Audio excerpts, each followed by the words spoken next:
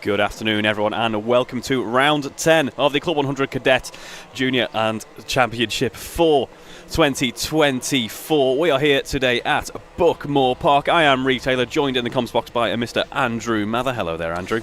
Good afternoon, everybody. Welcome back to Buckmore Park for the final day of the season in the CLUB100 Cadets and Junior Championships. Titles on the line, Reeve. Really excited for this one. Yeah, absolutely. Everyone loves Buckmore Park. It's great to be here. It's a little bit slippy underfoot at the moment for this 1 kilometre circuit, of course. Historic British venue that it is. But yes, the driver's currently lapping a couple of seconds slower than usually would with these weather conditions. As you can see, it should be saying relatively safe out there, but it might just be a little bit slower out on track with our lower grip conditions that we've got at the moment. It should make for a very good championship fight, shouldn't it? Because both our championships are open up today. Indeed, and I think we're going to have a bit of a grandstand finish today. As you're absolutely right to point out, Reeve, we have a little bit of rain in the last hour, so that's going to make qualifying tricky for everybody out there. Qualifying that will be getting underway shortly. You're not missing anything competitive right now. This is just practice for the final group of junior super lightweights. But let's talk championships. Let's start actually with the juniors. 10 points if you count by best 14 scores of the 18 races completed so far. Remember, it's 2 races per round.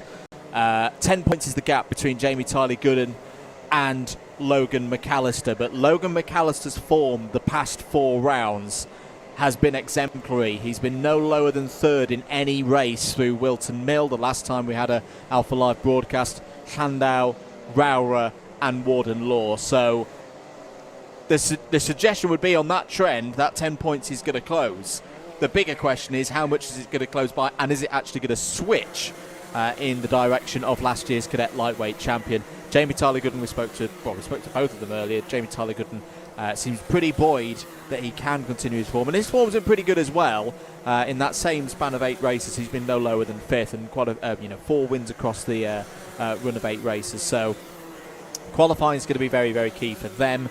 The situation in cadets, there's only one way it could be closer, is if they had exactly the same score. It's 1 point the difference between Rory Hamilton, last year's cadet super lightweight champion, and the driver who finished 2nd last year as well. Jude Pudderfoot is 1 point behind, lost the championship lead last time out at Warden Law after problems in the trophy final. So really, really interesting story there for the cadet super lightweights. We saw in the cadet lightweights yesterday it arguably get decided on the first corner of the first lap. I do not expect that to happen today, because for both Hamilton and for Pudderfoot, it's a quite simple mathematical situation. If you take a double race win here today, you're champion. There's no need for backing your opponents up into the pack or anything like that. It's just go out there and win the thing. Yeah, that's what we like to see, isn't it? It's not necessarily too much in terms of championship permutations at this point between those 2 drivers. It's just a case of go out there and go as fast as you can, and whoever's going to score the most at Buckmore here, no matter what, is going to be. And we should consider as well, drop scores are in play for both Hamilton and Pudderfoot by my calculations. So I should stress those are provisional. They've got to finish 4th in races at least. A 10th place versus an 11th place doesn't actually change anything. They've got to be up at the front. They've got to be competitive. They've got to be getting in those top 3s in those A-tier races. It's not just about the competitors going for the championship, of course. There's a big grid of drivers today. Again, about 60 drivers in the cadets, over 70 in the juniors.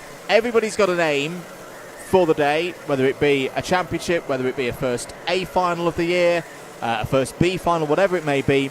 It's all the same for everyone. They're all going to have a timed qualifying to kick things off in either one of 3 groups. Those will be getting underway shortly. And then everybody will have 2 races, a pre-final and a trophy final. For the cadets, the top 18 from qualifying will go through directly into the pre-A final. The next 18 will go into the pre-B final. Everybody else into the pre-C. It's the same for the juniors with the slight detail change of it being the top 22 who will go through to the Pre-A final, and the next 22 that go into the Pre-B final, everybody else into the Pre-C. We should mention as well, yesterday we saw combined times. Conditions were consistent across all qualifying sessions. The track has started to improve, so we could see that slight difference with how things are made up. But let's get ready for Cadet Super Lightweight Group A qualifying. That's next.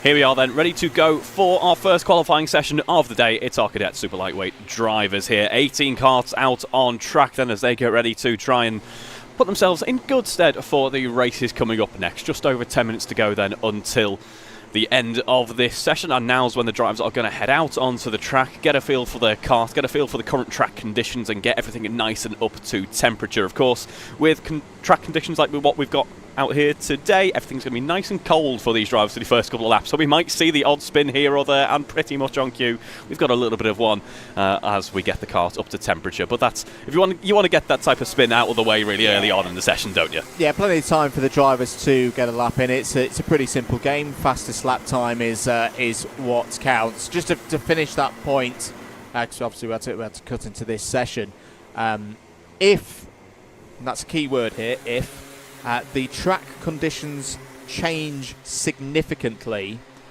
race control can be alerted by the timing and scoring system from Alpha Timing that there has been a change in the track. The most likely way is that it's going to get drier because the rain looks to have stopped. It is at the discretion of the clerk of the course as to whether we switch to process B, as it were. Oh dear, there's a little spin for one of the drivers there through hairpin number 2, and James Vowson thinks had a little moment as well coming off of hairpin number 2. It's at the discretion of the clerk of the course as to whether we go to process B, which is essentially for the cadets. Everyone who finishes first in their respective group, Group A, Group B, Group C, those first place drivers will be compared to one another, and the fastest of those three will get pole position for the Pre-A final. The second fastest will get second place. The third fastest will get third. And they will hold in those positions even if someone or multiple drivers who finish second, third, fourth in their groups are quicker than the third fastest first person in Group B, for example. So we just need to be aware of that could be a decision that's taken by the clerk of the course. The simple way of talking about it is, if you want to give yourself a really good shot of being in the Pre-A final, get in the top 6 of your session. Yep. That's a pretty good barometer of making sure that you're going to be in that Pre-A final. Yeah, all boils down to just go fast, really, here in qualifying, doesn't it? Just go fast. Just go fast. Quick hellos and good mornings to people. Hello to Matthew Jones in the chat. Hello to Carrie Paddock. Hello to HH. And hello to David Whitehouse. David, no football updates in the chat today. There's a very important football match going on at Bramall Lane that kicks off in 15 minutes. I don't want any updates, good or bad updates, because I want to watch the match later or not feel sad on the commentary if the other lot wins. So no Sheffield United updates today, David. Thank you very much. I know nothing about football, so do what you like, David. I'm working. Just over 7 minutes to go in this session now. We do have some yellow flags being waved here, heading through the Symes sweep, so it's important that the drivers do keep the pace to a controlled level there. We had a reminder of that in the drivers' briefing because we had a couple of drivers in the lightweights yesterday who were maybe still setting personal bests through yellow flags, and we just need to be wary of that, really, as we head through these sessions. Hello to everyone who may be following the proceedings here at Club 100, who are currently up in Warrington for the British Indoor Karting Championships. We have several of the drivers who competed yesterday in the BIKC National Finals, and some of them who did very, very well indeed are here today, particularly in the junior category. But we wish everybody the best of luck for the senior finals today across 3 weighted categories. And it's the same story for them, that if any of the final winners, the grand final winners up at Warrington today, will get a free entry for the whole season for Club 100 for 2025. Yeah, it's a really nice kind of part of the karting pathway to see there, that partnership that we've now got with the BIKC. We actually caught a bit of that racing yesterday, didn't we? And it looked like it was a good racing. So hopefully that continues on for those guys up in Warrington today.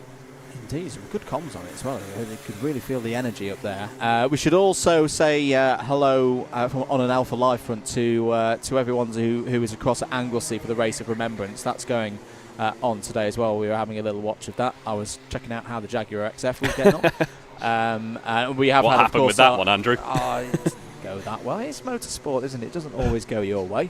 But yes, of course, being Remembrance Sunday, poignant day across the country. We did have our 2-minute silence here this morning. 5.5 minutes to go in this session. Tate Hart's currently fastest. Tate Hart, who is back in for the first time since Ella Park. So did 4 of the first 5 rounds of the season, and we haven't seen Tate back in action since then, but it's looking pretty good at the moment with a 50.580 as a bit of a barometer, Reeve. Pole time last year, which was Jude Pudderfoot in this category, was a 48.9 as Jacob Kent goes fastest in the number 15. There is the number 88 of Tate Hart. So lap time's starting to drop, but we're still probably, what you would say, about a second off the expected pace in the dry. Yeah, I would say so. It looks to be Sector 1 is where all the difference is being made at the moment. We're seeing the likes of Jacob Kent and Tate Hart going half a second quicker than some of their rivals at the moment through that first sector. So we talk about the two Buckmores, really the two different parts of the track as the track develops at different rates based on the conditions and how many cars have been running out there on track. And that could be the case. That's what we're seeing now. James Vout goes fastest, third in the championship at the start of the day, and is part of a 4-way battle for third in the championship that we're going to be keeping abreast over across the course of the day. So that's a good lap time from James Vout.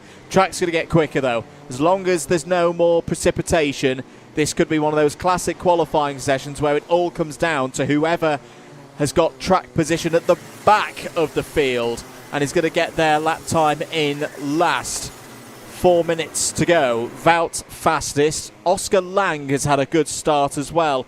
Oscar Lang, who's been in for the last 3 rounds, but I don't think we've had Oscar on a broadcast round before, and has had a quite meteoric start to their Club 100 campaign within the C finals at Llandau, B finals at Rowra, A finals at Warden Law.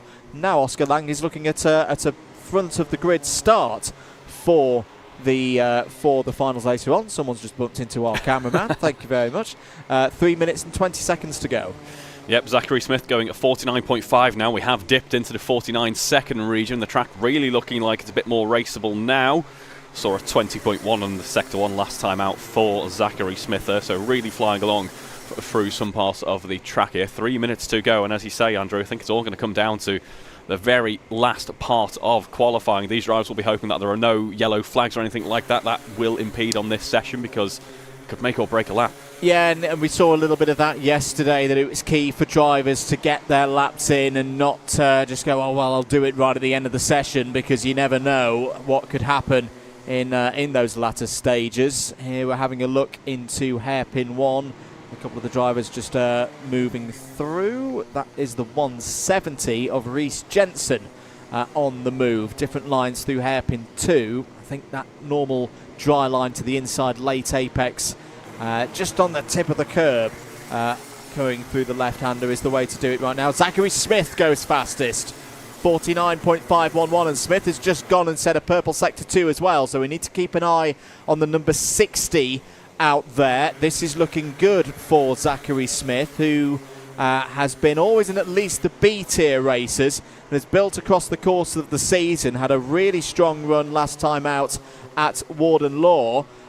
Smith stays on a 41.5, but Elliot Griggs now goes fastest. This is what it's going to be like, folks, in this session. Might be a bit simpler and easier for those in Groups B and C, but right here in Group A, if you can hook a lap up right at the end of this session, you could be propelling yourself, I'm not even kidding here, from the pre-C final all the way into the pre-A. Absolutely, it's one of the perks of this race format that we have here for the Club 100 Cadets and Juniors is it does allow you, so even if you've not started in the group that perhaps you would want to, you've got that chance to progress through and find yourself fighting at the end, at the front end of things in that A final later on into the day. Elliot Griggs a nice consistent lap, really. No purple sectors, but just personal best throughout, and that's got our first lap below the 49.5 region as a result. Griggs trying to move past Smith here. This is actually quite a useful tandem out on track, that you've got the top two fastest drivers wheel to wheel at the moment. I think Griggs is trying to find a way through. Maybe Griggs reckons he can go a little bit quicker than Smith. This is okay. They'll have enough time to get back round again and get another lap in. So it's Griggs, Smith, Lang, Cooper, Vout, Marshall. That's the top six right now. Lap times 49.4 last time around. Yesterday that would have put you kind of like right on the edge of qualifying into the Pre-A final for the cadet lightweights. So I think there's still probably another half second in the track. This is a good tandem order as well now, Reeve, because Griggs ahead of Smith. They've got to stay in this formation now for the rest of this lap if they're going to improve their lap times, and it looks like they're doing so at the moment. Yeah, heading through the hairpins here. They've got no real reason to get into a squabble now, because that's only going to impede them, as you say. Timer does hit 0 as we head through this Symes sweep once again. Looking over his shoulder, though, is Griggs. He's very much aware that there's actually already a bit of pressure being put on him. Well, we're not even racing yet. Heading through Garda then, a part of the track where grip levels were slightly inconsistent throughout the day yesterday, but let's see as we come towards the end of this session, the drivers will come across the start-finish line under competition pace for one last time. Elliot Griggs does improve there. No, actually doesn't, sorry. Stays on the air, 49.6, but good consistency. Who else is going to improve? Oh, Daniel Muraciak has gone up to 8th place. That's a useful lap time for the driver in the number 25, who's setting personal best sector times. Keep an eye on Marcus Cooper. Cooper stays 4th. Tate Hart improves to 6th place. That could be important if we see a top 6 from A, B and C groups be the way it's decided. That could be important. Well, we've got to move on though, because the juniors are out now. Group A qualifying is next.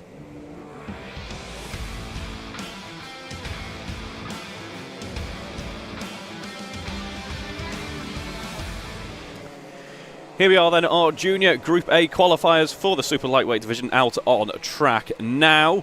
Let's see as they begin to get their karts ready after they've sat around for a little bit, cooled down, got to get those tyres up to temperature and get ready for some fast laps here at Buckmore. It's 26 karts on the track for this session, so it will be slightly busier than what we saw for the cadets. So part of what really comes into play here in qualifying now is trying to find a clear bit of track position to make sure you've got a clean run and a clean lap without too much squabbling. You want to really try and avoid being stuck in a rivalry, almost occupying the same part of the track with a few other drivers there. As we have a spin at Garda heading through the second part of the corner there, I think, off the racing line there. There's just no grip at the moment, especially on cold tyres.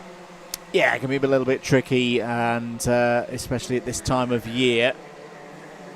So, key drivers to look out for in this one. We talked about this yesterday.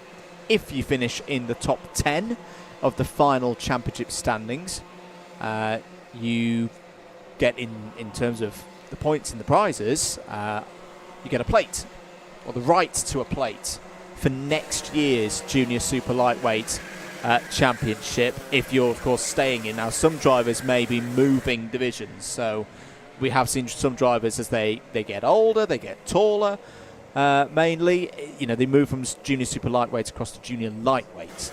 That 10 kilogram difference in terms of the minimum weights. But if they stay in, they get to use one of those plates if they finish in the top 10. So drivers that we're going to be talking about for that, Thomas Hughes, I think, is in this session in the number 51. Thomas Hughes on best 14 scores is currently in around 7th place. Toby Edelston will keep an eye on as well in the number 86, is currently in 10th place, and maybe Max Chapman in there as well, who had a good run a few rounds ago at Handau with a couple of thirds. Max Chapman is outside that top 10 at the moment, but with a really good day here, could push himself in. Don Balasaitis, I can see, is out there as well for this one. I've just realised I've been reading out the wrong names. Those are the drivers from yesterday. Ignore me. I was looking there. I was like, I'm missing some drivers here. That Max Chapman was. Let's try that again. Apologies, everybody. Benji Hamilton, we're going to talk about in this session because he's third in the championship. Can't win. He's about 20 points too far back to mathematically have a chance. But Benji Hamilton is looking to hold on to third place, and there was third yesterday as well in the BIKC Grand Final. Also out there, Blake Southern is definitely a driver who could be fighting for a top 10 plate. Dom Balasaitis definitely is one as well. He's currently fifth in the championship, had a double second place at Rower a couple of rounds ago. And Declan Luff will throw into the mix as well. Has a mathematical chance, sat out the last round at Warden Law. But has a mathematical chance of getting in the top 10. The championship contenders are not out yet. We will see them later on.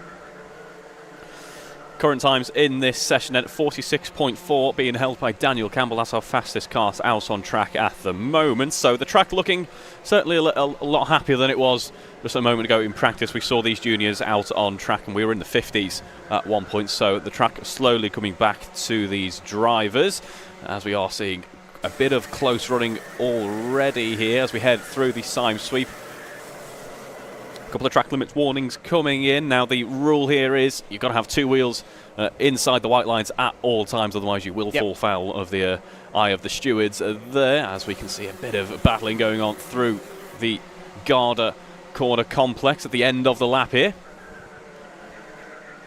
So Benjamin Hamilton goes fastest, 46.341. For a reference, Ryan Shepherd last year for the season finale set the pole position lap time, and it was a 45.551. Yesterday, we were seeing tenths, about 2 tenths slower in general for those cut-off points for pole position pre-A, pre-B. So if we get to fully dry conditions, which I think we will in this session, I'm expecting pre-A cut-off to probably be around a 46.5. Pre-B cut-off, based on last year's data, a 47, maybe a 46.9, and pole again is going to be somewhere in the high 45s, I'd imagine. Just over 5 minutes to go in this session. Currently fastest out on track, Blake Southern with a 46.2, strong middle sector there. Benjamin Hamilton, though, fighting back, it must be said, only a couple of tenths down on his previous attempt, and actually now takes new fastest lap, but they are trading blows here as we look at these two trading track position as well, heading into that first couple of corners, now into the first hairpin there. On the defensive goes Blake Southern. It almost feels like we're commentating on some racing action already. That's a really nice lap time from Blake Southern at this stage of the session, right upon the track limit there, but crucially not across it out of hairpin number 2. We're already down to a 46.0. Yellow flags out. Harrison Chapman is on the cones again. Just replacing them and rummaging around there to make sure everything is in its correct position. Track limit warning for Annabelle Owen in the number 96.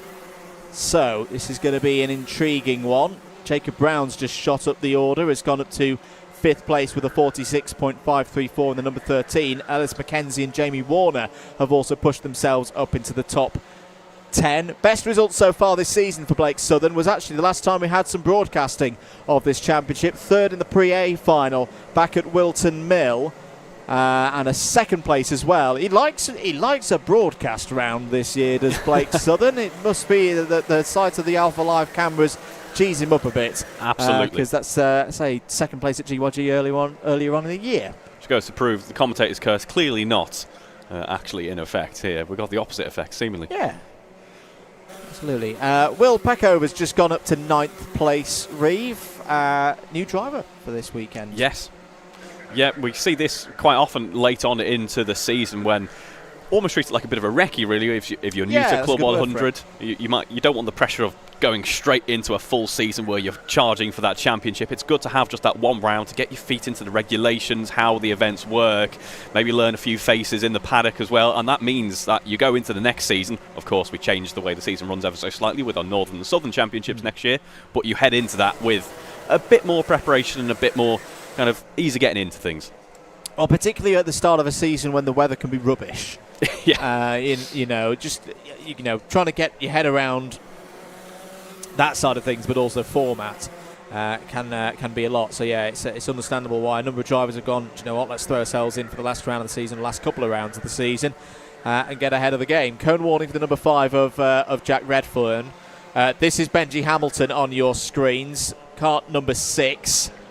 And best results so far this season, couple of wins along the way. Hasn't had a win in a trophy final. I think that would be a really good aim for Benji today, to see if he can get on the top step of the podium. He's had maximum championship scores, because remember, the points awarded for a pre-A final win and a trophy A final win are the same. It's 130 points if you win an A-tier race. The difference is, if you win a trophy one, you get a trophy, funnily enough, and you get that to take home with you.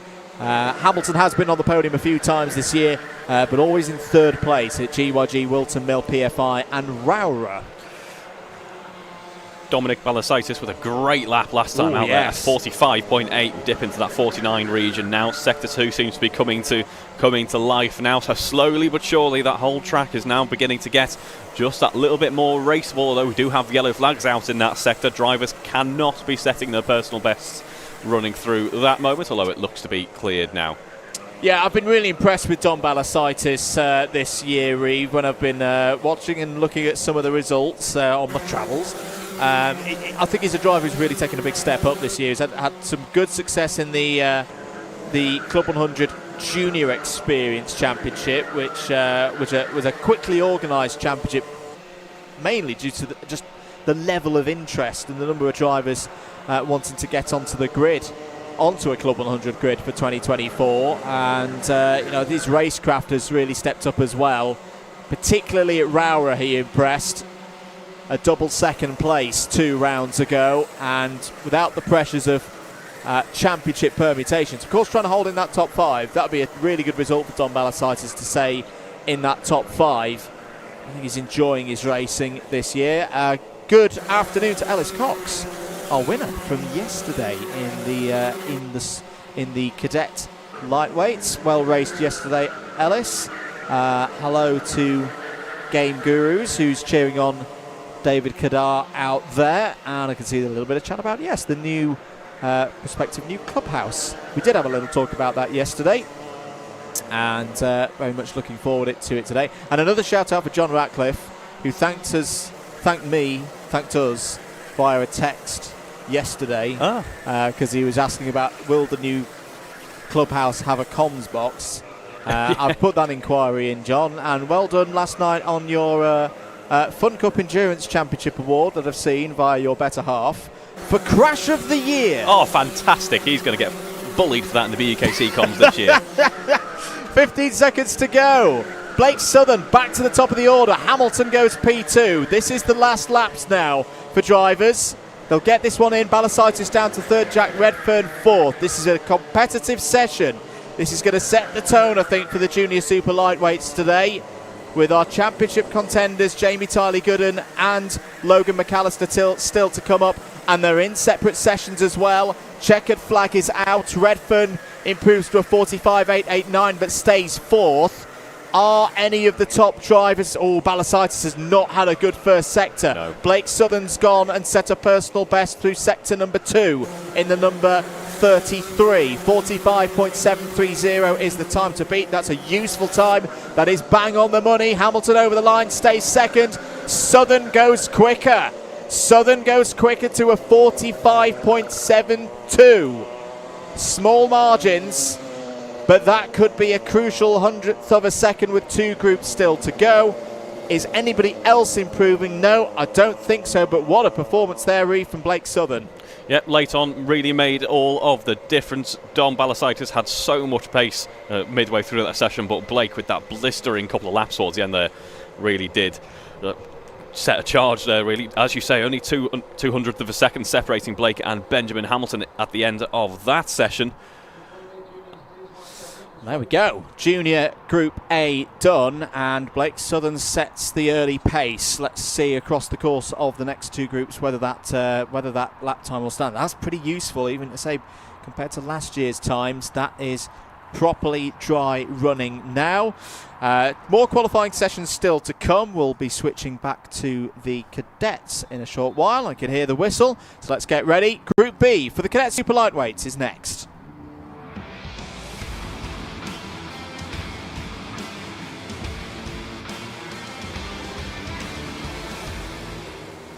Here we are then, our cadets heading out on track. Now it's our cadet super lightweight Group B qualifiers getting ready out on track. It looks like we've got a slow starter there, so hopefully they're able to get underway. That's the number 41 kart. But we are on the way. Our track looking more and more raceable by the second. We are pretty much at dry running pace now, so our drivers can get that little bit more confidence underfoot once they've got those karts warmed up and in the groove, ready to go and set some fast qualifying laps once again. Looking on at the hairpins here, some pinch points out on track which saw some great overtaking opportunities and really made some races towards the end of yesterday's running. So let's see what these drivers will do later on, but first it is qualifying, of course. We've got 18 karts out on track here today for the 10 minutes left in this qualifying session as we run through Garda.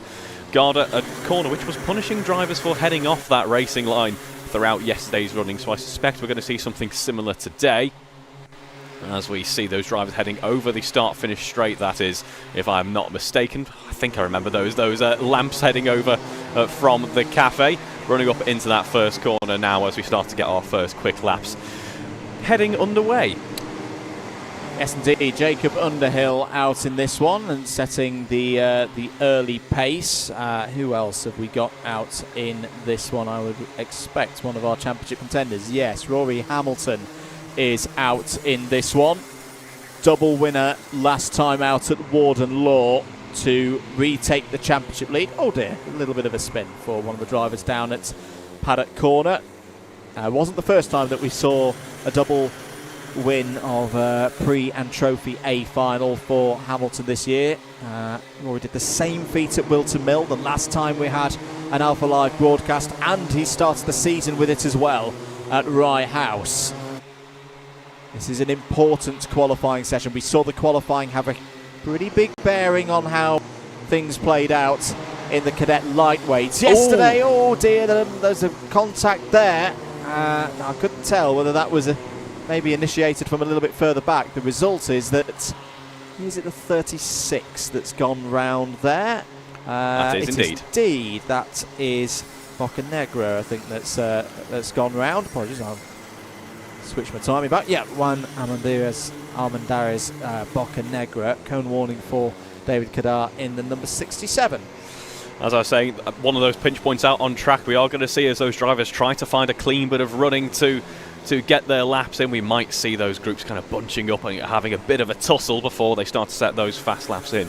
Hello to Salvador Newman in the comments who says good luck to his colleagues out on track there. He had some great pace yesterday, did Salvador Newman in his running. Yeah, did have a cheering on for Don Balasaitis out there. New pole position for this group.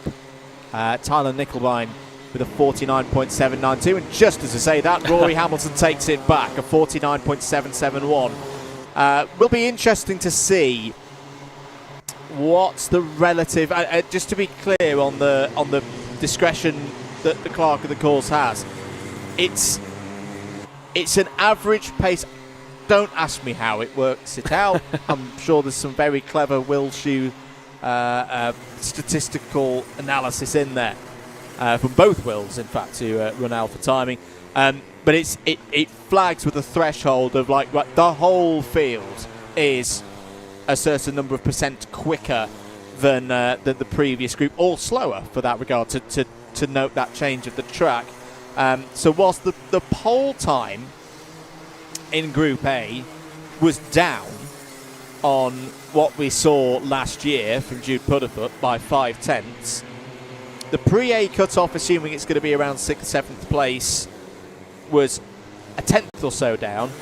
The pre-B cut-off again basing this around 12th place in the first group, is actually up on last year. So I think the very front of the field perhaps we're a little bit off the pace of what we saw from Paddock and others 12 months ago, but the back of the field is quicker, so it could be averaging out. Yep, will be interesting to see how people progress. Tyler Nickelbine looking very good at the moment, out on track at 49.3. He's actually, I thought he was about to improve. He hasn't quite improved, but he's looking consistent regardless. There goes personal best through Sector 3. Rory Hamilton, though, as soon as I say that, takes back provisional pole in this session, a 49.338 there. Could be threatening the 48 region towards the end of this session if drivers are really lucky out there and don't have any yellow flags towards the end of the session. Either way, that is provisional pole position, whether it's process A of take all three groups, combine the times and put them into one big long list from fastest to slowest, or take the P1s from each group and divvy them up amongst those three. Either way, that is a new pole position provisionally in Cadet Super Lightweight. Now for Charlie France, 49.300. This at the very front, at least.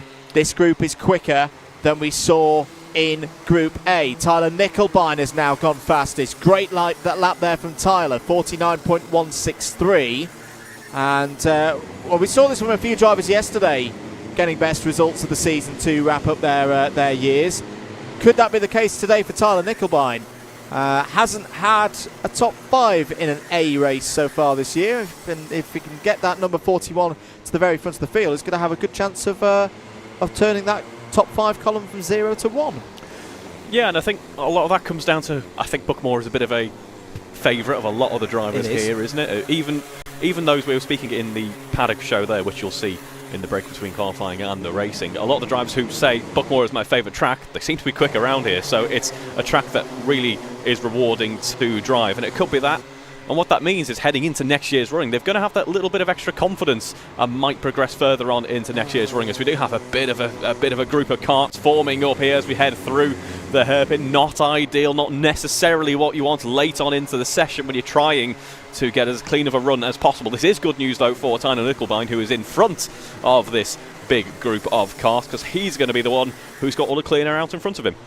Has indeed. The question is, can it be used to great effect? So Hamilton P1, 49.012. This is a good start for the championship leader. It's going to put a little bit of thoughts in the mind of Jude Pudderfoot. Jude Pudderfoot's going to need to go out and equal at least this performance from Rory Hamilton. Only one of them can be in pole position, of course, but being in the mix is so important today. There is your reigning Cadet Super Lightweight champion in Club 100, your championship leader as well.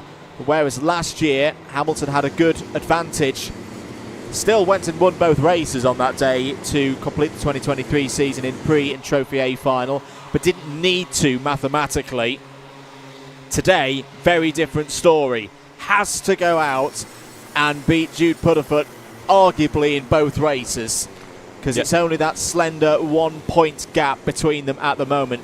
Penalty for Juan Armendariz Bocanegra, unsafe release. So I think there's been a problem out there for the number 36.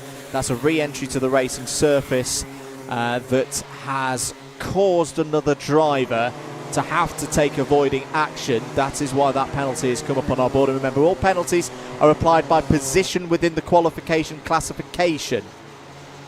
It's not best lap times deleted. It'll be, say, if it's a 4-place penalty and you are 10th in that quali classification, you will start 14th, as an example.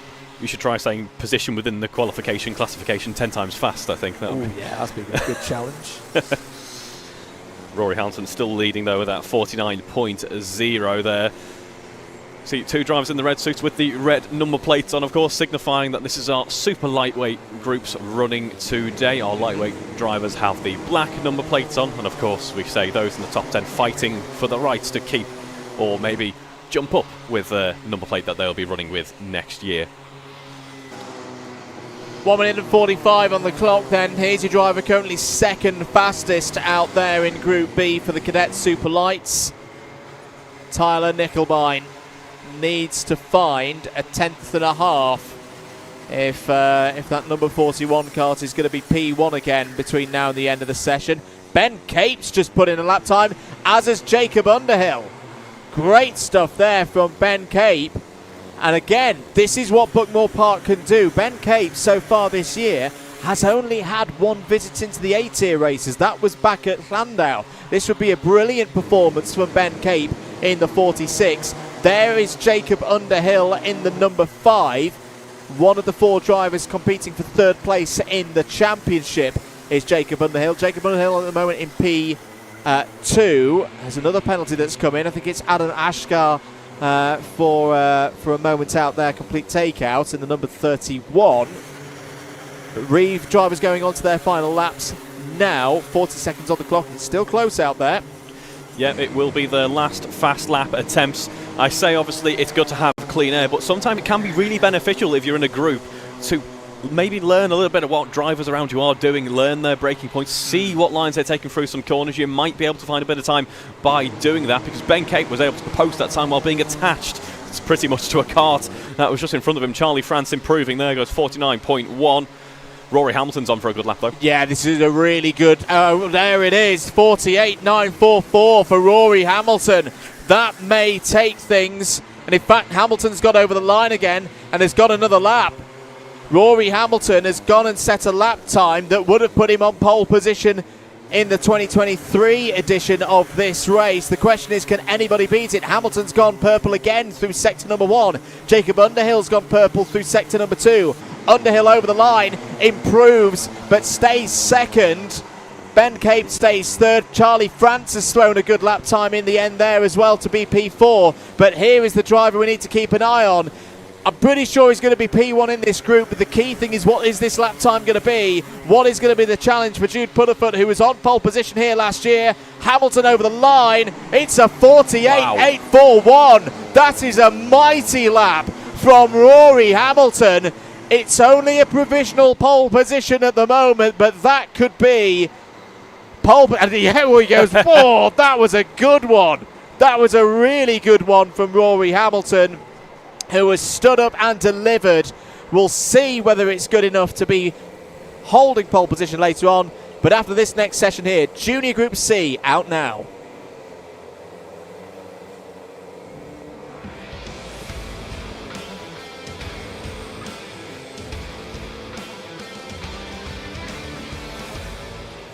Here we go then, brilliant end to the previous session, but now it's time for our Junior Super Lightweight Group B qualifiers heading out on track. We've got 26 karts on the track once again.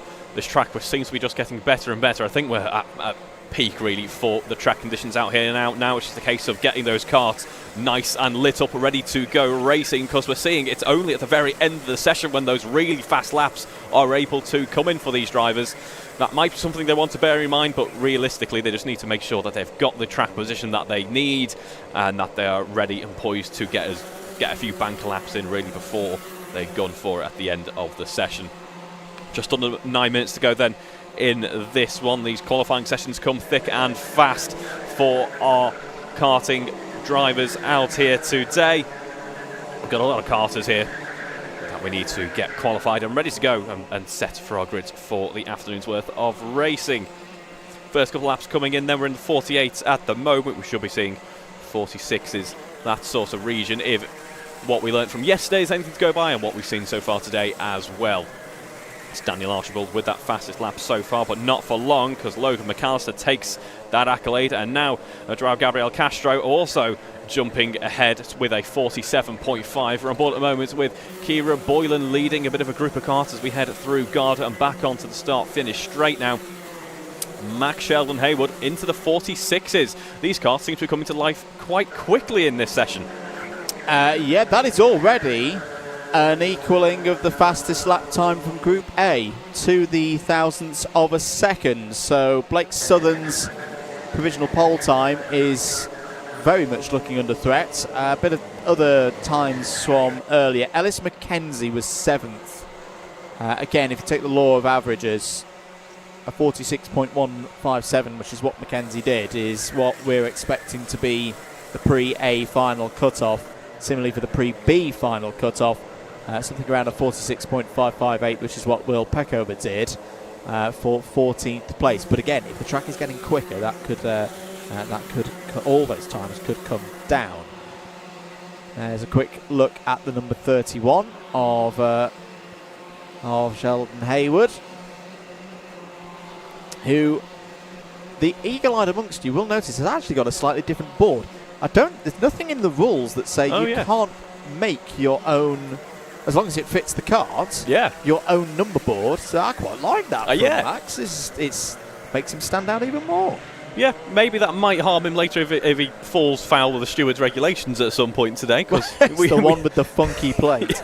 But we have a full course yellow out on track, actually, so these drivers need to slow down now, bring the race to a controlled manner, the session to a controlled manner. And whilst we're under full course yellow, I am just going to go, I like that plate, I like the typeface. Don't even think about having some of the small art displays that MotoGP bites on anybody, because it's a commentator's nightmare if you can't read the number board. What we need is Comic Sans, I think. Comic Sans for everyone.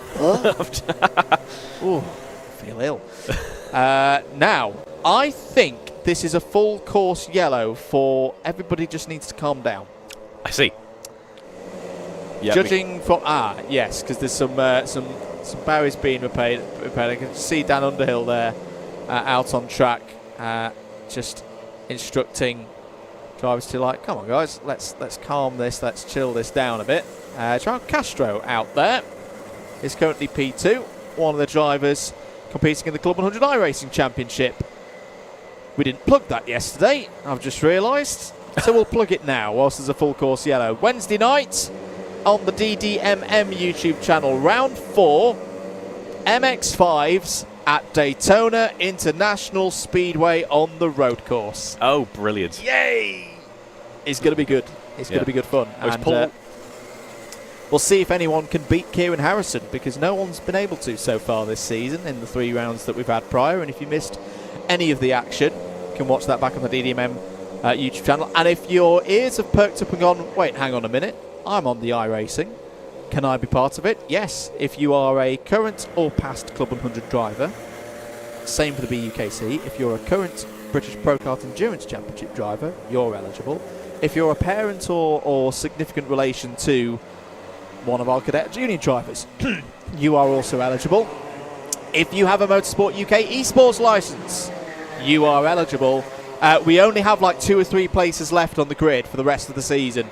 It's been very, very popular. We've had pretty much 40 drivers at every single event so far this year, and we're capping season entries at the moment at 50. So if you do want to get on the grid, there are prizes, of course, as well, iRacing dollars, and if you win your driver class, I won't go into now how we decide the driver classes because we've gone back to green, but you can get some track time from Mr. John Viger if you're particularly good at the sim racing in the iRacing sphere. Yeah, fantastic stuff. Is it open to questionable commentators as well? Absolutely, it's open to questionable commentators with the history of racing in the BUKC. I will spare you that terrible thought, really. If you thought the stewards' inquiries were busy enough as it is, you don't want me racing there as well. Logan McAllister currently leading this session at a 46.352, only a few thousandths of a second ahead of João Castro in that aforementioned Club 100 category there. Only 4 minutes to go as well, so realistically we've only got 2 or 3 serious attempts at a fast lap here after that at full course yellow, because everyone might have bunched up again. Tyres may be dropping off a little bit in terms of temperature, although they're usually fine really and perfectly raceable after that. So this qualifying session, as Castro goes down the inside of Logan McAllister, Logan McAllister's done some Club 100 iRacing so far this season as well, as I try and get my words out. This qualifying session for Logan, I don't need to hammer the point too hard because he's a championship contender and he's got that 10-point deficit. This is a really key one. If he's going to have a reasonable chance of winning the title, he has got to go out for me and get P1 within group. He's got to go out there and get himself at the very front of the field. What Jamie Tiley Gooden does after that point, we'll wait and see, but Logan has got to go and stick this on pole, at least in this group of 24 drivers, 26 drivers rather, Right now he's very close to doing so, but Brody Skinner is the fly in the ointment right now with that 46.3. Castro's gone P1 now. Joao Castro goes to a 46.112. Brilliant lap there from Castro. The difference all being made in that final sector. Let's watch out though for Brody Skinner, currently on for a bit of a charge at the moment. Purple through sector 1. Castro there also improving. Personal best. Logan McAllister also improving once again. We are starting to see the really fast times coming at the very end of this session. The drivers, I'm sure, begging for an extra 2 or 3 minutes on these session times. But we're really enjoying this format, I think, when it all matters right at the end. There, you've got to have your nose clean, got to have everything ready to go for that final couple of attempts here in this qualifying format. Logan McAllister into the 45.8 region now, 45.892, blistering performance through the first half of the lap. Not to be outdone though, Joao Castro still setting very good laps indeed, 45.947 last time out. Let's see what he can do now as he comes towards the end of Sector 1. It's not an improvement, but it is an improvement for the likes of John Wall, who leapfrogs up a bit. Ewan Leonard as well makes up 12 positions over his previous best lap attempt into the low 46s for Ewan, currently running in P8. We've got change throughout the field here. And that is one thing we saw, I think, in the Paddock show, which you'll see later on, is even if they're not fighting at the top of the championship, there's still plenty of competition. We heard from a few drivers who are all gunning for those P10, P9, P8 positions. Oh, yeah. The fight is still very much on there as well. We've seen that in qualifying as well. Have indeed. Just to reiterate the point for Logan McAllister's championship hopes, it is win or nothing in terms of that P1 plate. As things stand, Logan McAllister with a double win today, which he has achieved earlier on in the season, did it back at Rowra, would finish on 1,794 points. Remember, it's a 2-point difference between first and second in an A-tier race. Jamie Tyler Gooden at the moment stands on 1,793. Before Jamie's done anything today, he is on that score. So it's the only way that Logan can win it is doing the double to get his points tally above Jamie's, and then hope that Jamie doesn't improve his score further. Certainly doing everything he can though is Logan. Goes faster once again, 45.82. Once again it is Sector 1 and Sector 2 where he goes purple. No one around him at the moment on track able to quite match that, but we've still got one last attempt to come yet. 40 seconds to go then. Logan McAllister at the moment here in Group B qualifying has the fastest time. It is faster than anything that we saw in Group A as well. So this is looking good right now for Logan McAllister. Jamie Tyler Gooden still to qualify though. That'll be in Group C. Drivers crossing the line now. This will be their last go. This will be their last chance in timed qualifying. Logan McAllister comes across the line, did a 48.3 last time around. In fact, everybody's lap times are down. Everybody's lap times are down. Have we got a little bit of dew? Have we got a little bit of water out there? There are some yellow flags out. No, we're fine. I think it was just yellows last time around because everybody's now setting blue and purple sector times on the board. Can anybody make it count right now? Logan McAllister's going to go. It's not a great second sector for McAllister, but it's not great for anybody else either. Can anybody else get up there to the top of the timesheets, or is it going to stay as it is? Across the line goes Castro, stays P2. I think Logan McAllister's going to be P1 here. He's not looking too happy, but Logan, you've done the job. You've done the job. You've got P1 in Group B. It's gone faster than anyone in Group A. We'll wait to see if that's going to be good enough for pole position. And right now we switch back to the cadets. Group C out on track now.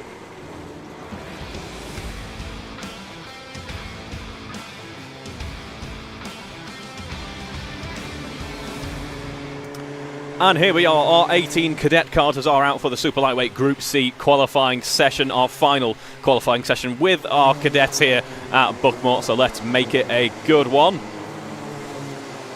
As we head through then, just over 10 minutes, to go in this session as our drivers get our carts back up to temperature. Just just under 1 kilometre here at Buckmore Park to negotiate as we all head through the hairpin sections now. What we've seen so far in these qualifying sessions are some fairly consistent times throughout the groups. Now, that has been skewed ever so slightly by track conditions, but we particularly saw it yesterday when Group C, Group B, Group A, there was no real difference in terms of that qualifying pace. And what that means is as we head into the racing, it really gets quite interesting with drivers promoting themselves up through the ranks.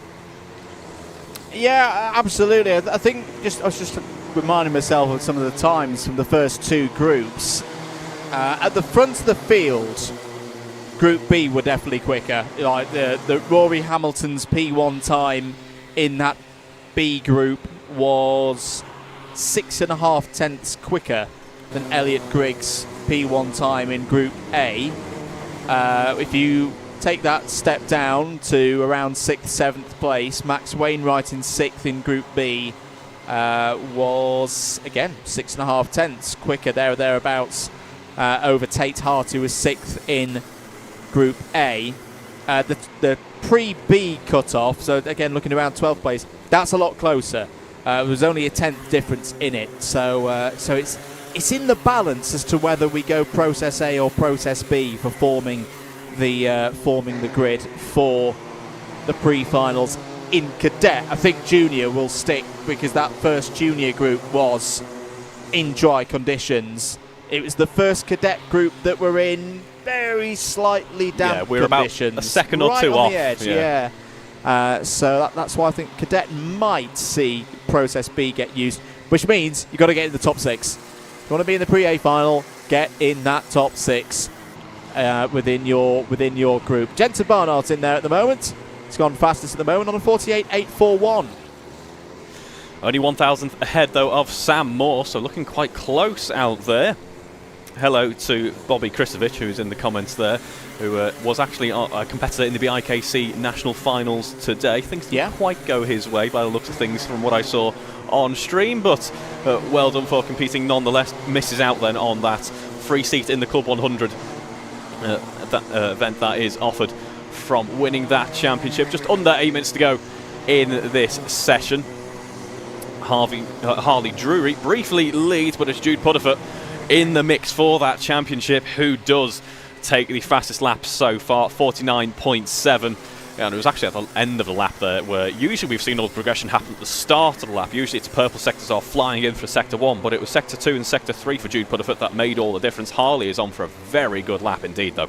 Apologies, I said that the pole time was a 48.841 within this session a few moments ago. It's not. That was the lap time that Rory Hamilton set in Group B, so we're still a little bit off that right now, but that's to be expected.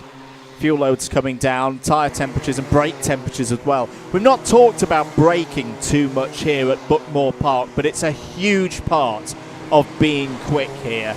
Being brave, but also being precise on the left-hand side pedal, particularly through these hairpins.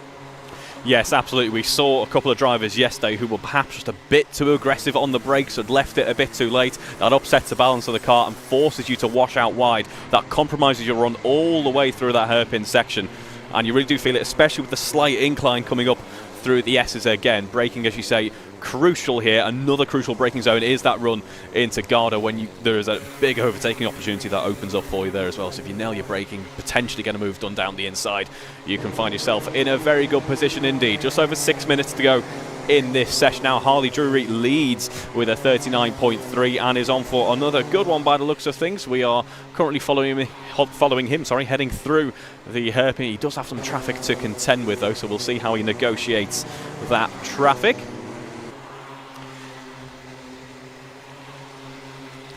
As you see, heading through the S now, the stewards wanting to make sure that the drivers aren't battling all that much heading through the S's.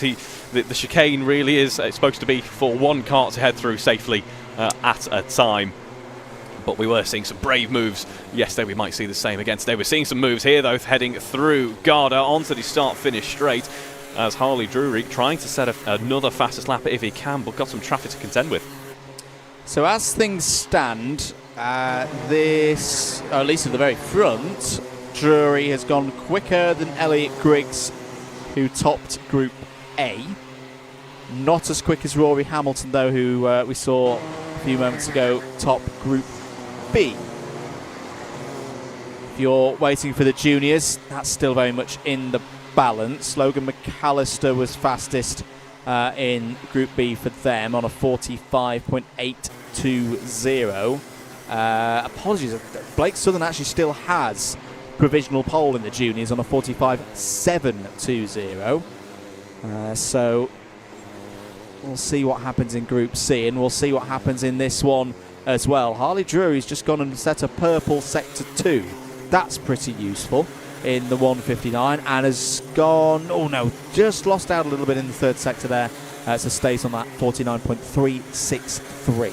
Jude Putterfoot, though, on a very nice run at the moment. Purple Sector 1, briefly held purple in Sector 2 as well. It's now Jensen Barnard who's stolen that second middle sector there. So I suspect, once again, late on in the session, we're going to see some really strong times coming in. Jude Putterfoot takes the top step in this session for the time being, a 49.2 on that previous lap. Jensen Barnard, though, does improve, jumps ahead of Sam Morse and Harley Drury with a 49.3. In fact, it's all the threes. It's a 3.33. Sam Morse then also improving as well, makes a position. So Harley really going to have to try and push now in order to take back the lead in this session for the time being. Does indeed. Putterfoot to P1 in this group, 49.251. So again, that is a good move. Oh, new suit, sir. That's a new one, and a new lid as well. We didn't have a look at lid of the day yesterday, did we? That's another thing. We did. We had a little look. We had a bit of praise for Dan Treadwell's lid, but that's slightly controversial. That changing your lid for the last round of the season. I like it though. I like it has a good design, and it's still got the duck on it. So Jude Putterfoot, that's his nickname. He's working his way through, just going past the number 16 of Caesar Chen there. Yep, making his way through traffic very nicely. Hasn't lost all that much time through the past couple of sectors that he has ran through, despite negotiating that traffic. So this is a good position, or at least the best position he can really hope to be in at this moment, because now he's got a little bit of clean running up in front of him as he headed down the start-finish straight. Say down, it's more up, and it's not really a straight. So no, it's a bit of a windy serpentine. I do think Putterfoot needs some more tents here, because yes, there is a possibility that Process B will get used, and if you finish first within your group, you're guaranteed at least third.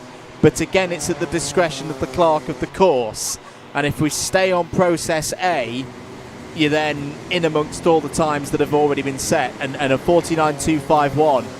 There's gonna be carts in between that time and Rory Hamilton's 48.841. I mean, for example, Max Wainwright was 6th in Group B and did a 49.176. So I think for Putterfoot, for Barnard, for Morse, a little bit more, few more tenths, just to cover off all the possibilities, is what they're going to be looking for across the course of the next 2 minutes or so. Should mention as well the job that Harley Drury is doing. This is on debut. This is on debut for Harley Drury. This is very impressive indeed.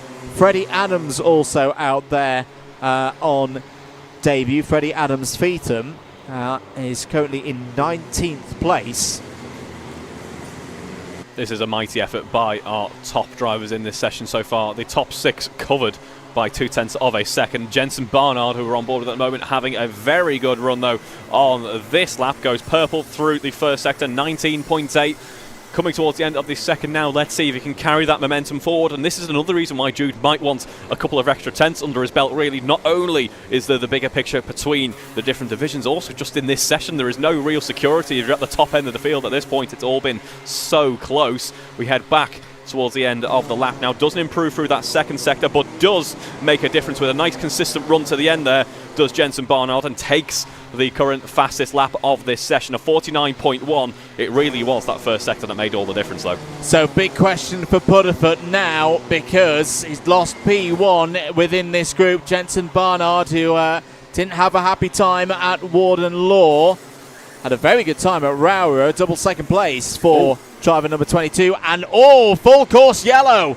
Full course yellow. This could be a big moment in the Cadet Super Lightweights, because Jensen Putterfoot, who's now down to third, because Harley Drury's got in there, got a lap time in, I think, just before the full course yellow came out. and I think it's hairpin 2 where someone's come off the road. That's it. Paddock cannot go quicker. Paddock is still in a decent position, and now he's got to hope that it's process B and that a third place within group will guarantee him at least 9th on the grid, because a 49.251, if it's process A and all the times are combined into one long list, is going to, I think, leave him further down the order, and Jude Paddock knows it. It's not the end of the championship, but it's the first big tick in the box for Rory Hamilton. Rory Hamilton has won the battle in qualifying. Jude Paddock, through no fault of his own, just bad luck out there with that full course yellow right at the end, could be in around 9th place, is definitely going to be in the Pre-A final, but not right at the front end of the grid, Reeve Taylor. No, and this just goes to show what we were saying before about trying to get your banker laps in. It can make such a big difference, because Jensen Barnard and Harry Drury getting those decent laps in just before the end. Then the timing actually couldn't have been any better for Jensen Barnard, not to take anything away from his impressive effort, but the timing worked perfectly. It was pretty much as he came to the end of his lap and crossed the line, then the yellows came out. What we can say with certainty, Rory Hamilton is on pole. Rory Hamilton has been the quickest driver that we've seen in all 3 groups of the Cadet Super Lightweights.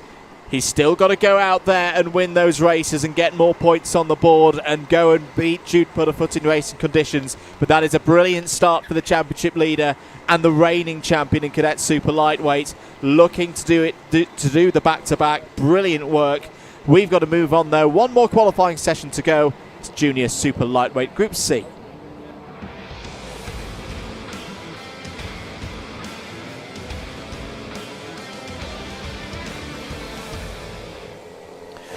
Here we are then, our Junior Super Lightweight Group C karters out on track now for qualifying, our final qualifying session of the day, as they all get formed up, trying to find a bit of clean air to start setting their laps. Of course, we were seeing times in the high 49s last time out with the juniors, so that should be what we're probably aiming for as the track does begin to come towards the end of its kind of improvement curve, if you will. Now is probably as good as we're going to see it, because you never know really with Buckmore Park. There could be more rain on the way. You just never know. It's the Buckmore Park microclimate. It wouldn't be a commentary session without mentioning it, would it?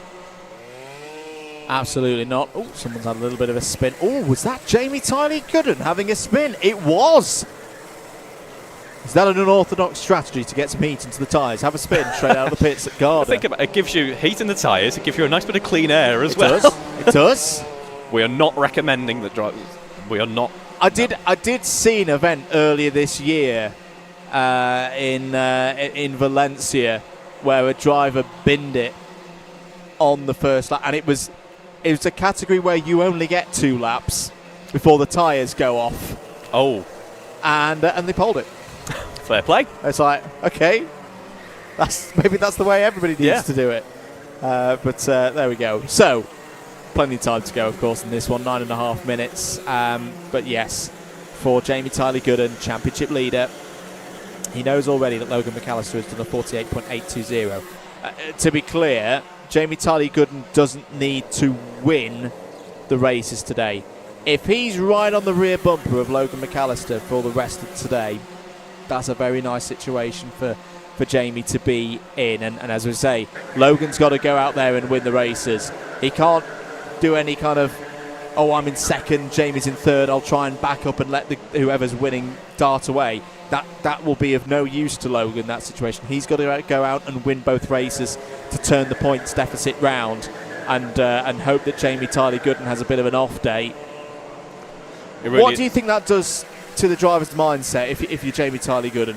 I think based off what we've seen so far today, the drivers are being really spurred on by that. All of our competitors in that championship battle in both the juniors and the cadets, for the most part, have done everything they need to do so far in qualifying and will at least find themselves in a decent enough position to be at the front end there heading into the racing. Now, what we don't want to see for the sake of the drivers is that pressure gets to them. Yeah. But these experienced karters, I think, will have it in them to just be able to do the job that they need to do, and we should get some brilliant racing as a result of it. So I'm looking forward to that. As we're getting up to speed, some hellos, because we've got a few drivers where I think this is their first broadcast round. Noah Jalouf in the 109. I don't think has been on a broadcast round before. Daniel Lizensky as well in the 110, and it's been a decent start for Lizensky. He's up in 7th place. For the 109 of Jalouf is in 24th position at the moment. And Amy Gualtieri is also out there in the 224 and is currently in 20th place. So welcome to them, to the Club 100 family. Our first really fast laps starting to come in now in this session. Frederick Navarro leading with a 46.3 and looking like he's going to be going strong again in Sector 1. It's a purple 19.2. Heads through the Syme sweep now, does Frederick Navarro, and has a bit of traffic to contend with. We're on board at the moment with the number 51 of Connor Kenny heading through Garda. Actually, no, we're not. Apologies there. You'd think I'd memorise the track at this point. I've only been here once or twice. Freddie Navarro, fastest. It's been a really curious season for Freddie, because started it brilliantly. Pre-final, round 1, win. Fortunately, it hasn't quite hit those heights ever since then. There's had a couple of thirds along the way in pre-finals at Wilton Mill and at Ella Park. And Llandau wasn't a bad round either for Navarro, 5th and 7th on that day, but it just feels like what could have been a bid for top 5 has just ebbed away. Still in with a good chance of getting a top 10 plate, and is 7th at the moment in the standings, but he'll definitely be looking for a good, strong finish to show that, yes, on his day, he can win multiple times within this category. Here's Jamie Tyler-Gooden, kart number 9, 3rd place at the moment, 46.167. No reason to panic right now. Time's still getting quicker. Remember, it's still Blake Southern on a 45.720, who is the fastest driver across the two groups that we've seen so far.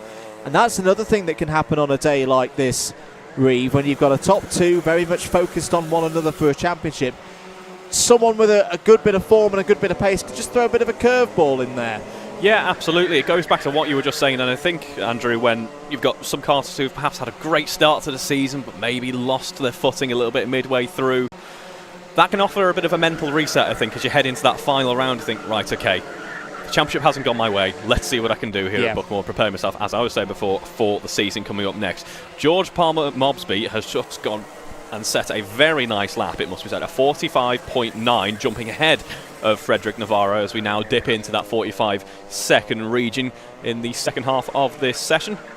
George Palmer Mobsby, round winner earlier in the year, who took the first visits to Wilton Mill back at round 3, has been on the podium since then as well at PF International. Currently 4th in the championship standings. He's a driver I wouldn't be surprised if we see either move to junior lightweight or even up into the seniors next year for George Palmer Mobsby. Apologies, I can't exactly remember how old George is as to whether he's eligible for seniors yet or not, but he's done 2 years here in the super lightweights. He's 3rd in the championship last year. Right now has a 10th and a half over the rest of the field. Hasn't quite been able to match the pace of either McAllister or Southern. As shake of the head there from from our observer at Garda. I know that shake. I know that head shake. That was me last weekend. Yes. Replace that cone again. That poor cone. That white one particularly takes a beating sometimes. I think we were using a blue cone for that yesterday, weren't we? So maybe we've had to put the poor blue cone out for a bit of a break after yesterday, potentially. 3 minutes to go in this session. George Palmer Mobsby still setting some very nice laps there at 46.0. It seems to be, though, the times have somewhat plateaued at this moment. We might see a bit of a resurgence towards the very end there as the drivers have a bit of a breather, maybe find some more space on track where they can have a good run through towards the end of the session. as it looks to be, we are hearing in our ears now, that potentially a bit of rain starting to fall down on the track in very occasional parts. Yeah, if it's little bits of light rain, that's not too bad. And at the moment, there's plenty of blue sector times indicating that drivers are improving. In fact, keep an eye on George Palmer, obviously across the line, who does a 45.703, takes provisional pole. 45.703 is quicker than Logan McAllister, is quicker than Blake Southern. The P1 drivers in the two preceding groups says, there's a race has broken out. Freddie Navarro has just stuck it down the inside of Chapman there for a bit of track position. But again, the timing, George Palmer Mobsby gets underneath Freddie Navarro to take the track position. Do these guys know it's qualifying at the moment? This is looking more like a pre-final at the moment. Luke Richards has just got up to P3 in the number 17. That's a decent run on for a driver returning after a couple of rounds away. 2 minutes to go, so we know we're going to get the pole sitter for the Pre-A final, Reeve, from this session, because it's either going to be the occupant of P1 or whichever driver out there can beat that 45.703. Yeah, that was a great run for George there. You can just tell the difference as well as to what traffic makes on your lap there. It was a 46.4 last time around for George, and they cannot afford this late on in the session to be stuck and broiled in a battle here. It's looking better and better by the sector, really, for George as he continues on. Hasn't quite reached the heights of that 45.7 again, but doesn't really need to at this moment because he's got a nice delta behind him. It is still only 0.2 of a second, but the qualifying session have been so competitive so far this afternoon that is a comparatively large margin. It is indeed. Jamie Tarley-Gooden's down to 4th place in this group. Again, it's not a disaster at the moment, but this is where Logan McAllister will hope to see once that qualifying classification is in and the pre-final grids are set, that he's towards the front and there's a number of karts between himself and the championship leader. 50 seconds to go. Drivers have got to deliver now. It's such a difficult circuit for traffic management, this. And the thing I put down to it is commitment. You cannot be half-hearted round Buckmore Park. You have to attack every single corner.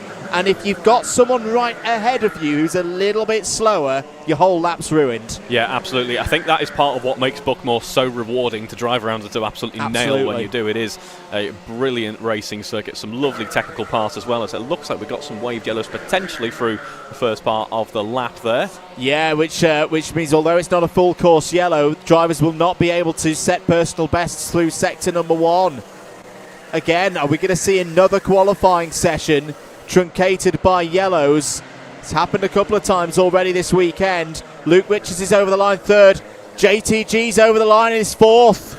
Well, that is good news if you're in the Logan McAllister camp, because whilst he's not going to have pole position for the Pre-A final, he's ahead of his title rival. George Palmer Mobsby will be on pole position for the Pre-A final. What a job from the driver who's not been on the podium since PFI, since round 4. George Palmer Mobsby is back on top. Yeah, really strong drive from him through the mid part of that session, made all of the difference there. Still very close quarters though. 2 tenths between himself and Frederick Navarro, and then between Frederick and Daniel Lazinski, there's pretty much no time at all. It is going to be very competitive indeed between this group. Well, there we go. Qualifying has been completed then for both super lightweight classes in the cadets and the juniors. We go into the lunch break now. Don't go anywhere. We've got the Paddock shows coming up. It's a little bit different. We've got part 1A and part 1B for some of the thoughts of the drivers before qualifying, but talking to them how they've enjoyed the season and such the like. And then we'll also have part 2 coming up, which we're going to go and film right now. So if you're watching on your phones in the car park and you want to an interview, get down to that podium now. Run. Do it. Yeah, we'll be back later on with more racing. Well, the start of racing here at Buckmore Park. And for this afternoon, 8 races. No, that's wrong. 12 races. 12. I could do maths. 12 races, 6 pre-finals, 6 trophy finals, all to come here on your Alpha Live broadcast for round 10 of the CLUB100 Cadet and Junior Championships. Good morning, everyone. Welcome to round 10 of the Club 100 Cadets and Juniors Championship. You join us now for the Paddock Show, our final Paddock Show as well of the season, Mr. Andrew Mather. Yeah, it is for it's the last day of the season. Plenty to be decided as well. Still both championships in the super lightweight classes up for grabs. Richest neutrals in the box and down here in the paddock. That's what we want to see.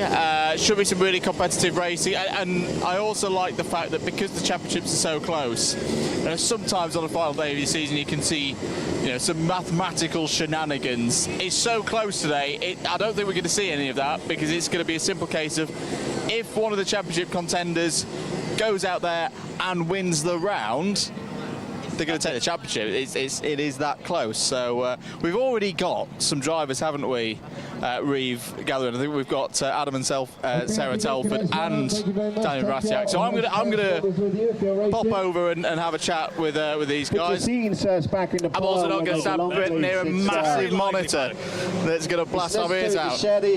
Come this way, guys, because I'm getting old and I can't hear myself. But we'll start with yourself, Adam. Adam, feeling good? Yeah. What are we looking forward to today? A good result and a good end to the season. Over to the podium in about Daniel, your next question. How's your season been as a whole? Been quite good. Some races were horrible. I don't remember which one though. Yeah. That's a good way. Don't remember the bad ones, remember the good ones. What's been your favourite moment of the year? I think GYG or Warden Law, when I was fighting for the podium of the B, and the Warden Law came third. Fantastic stuff. Sarah, great to see you here again at Buckmore Park. Are you looking forward to today? Yeah, because I think I'm quite confident on this track, because I did get second at Rye House. And what's the biggest thing that you've learned across the course of the season? You need to kind of like get your elbows out, because like there's lots of people. And with it being the last day of a season, now we were talking about this yesterday with the lightweights. Everyone's got an aim of what they want to do, what they want to achieve on the last day of the season. What's your aim for today? At least getting like maybe quite a high result, but not like pushing too hard that I don't like achieve what I want to achieve. Very good. Well, best of luck, everybody. Oh, I've just run into somebody again. Best of luck today, and have some good results. Reeve, who have you got? I found some more of our drivers here. We have Dixon and Jacob here. Hello to you both. So how have you found it today so far? We've got some practice, haven't we? How was that? It was very good. I came second until the last lap where a load of people jumped up and I came fifth. Ah, good stuff. So this is our final round here at Buckmore. So how's the season been for you? It's been very good. I'm currently 10th in the championship, which was my goal at the start of the season. So 10th in the championship then, hoping to improve upon that today? What are your hopes for today? I'm hoping I can get 9th or 8th in the championship by the end of today. Is this a track that you enjoy then? I don't actually enjoy it that much, but I'm fast at it. Well, that's confidence inspiring then, isn't it? Even if it's a track that's not your favourite, you still go quickly around here. It should be a good one for you. So thank you very much for your time today. Let's see who else we can find, because we don't have very much longer left before drivers briefing, actually. This is going to be quite soon. I do want to see if we can have a little chat with... it's going to be cadet heavy, but we might have some juniors over here that we can have a little chat with. I'm going to talk to one of our championship... Jamie, come on, get in here. One of our championship contenders. Big day, Jamie. How are you feeling? Good, excited to race. And I think qualifying is going to be quite a key one today. I mean, as the folks who are watching this on the stream will know how that's gone at this point. But got anything up your sleeve for qualifying? No, just hoping to start on the inside for the final, really, and not get potted out wide. Something that we saw with the juniors yesterday is that the really good camaraderie between the drivers, and I can see that that's the case in your class as well. How special is that to be in a supportive racing community? I don't know. I think if you have a big group of friends, you've got people supporting you and people pushing you to do better. So I think it's really good. Good stuff. Right, I'm going to switch to the man who's trying to take P1 away from you today, Logan McAllister. Logan, You've done this kind of thing before. You've won championships. Obviously, you won the cadet lightweights last year. What's going to be the key for taking victory here today? Starting on the inside for turn 1 and 2. Mainly just trying to break away with someone from Jamie. And if worst comes to worst, try back him up into the pack behind. But yeah, it's his to lose. And it's just getting good qualifying, trying to be high up. And yeah, we'll see what goes from there. You've been on this rich reign of form. I think it's the last 8 races, both pre and trophy finals, you've been in the top 3. Was there, because we've not broadcast anything since Wilton Mill, was there a point in the middle of the season where something just clicked? I wouldn't say so. I just think I've got a lot of experience at some of the tracks compared to the other drivers. I also think I'm quite good at adapting to different tracks, so that helps. But apart from that, I just... And first year of juniors as a whole, it's going to be a good result. It's going to be a plate at the end of the season. What's been the big difference? What have you learned most stepping from the cadet last year into the junior this year? Racecraft, definitely. A few rounds last year I was quite far back, but I managed to climb my way through the pack. But cadets just teaches you racecraft, technique, so that's definitely helped into the juniors. But yeah, the juniors I wouldn't say are much different except just top speed. A bit more ferocious out there, elbows out a bit more? Yeah, most definitely, yeah.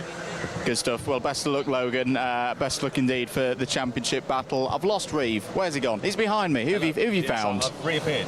I think we've got some drivers here very quickly. They have got to go to drivers briefing now, but we have got Ethan and Thea here. So hello to you both. How have you enjoyed it so far today? It's been pretty good. I was pretty happy with my pre-event testing. Came pretty high up. I was working with Jacob Underhill most of the time and really enjoyed it, yeah.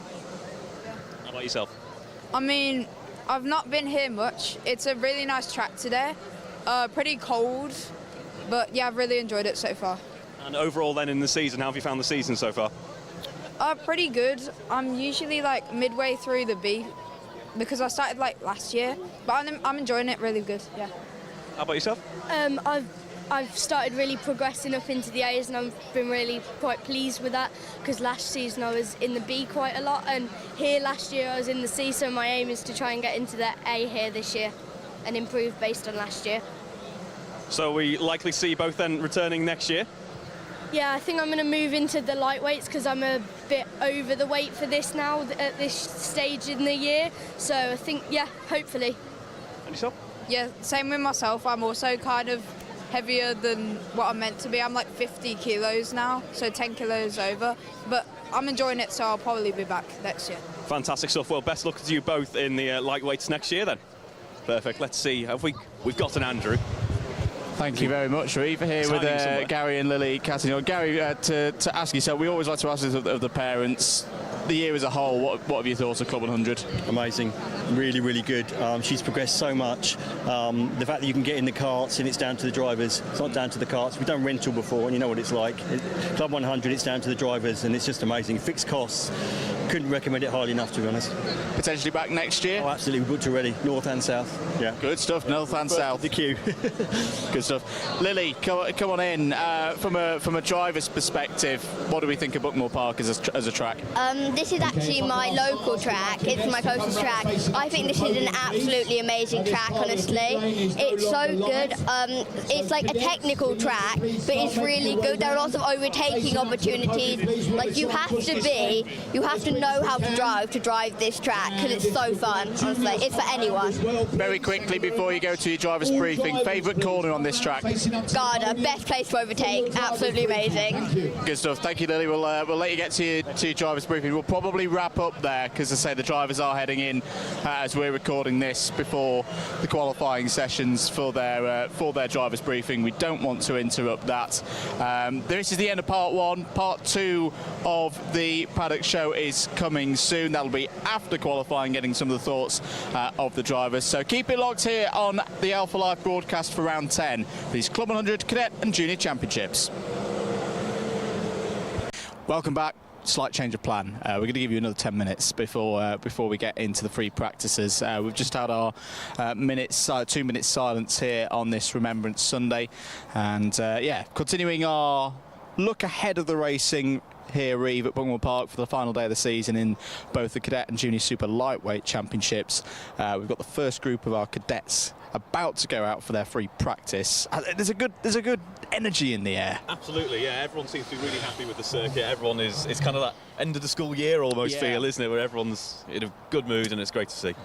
Right, I think we've got a couple of moments. Let's dive in and have a little chat with some of the drivers. I don't think we've got any of our championship contenders in this one, but I think I'm going to have a little chat with James Vout, if that's okay.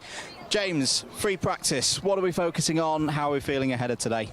So, this session I'm mainly focusing on what to do in quali, and I'm feeling good about today. I think I'm going to do well today. Do you like racing at this time of year? Because some people find it a bit tricky.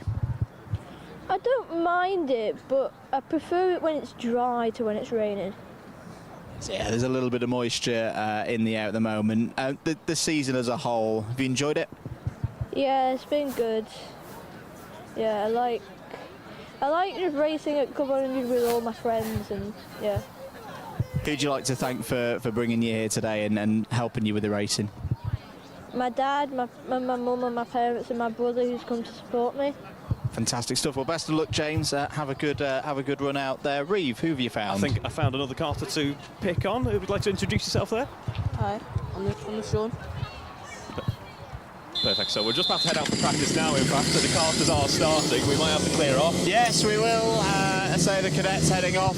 That's the perfect opportunity to step across and have a chat with some of our juniors. Obviously, we've talked with our two championship contenders in the juniors already today, which is going to be a really, really close battle. But once the road is clear, we'll step across, mainly because I don't want Luke to faceplant with the camera. That would be very embarrassing at the end of the season.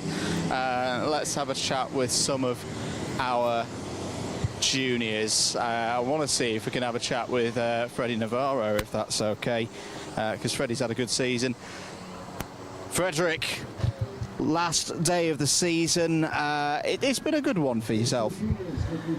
Yeah. At least it has felt like it to me. Yeah, it was all right. There were some ups and downs. I mean, you know, because of rental karting, sometimes you have bad karts, sometimes good karts, but, you know, you kind of just have to push through it and see what you can do. But you've had wins this season. I want to say, was it a PF International you got, or was it earlier in the season? It was it was actually first round, so I got a win in the pre-final. Got a bit unlucky in the final, but that's how it goes. And the pressure's off in a way, you know, obviously for the likes of Jamie and Logan, they're fighting for a championship. Is that quite nice at the end of the season, just to be able to go for it? Yeah, it definitely is. No pressure. You know, just rock up to Buckmore for the last round, have some fun, see what you can do on the day. For anyone looking at the championship for next year, maybe looking to take their first step into competitive arrive and drive, what would you give them as a piece of advice? I definitely think not to pressure yourselves at first, especially coming into this. You kind of just want to get used to how, especially if you haven't done any two-stroke karting, you know, get used to the karts, get used to the type of driving and all the different tracks, because that's how fun it is going to different places in the UK, especially with this championship, and now that it's expanding to the northern and southern. So yeah. You back next year? Maybe for a couple rounds, but yeah, maybe, we'll see. Good stuff. Thanks for taking the time to talk to us. Where's Reeve gone? He's down in the front. Well, who have you found, Reeve? Who have you got with you? I found another driver to pick on here. Would you like to introduce yourself? I'm Dylan Findler, and I drive in kart number 130. Number 130 here. You've just come out from practice, a bit of a kind of test running. How was that for you? Well, I wasn't able to get into practice, did a pre-event, so this is my first run here, but I was here earlier in the season in the experience, and I enjoy the track. It's challenging but very enjoyable to drive. In fact, this isn't your first. This is your first kind of sort of season with us, isn't it? You haven't done the full season. Have you found it so far then with CLUB100? It's been very enjoyable. The karts are a lot faster than I'm used to, but it's been fun. I've been in the A final a few times, which has been good, and yeah, it's been a fun season. Any particular highlights of the races that you've partaken in so far? I think racing at Rye House, which is my track that I've been to the most, was really fun. I got into the A final there, and I was able to have pretty good pace, and it was just a great experience overall as my first race. So then, moving on to today, what are your hopes for today, really? Well, of course, I'm always hoping to try and be at the top, but I want to be in the A final, but yeah, that's my hope really, just to be in the A's.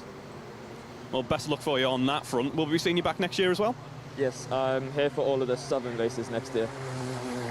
Fantastic stuff. Well, best of luck for today, and let's see who else we can find. I haven't found anybody yet. I want to try and get some more parents and get their thoughts, and then maybe have a little bit of a chat with us as well about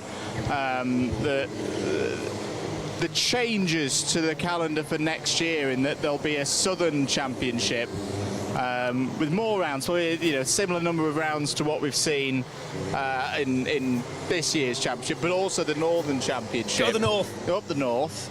Yeah, to see what people are thinking about that. So yeah, let's see if we can find a parent. They're all hiding mostly at the moment.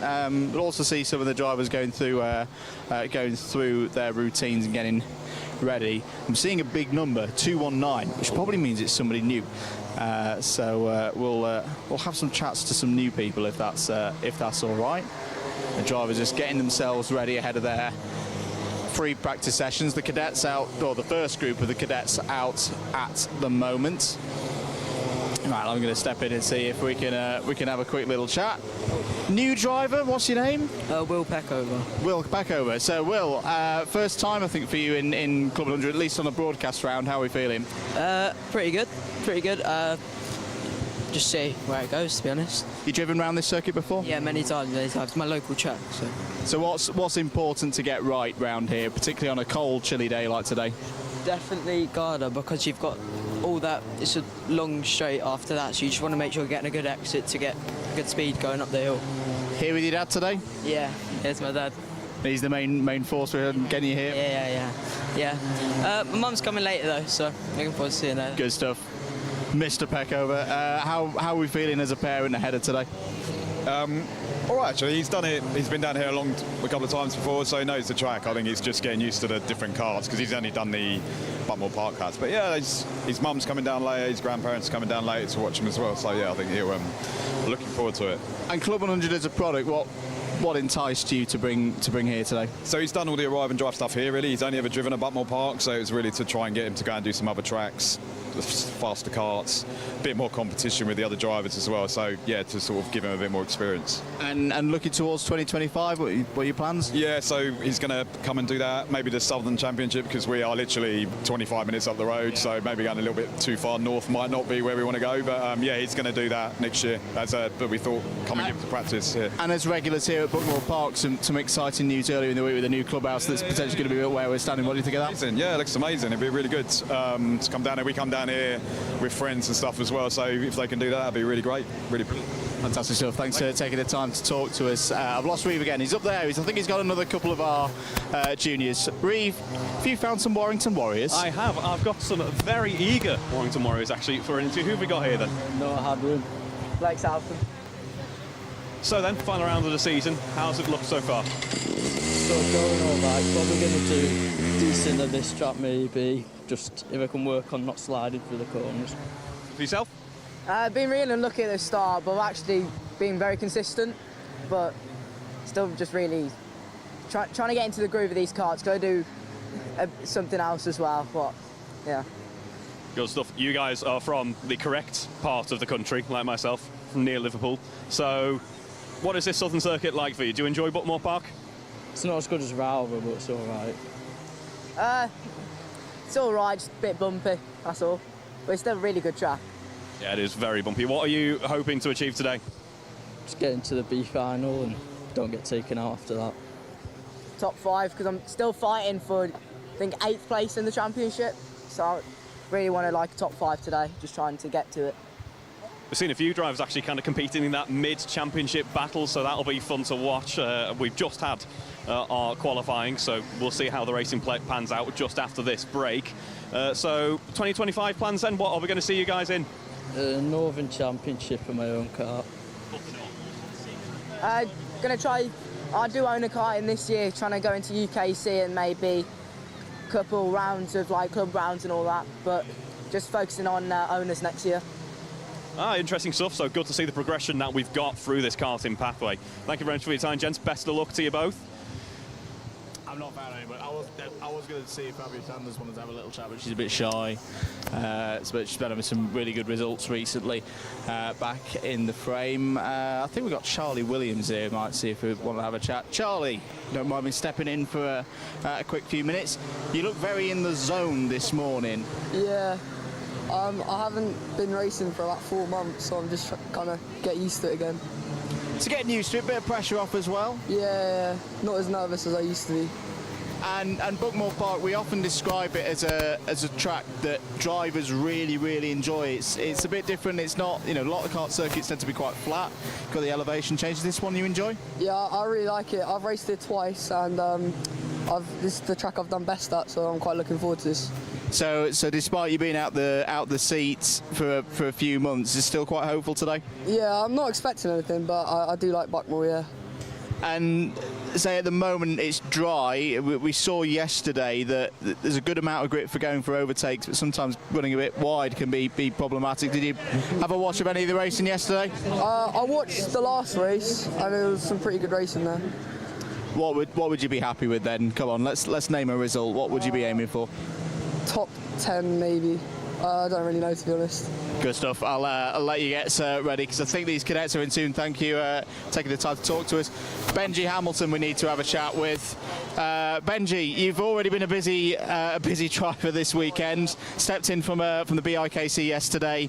For those who didn't see it, sorry, I'm nearly falling off the cart again. Good day on the podium. Yeah, it was great. So I had a really bad qualifying 10th in group, but managed to really just fight my way back to the front. And get 3rd in the grand final. Yeah, I really enjoyed it. It was really good. And from a CLUB100 perspective, quite cool to see that yourself, Bobby McGurr, and Jake Anders all up there fighting for the win. Yeah, I mean it was such an intense fight. I mean Bobby was just gone. So when I saw they were battling at the very end, I was like, oh, maybe I have a chance to maybe get 1st or even 2nd. So yeah, but it was mega, really. And a quick note, more BIKC today as it's just starting to rain here at Buckmore Park. They won't have that problem at Warrington for the seniors. Back to the action of today though, Benji. Big day for your family as well, with Rory going for the cadet title. What's the aim? So for me today, I'm currently sat in 3rd. I'm a bit too far back to get Jamie and Logan, I think, up front. So the aim for today is try and stay 3rd in the championship and get a good result. I say we saw Elijah Hazelwood have a good run from a similar position yesterday, so wins on the card? Possibly. I mean, it is my home track. Last year I had a really good result coming 2nd behind Ryan Shepherd, so I think it's definitely doable if everything goes to plan, yeah. Do you know where your brother is, or is he hiding from me? I have no idea, if I'm honest. He's always running away, like he's always sprinting with his friends somewhere, so I think he'll be there somewhere, or maybe even up there. I have no idea. Good stuff. Well done on your result yesterday, mate, and we'll let you get ready for your practice session. Yeah, we'll probably wrap things up there for the end of part 1B for the Paddock show here today. That's all the thoughts of the drivers ahead of timed qualifying. We'll be back in a few moments here on your live broadcast from Alpha Live with the thoughts after qualifying.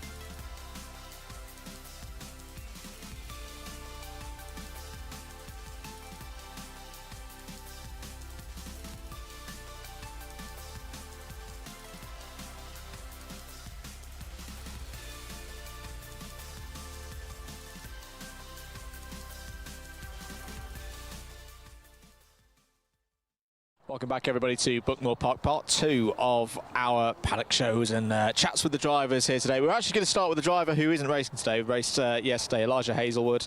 Elijah, really good day for yourself. Won the pre-final, got second place in the championship. You must have been pleased. Yeah, I am really pleased. Obviously, it was a tough hole through a couple rounds, but I just needed to do what I did yesterday, and it went in my favour. And the experience that Club 100's given you over the past couple of years, I know you're moving on. You've already had a sample and some success in owner karting and looking to do more next year. How's Club 100 helped you on that pathway? Well, one of the biggest things, in my opinion, was the race starts that helped me, obviously with all the rolling starts. And I think it's just, another good thing about it is like the engines, they're Rotax engines. So if you step up into Rotax, it already like kind of pushes you towards it and helps you with it. What does the future look like for you? What are you planning for next year? Next year, obviously, with my scholarship, we're doing JKC. Then we're going to do some Super 1 and some UKC. So a good mix of the National Touring Championships there. And in junior Rotax, I believe? Yeah, in juniors. Yeah, so the cutthroat side of it, junior racing is always one of the toughest competitions to work your way through. Are you confident? Yeah, I am. I think it'll be tough to start off with, but I progressed quite well, so hopefully near the back end of the year I'm fine at the top. Good stuff. Elijah, well done once again on a great win yesterday. Reeve, I think, is skulking behind us again. We've got a whole body. I don't think we're actually going to move from the podium for this one because we've got loads of people coming in. Come on in. Introduce yourselves for the paddock show. How's qualifying gone as well? My qualifying went all right. I'm starting 11th in the Pre-A. So in the Pre-A, right in the mixer there amongst everybody. Are you confident? Yeah, I am pretty confident. And what kind of experience have you had racing here before? It's always a challenge. I was here last year, but I was in the V final, and I came third, so I did all right. What for the viewers at home would you say is the big difference between, say, like a B final and an A final? In the A final, it's like a lot more competitive, and everyone's like trying to go for positions and overtakes all the time, and there's a bit of bumping going on. Yeah, it's always a little bit close there, a little bit more difficult to make your way through the order. Yeah. Good stuff. Reeve, who have we got over on your side of the group? We've got Freddie. Have a quick word with us, if possible. So, Freddie, why don't you talk us through your morning today? Or afternoon, sorry. Well, I'm doing quite good in in Club 100. So I've had a couple spins, but I've been, last round I was pushing quite a lot in like 10 seconds until the race finished. I had a little accident. Wasn't very nice. No, it is just so easily done with conditions like this today as well. We're seeing little spots of rain here in between qualifying and the racing. So that racing then this afternoon, are you looking forward to it? Yeah, I'm looking forward to it a lot. Hopefully I get into the top 10. Hopefully I push even more. That's what we like to hear. We like to hear that confidence. Buckmore, is it a personal favourite of yours? It is my home track, so I come here quite a lot. Sometimes I rent it out and have fun with my brother. So, yeah. Fabulous stuff. Well, we hope that you enjoy today's racing and enjoy any future racing they might have as well. I am conscious that we've got quite a big queue of karters behind us, haven't we? Who are all gunning for an interview. It's like a queue on the M25 on a Friday. Oh, don't remind me. I've got that later. Here with Harley Drury. Harley, you've just had a cracking run in your first ever qualifying session in Club 100. How did it feel? It feels really cool. I like the karts. They're really good, and I think hopefully we can win. And you've just been telling me how you've done a little bit of Honda Cadet, you've done some racing in the local area as well at places like Basildon and Brentwood, which a number of drivers have come through in this part of the world. How does this compare to what you've driven before? It's so much faster. You've got a lot more grip, and you just bung it through the corners, and it will actually, and with the Cadets, it will just go where you want it to. And it's got a lot of power. You can feel the back step out. I like it. It's really fast. Races are next. Different proposition to a qualifying session. How are we feeling about that? I'm feeling a bit nervous because I'm on the outside, but hopefully when it's my turn for the inside, I probably will send it and see and see if I can try getting back into my position. I may try to fend for the race so I can try keep my position. And yeah. Who would you like to thank for bringing you here today? My dad and my mum. Good stuff. We'll step across and thank you, Harley, for your words there. Jensen Barnard, another good qualifying for yourself, young sir.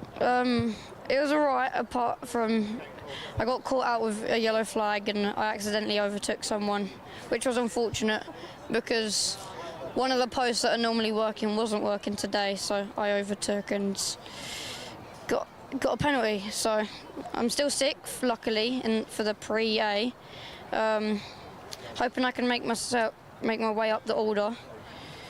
But I am also starting on the outside, which is obviously not ideal. But I think I'm going to just try and hope to get to the inside. It isn't ideal, but I can't help but notice there's a bit more rain in the air than there was this morning. So in some ways, could that be an advantage? A bit of a sweep around the outside if it's slippery on the normal racing line? Yes and no, but they would most likely slide into us. So yeah, it's not always good. Best of luck, Jensen. We'll step in with Charlie now and have a chat with Charlie. Charlie, qualifying, tell me about it. It was all right. I would have been P4 if, obviously we didn't have the mixed qualifying format, but I'm starting P10 on the outside again, so if I don't die into turn 1 and the rain stays off, because I'm very aquaphobic in a kart, I'm afraid of the rain, so if the rain stays off and I don't die into turn 1, I think I can make up a few positions, and hopefully I've got the person behind me in the championships qualified quite far back, so hopefully I can just keep 7th and go from there. Good stuff. I like the term aquaphobic. I think I'll subscribe to a bit of being aquaphobic in the karts as well. Step in with Jake. Same question. Jamie, sorry. How did qualifying go? It went all right. Tried to get a bit of space so I can build up a more gap so I can get a better quality time, but just caught right back up to people. Wasn't really the best to do it. Honestly, that's all I could say. That's how quality went. Racing always gives drivers the opportunity to come through the grid here, especially if the weather's a little bit mixed. Is that something that you find quite rewarding here at Buckmore? Yeah, probably, because most of the time, if you come here regularly, when the track is wet, you never know how wet it will be, because the track surface has got so many different layers of tarmac. It would just be it'll be like soap and water just on a slide. You'll just not know where the grip is, and then just hope for the best and see if you can find grip. And what are you planning to do next year? Staying with CLUB100 or maybe stepping further up the karting pathway? Yeah, try to stay with CLUB100. Maybe try and get a bit elsewhere. Yeah, that's good stuff. Thanks for your time. Here's a young driver that we definitely need to talk to. Jude Putterfoot. Big day. You and Rory going for the championship. Very, very close at the top. A little bit difficult in qualifying. Very unfortunate with that full course yellow right at the end. But I know you're a fighter and you've got a good chance here today. Yeah, it was unfortunate in qualifying, and it's because Rory's on pole, I've really got to work now, and the fact that I'm on the outside, but it'll be hard. But I'm going to try and give it my all. Either way, though, with how today goes, it's been a fantastic season for you, hasn't it? You've regularly been at the front, numerous race wins, and I like the new suit as well. Thank you. Yeah, I've had a few wins. It's just been good, and a few good battles with Rory, and he's won a few as well, so it's going to be a close one today. What would you say to anyone looking, say, for the cadet super lightweights? You're some of the younger of the cadet drivers as well. What would you say to anyone sat at home watching and wondering whether they want to get on the grid for next year? I would just say to keep pushing and work hard, and you might be able to get here. Fantastic. Well, best of luck for the races, Jude. I think we've got through everyone pretty much.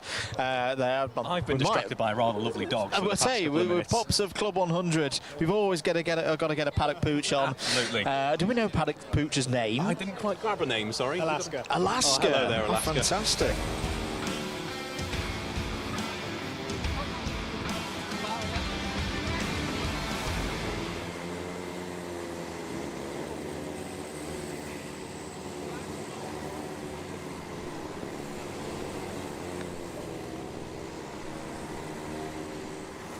Here is your grid for the Pre-C final. Caesar Chen on pole position, Dexter Hazeldine alongside on the front row, Adam Telford and Vali Finberg on row number 2. Ethan Biddle and Andrei Vasyakov completes the top 6. Ferris Pelk and Adam Askar go from row 4. Ewan Farrelly and Zach Evans in the middle of the field there on row 5. Sarah Telford and Freddie Kershaw start on row number 6 ahead of Mia Gualtieri and Guy Baxter. That's row 7. Samuel Fowler and Milo Taylor on row 8. Freddie Adams Feetham and Sameh Desi start on row 9. It's an 18-strong field, Reeve Taylor. Top 2 go through.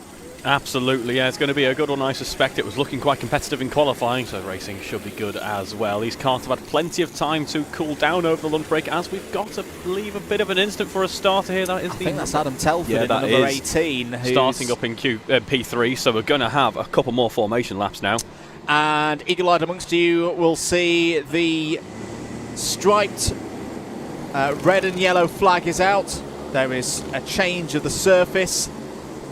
Again, we're talking really fine rain here. It's not even drops of rain. It's just a fine mist that's been coming down onto the circuit. And the key is there has been no track running. Well, apart from some of our cadets running around and playing a bit of football, nothing's been on the circuit pretty much for the last 40 minutes. So it is going to be a bit greasy out there for everybody. Yeah, you can really see that through the time sweep there. Taking that racing line is not looking ideal actually as we go around again to get all these carts formed up. So yeah, tyres dropping down in temperature, track, bit of grease as we say, as we try to get Adam Telford underway. We will be going round again. I'm not expecting that this would reduce the race time because the race has never got going. It's not a restart after a declared false start for an incident on lap 1, so it should still be 11 minutes for this one. No massive surprises, no drivers who say we would expect to see in a Pre-A final in this one, which is good in a way because it gives all of these drivers a strong opportunity of qualifying through to the Pre-B final. That's mainly what's at stake in this race. There are championship points on offer as well. For all finishing positions in all races across the course of this afternoon. And remember, it's the Pre-C final, then the Pre-B final, then the Pre-A, and then we go into the trophy finals. Flipping back and forth between the cadets and the juniors. Reeve, I'm going to hand over to yourself at the start.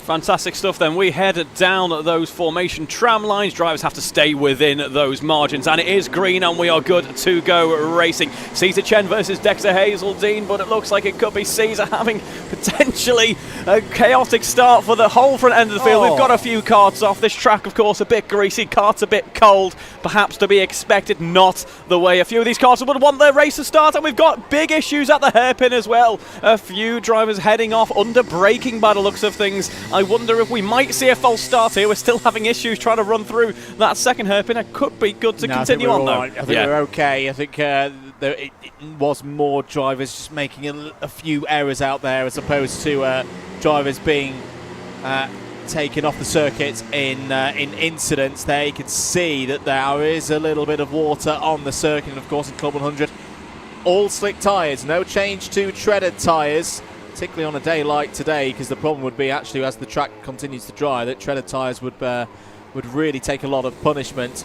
Means that drivers have got to keep it on the island if they want to be running well, and that is going to be a factor now in this race. Jump start penalty for Dexter Hazeldine. I thought that might be coming in. That will be because the driver who was starting on the front row of the grid crossed the start line before the pole sitter. Round there is, I think that's Samuel Fowler in the 101 who's gone round. So there have been problems on that first lap for the number 12 of Ethan Biddle, the 101 of Samuel Fowler, the 68 of Zach Evans, the 169 of Milo Taylor, the 168 of Freddie Adams Feetham, and the 171 of Guy Baxter. Also breaking formation penalty, unfortunately, for Freddie Adams Feetham in that 168. These conditions are some of the hardest I think these drivers will come across in their early karting careers, because you know, we see a wet track, you know what to expect, you know what you're going to get, but it's when the track is evolving and it's greasy like this and the karts are unpredictable, they're still getting back up to race pace. It can be so tricky as we see the heading through Garda. That was Ewan Farrelly having a bit of a moment. Good catch, though, as we're seeing plenty of oversteer running through on to the start-finish section of the lap again. This track is certainly not for the faint-hearted at this moment in time.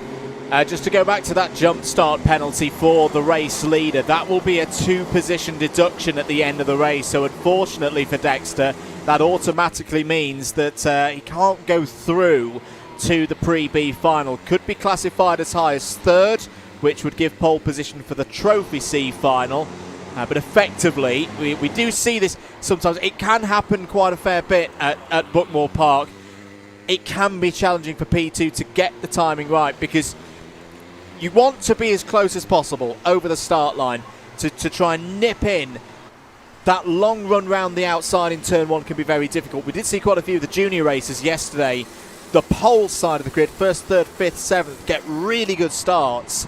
But of course, if you mistime it and overshoot the pole sitter, you are at the jurisdiction of getting a jump start penalty, as we've seen there for Dexter Hazeltine. Caesar Chen there in 2nd place. Ewan Farrelly going along quite nicely in this race. Keep an eye on the number 21 is in 3rd. So at the moment, as it stands, it would be Chen and Farrelly going through to the pre-B final. Chen potentially looking at a move here up the inside into the first corner. Can they make it stick? Let's see. It looks like it's going to be P1 then for for Caesar Chen heading into the first hairpin now. And it is such a tall order for these drivers to keep a whole gaggle of cars behind on the defensive here. As we get a big spin, a light tap of the brakes there, I think was just too much to ask of the karts in these conditions. Yeah, so easily done through hairpin 2, and really good driving from Ewan Farrelly to avoid that. Has already gained 2nd place around the outside of Hazeltine through turn 1, and I think has Hazeltine got to the back to the front of the order in all of this. We'll just confirm that as they come through the bottom end. No, it's the number 56 of Andrei Vasyakov who's come through.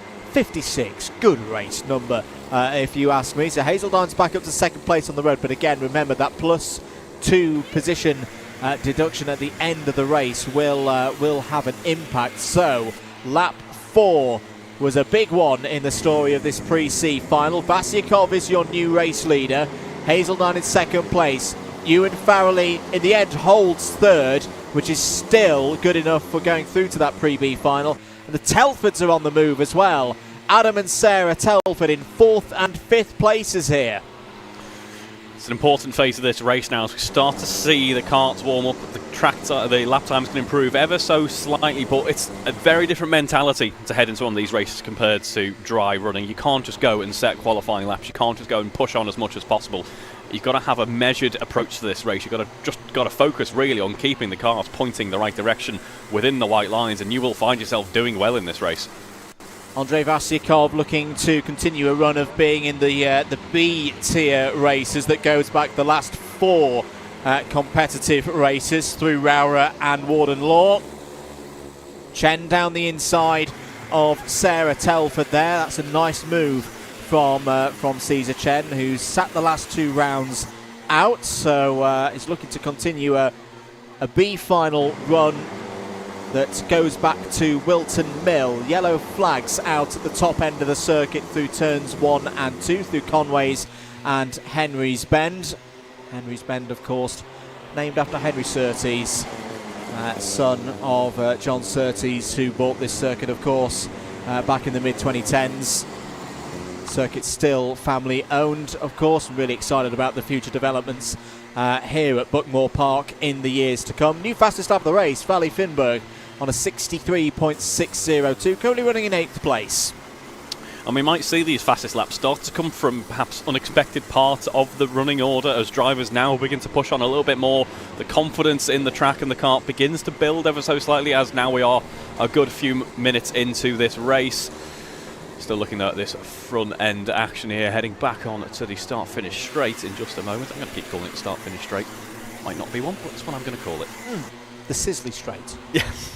Is its Yes. technical name after the good previous owners of this circuit. Oh, that's a bit of a moment, and I think Caesar Chen realised they just got that wrong a little bit. Yeah, he was. Sorry. That was with Ewan Farrelly. That was for third place. I think Chen may get a contact warning for that, but just a warning at this stage. Valley Finberg with another. Wow, the lap times have really come down here. 59.501. So this is going to be interesting. Adam Asghar and Valley Finberg are 3 seconds quicker than the group ahead. This can happen sometimes. There's a bit of a gap. There's a 7-second gap behind Sarah Telford. And I just wonder, do these drivers in the front group of 6 know that the track is changing? If they don't get on top of things soon, you could see a chance here for Asghar and Finberg to fly through the order. One thing that does play into this as well is, as Guy Baxter now sets a 58.9, this front-running group here are all in the midst of battle. They're all trying to go off the racing line, find a way past that. The part of the track not on the racing line is probably very unlikely to be at a decent grip level yet. Those who are in clean running and clean air are able to push those fast laps through. Yeah, very, very good points. 2 minutes and 45 seconds remaining in this race. Dexter Hazeldine has taken the lead on the road, but remember, has a 2-place deduction for a jump start at the very beginning of this one. I think the leaders are also catching up on some to-be-lapped traffic. It's been very tricky out there. The leaves continue to fall as well at this time of year in Kent. I see a hand up there from the number 21 of Ewan Farrelly. I don't think there's a yellow flag out there through that part of the course, but at the moment it would still be Vasikov and Farrelly heading through to the pre-B final. I think it's Freddie Adams-Feetham who is the cart at the front of this train now. The 160, apologies, Milo Taylor, the 169. Freddie Adams-Feetham is already off the lead laps. This could be some opportunities. As to the outside, Chen down the inside of Vasikov for second place and effective lead of the race. Through comes Farrelly as well. This is where Chen span earlier on. Farrelly trying to go around the outside. Oh, it's all getting a little bit rough and tumble in the middle there as Adam Telford is getting involved in the number 18. Valley Finberg with another new fastest lap of the race. I say keep an eye on Adam Asghar and Valley Finberg. They've got some really nice pace at the moment in this pre-C final. Contact warning for Caesar Chen. Everybody's having a little bit of a wave at each other. Here comes Finberg. Finberg down the inside of the number 34, fighting there with the number 16 of Caesar Chen. 1 minute 10 to go. This one is wide open, Reeve. Absolutely, those front runners have found a decent amount of pace here. Adam Telford jumps up into third position now as we head through the first corner. No one's going. Oh, I think we might have had someone running wide there in the background. A bit of a tank slapper for Valley Finberg. Corrects it very nicely though.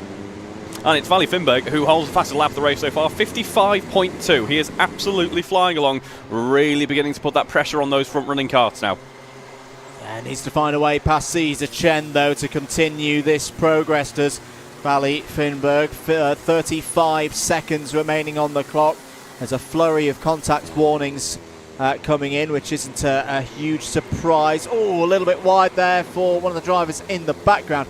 What a result this could be for Adam Telford. Again, remember the jump start penalty at the moment would have Andrei Vasikov and Adam Telford going through. It's been a while since we've seen Adam Telford in a B-level race. Another driver who sat out the two northern location rounds. Oh, it's a half spin there. Is that Ewan Farrelly in a spot of bother? There's a bit of a gap now behind Adam Telford. If this top three can just run it through to the line, this is going to be it. But it's Valley Finberg on the move now, has caught up to the back of Adam Telford. Telford, who's not been through to a B-level race since round 3 at Wilton Mill. This would be a great result for Adam Telford, but the fastest driver on the circuit is right there behind, fourth on the road. They may not know that this is for the last spot in the pre-B final. As round goes Hazeldine. Hazeldine's gone round. Farrelly stepped down the inside. Andrei Vasikov is going to win it on the road. He's not going to need the penalty. Through comes Vasikov, who's taking P2. It's Caesar Chen. Caesar Chen takes P2. Valley Finberg in third. Adam Telford, good result there in fourth. Farrelly fifth. Asghar sixth. Sarah Telford seventh. Dexter Hazeldine in eighth ahead of Ferris Pelk and Ethan Biddle. Wow!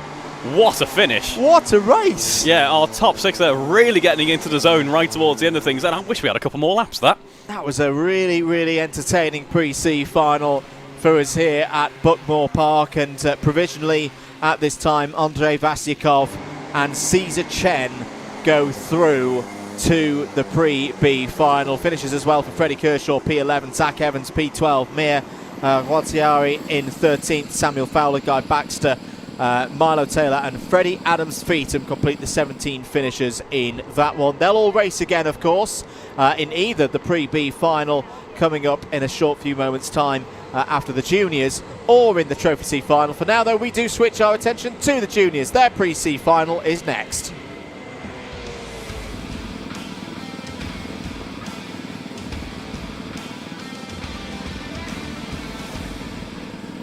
Here we are then, our juniors heading out on track for the first time for our racing this afternoon. It's our super lightweight pre-C final for the junior runners. We do have a 28 kart grid, and here is that grid. It's Jensen Davies, Jamie Warner, Noah Jaloff and Reese Rutland on row 2. Row 3 is Richard Winchcombe and Ollie Moody.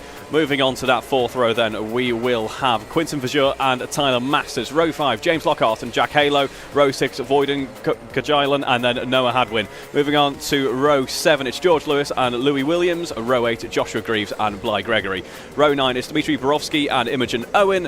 Row 10 featuring Ami Gualtieri and Andrea Barriu Mustea. Moving on to row 11 is Jonathan Fuchsel and Tom Hollands. Row 12, Matthew Phillips and Onyx Hogarth. Moving on to row 13, we will have Freddie Coleman Evans and Henry Eaton. Row 14, Charlie Williams and Rowan Horder. Row 15, Jacob Hershaw and Annabelle Owen. And then we have our final row, row 16, 31 karts, sorry, not 28, Curtis Duane, rounding out our field here at Buckmore for our first junior race of the afternoon. Absolutely, very busy grid, and only 2 spots available on the back of the grid for the pre-B final. Who is going to be able to take advantage of still slippery conditions here at Buckmore Park? Jensen Davies, bit of a surprise to see Jensen Davies here in this C final, considering he's had some decent form recently. Was in the A races at Warden Law a few weeks ago. This is a good opportunity to put that right.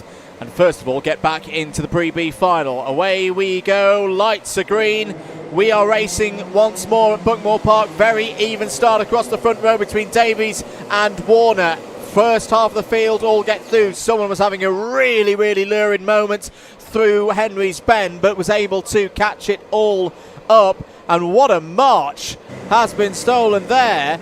I think that is all. Big off at hairpin 2. Hairpin 2. Numerous drivers involved. And everybody else doing very well to avoid further incidents. I think it was the 105 of James Lockhart who spun out there. Quinton Verjeur has also had a problem in the early stages. Joshua Greaves has not come through sector number 1. Reese Rutland, Noah Jaloff and Ollie Moody have had problems. They've not come through sector 2 yet. So very, very mixed starts here in the juniors. It is, of course, the track is going to be a lot more raceable than it was at the start of the cadets race we've just had, but these karts still will be cold. We've got our first black flag of the day there, but everyone else making it through as we go side by side into that first corner. A couple of karts are running ever so slightly wide, but that just avoids the chaos. Oh, big off. That's off into out of turn number 2. I think that might have known. Apologies, not quite sure.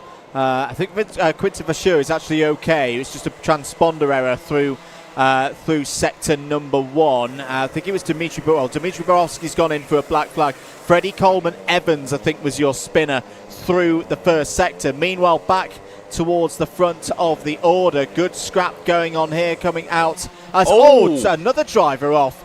This time at Garda. That battle, I think, was the George Lewis Richard Newcombe one. Yes, Winchcombe, apologies. Yes, it was. So George Lewis through into 3rd place. So the top 2, the front row sitters, have held themselves there, Reeve. They've got a 2.8 second advantage over George Lewis and Richard Winchcombe. So really, for Warner and Davies now, it's settle down time, isn't it? Absolutely. Jamie Warner had that great start, was able to break away from the rest of the pack. Jensen Davies, though, has been hunting him down over the past lap, also closing in as we see now heading in to Garda in just a moment. It is Jamie leading from Jensen. We're going to head back on to the straight once again as we see the first look over the shoulder from Jamie Warner. He's aware his rival is hunting him down. A great run through for Jensen as we head on towards the first corner. Defensive line though from Jamie Warner. Track limits warning coming in there as well. They are pushing as hard as they can in the midst of battle. What this is allowing though is George Lewis to close right back up. By far and away the fastest lap of the race so far last time out, and here he is, George Lewis, now in the mix. Yeah, properly in the mix is George Lewis. Judging by an 18 position fall, it was Louis Williams off at Garda a lap and a half ago. There's also been problems out there. Noah Hadwin has fallen down 8 places, is now in 15th spot, and Annabelle Owen is coming through the field like a train, is up from 30th on the grid to P11. What a drive from Annabelle Owen. Well, they're saying that Annabelle has just picked up a cone warning, so it's just a warning for now. No further penalties, but needs to be careful out here. Here's a key move. George Lewis trying to go down the inside for P2 on Jensen Davies. Jensen Davies not having any of that. Closes the door, holds on to P2. And here we see Richard Winchcombe now being brought into the mix as well. He's been able to charge on without too much stress here as we head through the second hairpin. George Lewis gets the move done ahead of Jensen Davies for now, but I get the feeling this fight is going to continue on as we head down through to Garda in a moment's time. What this is allowing is Jamie Warner, though, to have a bit of a breather through the second half of this lap. The question is, for how long? Yeah, it's a good opportunity this for Jamie Warner just to get a bit of a rhythm going and pull away from the rest of the field. It's tight in these pre-C finals when you've got 31 runners and only 2 transfer spots into the pre-B final. Davies has a little think about going back down the inside of George Lewis into turn 1. Pulls out of it. Lap time's improving. We're into the mid-47s now at the front of the field in comparison. Yesterday in race trim for the junior lightweights, we were seeing 46s and even some 45s, so about a second and a half off the ultimate dry pace for this time of the year at Buckmore Park. Cone warning out there for the number 59, Jonathan Fuchsel. Seeing there Jensen Davies running with that Gulf stickered helmet there, so that immediately goes into my kind of running for helmet of the day there. I'm a bit of a fan of everything Gulf liveried. So. Yes. So. But only when it wins. That's my rule with Gulf liveries. You can't just slap a Gulf livery on anything. So here we go then, Jensen, you know what you've got to do. Track limit warning for Jensen Davies. Just a warning at the moment. That's absolutely fine. New fastest lap there as well for Jamie Warner into the 46s then for the first time in this race. As we're having a look now into the first hairpin here. This will be the number 60 cart there of Tyler Masters, getting overtaken now by James Lockhart heading into that first hairpin, and the move sticks as well. Does indeed. Further down the order, there's a warning coming in for Ollie Moody. Changes further down the order as well. Noah Jalouf on a bit of a return drive is back into the top 20. He's just got past Ollie Moody. And Andrea Brahariu is also up 2 places. She's gained so those spots and is into P21. As Noah Jalouf now, well, after the work of getting up to 19th place, is now going to lose that. A penalty for, I think, multiple pieces of contact out there. Jonathan Fuchsel on a very good charge at the moment, 46.6 last time out. He has closed right up behind Richard Winchcombe. Richard we saw having a great run a couple of laps ago. I thought he maybe would have been able to have kept up with that top 3 running pack. Instead, though, he's going to have to focus on this battle with Jonathan now. A couple of cone warnings coming in as we run through Garda in just a moment. Seeing a little bit of rotation on the kart heading into the first part of the corner there before we jump back onto the end of the lap. Jamie Warner, meanwhile, out in front of building that gap quite nicely as we see going for the move down inside. It is Jonathan Fuchsel who's going to carry that inside line through to the second phase there, the second corner into the first hairpin as well. Kart out in front. Can he stick that move though? That second hairpin overtaking opportunity opens up for the driver following behind. You've got so many lines that you can take through there, and it is a good run for Richard. It just, will it be enough? I don't think it will be for now. It is Jonathan in the lead. Yeah, Jonathan Fuchsel goes through then into 4th place. Still 2 places off, transferring into the B-level races. She's a level that Jonathan Fuchsel has not missed so far this year in any appearance. Hasn't been at every single round, but when the number 59 has been here, it's always been at least a B final. In fact, some A finals across the season as well, including the last appearance for Jonathan, which was back at Rowrah. Time remaining on the clock, 3 minutes and 45 seconds. Apologies for the slight technical issues with the timing tower on your screen. That's been worked on in due course, but what we can tell you is that Jamie Warner has the lead by a full second. Jamie Warner, another driver who, based on form so far this year, another driver who's not missed a B-level race at least this year, has done 7 of the 9 races this season. Wasn't present at Llandau, wasn't present at Warden Law, but it's looking on course for continuing that run.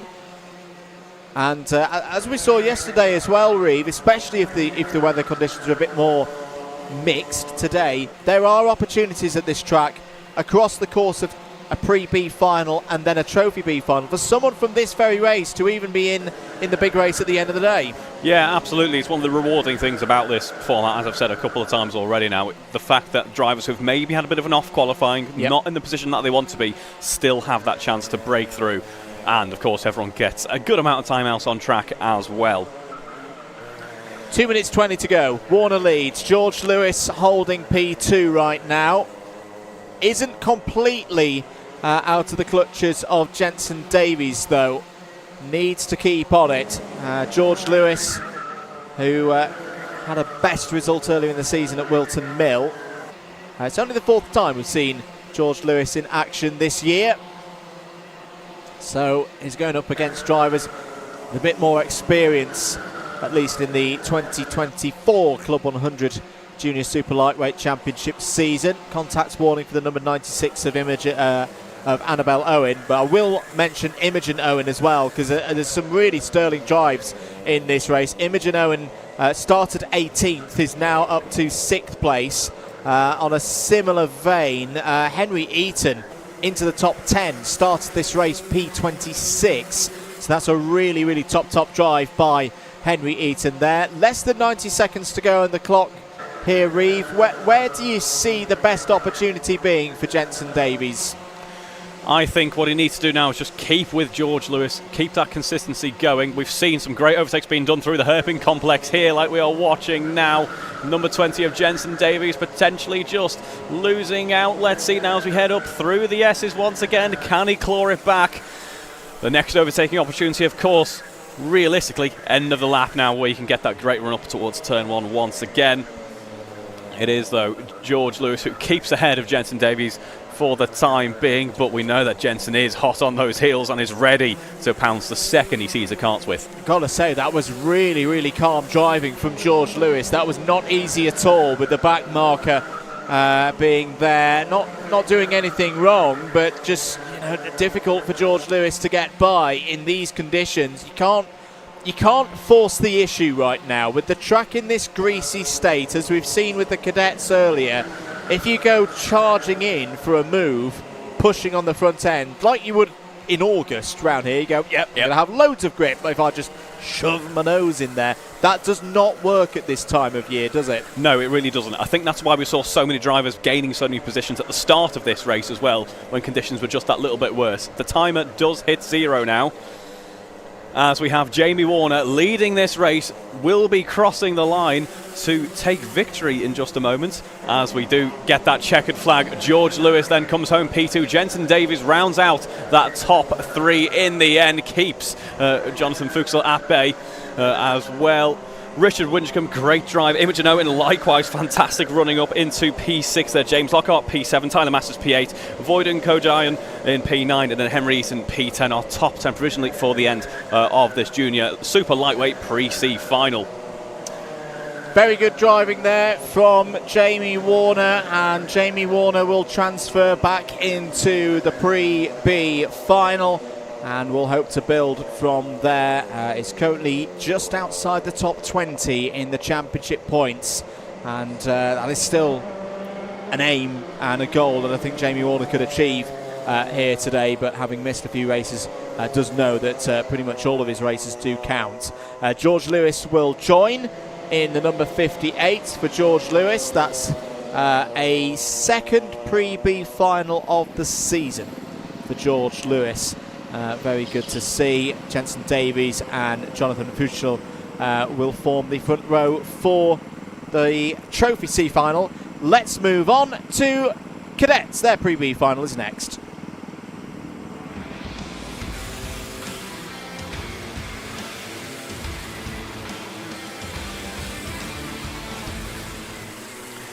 Here we go then, our 22 cadet karters out on track for the super lightweight Pre-B final. Let's have a look at the grid then, forming up this race. On row 1 it will be Jack Rauch and Nishwan Marshall, and then on the second row it's Oscar Delechnik and David Kadar. Row 3 it's Felix Sheldon Haywood and Reese Jensen. Moving on to the 4th row we will have Lewis Taylor and Zaya Ono, and then moving on to row 5 it is Daniel Marutiak and Lily Katignon. Moving on to row 6 it's Ledger Dimitru and Jacob Kent. Row 7 is Edward Sibery and then Alexander Krasdov. Moving on to row 8, Jack Thompson and Senna Panna. Row 9, Henry Spicer and Harry Myatt Waldron. Row 10, don't need, as we are going to go around once again to get everyone formed up and ready to go for this race. So we wait for this grid to form up for the Cadet Pre-B final.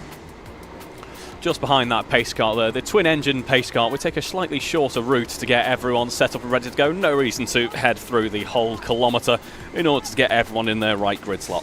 Just to confirm, Andrei Vasikov and Cesar Chen transferred through from the Pre-C final into this one as the drivers head round the formation oval/potato shape. Formation potato. It looks like a baby potato from the air. Anyway, there's a race about to begin.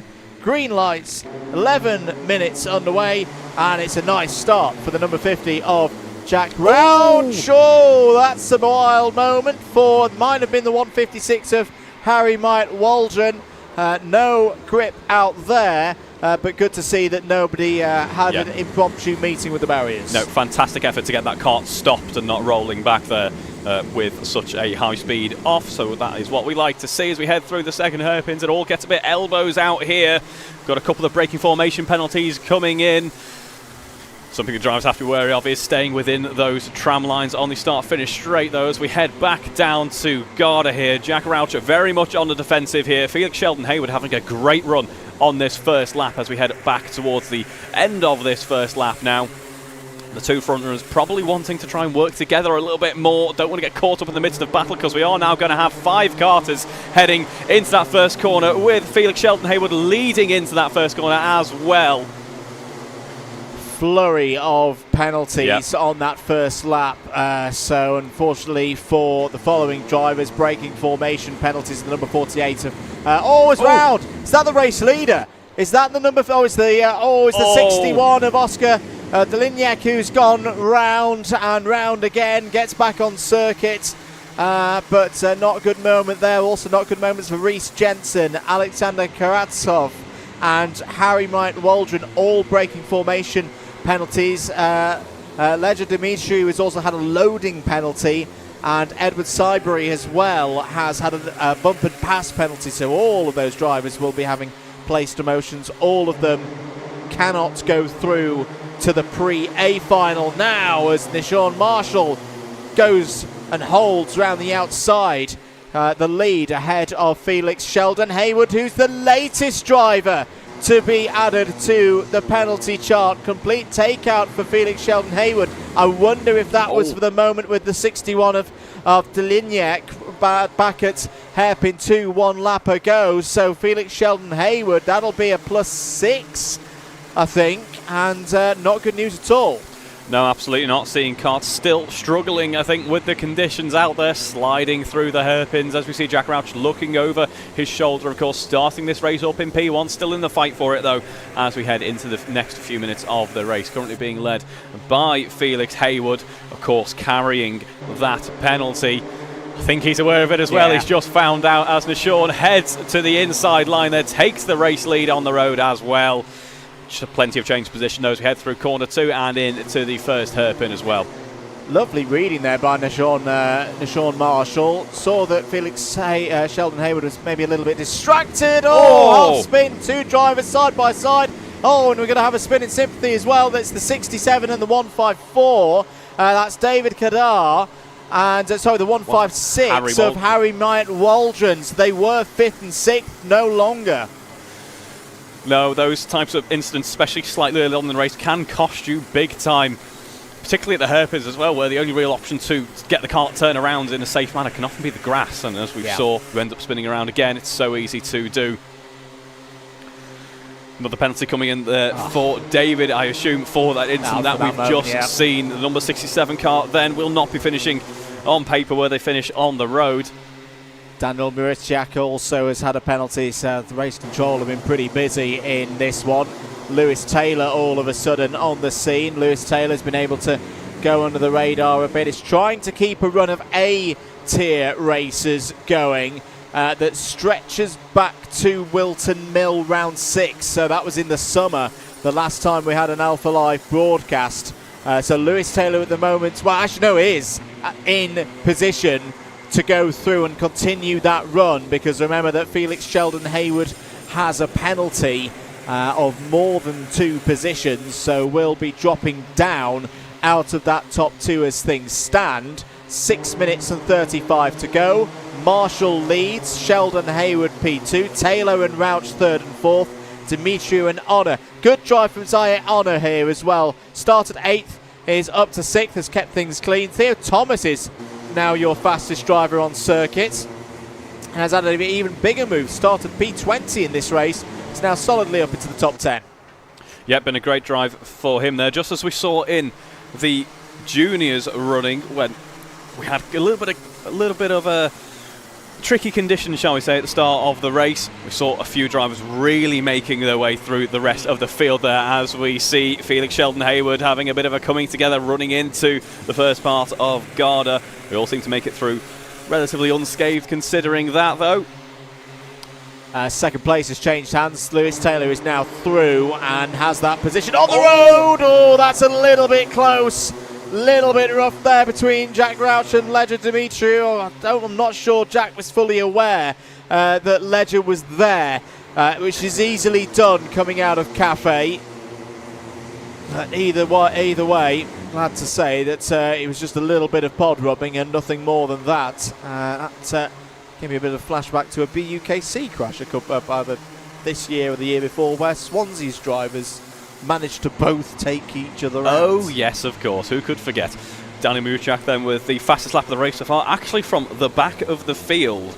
So, bit of clean running there, and he is running very nicely indeed. Hopefully we should see Daniel closing up and enjoying a bit of a tussle with a couple of drivers in the next couple of laps. As we do have a penalty coming in for David Kadar there. Bump and pass penalty as we've got an issue out on track. Waves yellows there through Sector 3. The Paddock bend there as both carters are able to get underway. Luckily, we should be good to go. We're continuing on later on into this lap. Bit side by side there, involving once again the number 50 of Jack Rauch and Felix Sheldon Hayward. Ledger Demetriou trying to take advantage of this. Zaire Honor there in the blue suit with the red details, the red gloves, and the red net protector getting involved as well in P6. Who else is coming through the order? Jacob Kent hasn't had a bad race here, up from 12th place to 8th. Jack Thompson as well. Started 15th, is now up into the top 10. Unfortunately for Caesar Chen, it's just not been the kind of race that Caesar Chen would have wanted after transferring through from the Pre-C final. That's a spin under yellow penalty.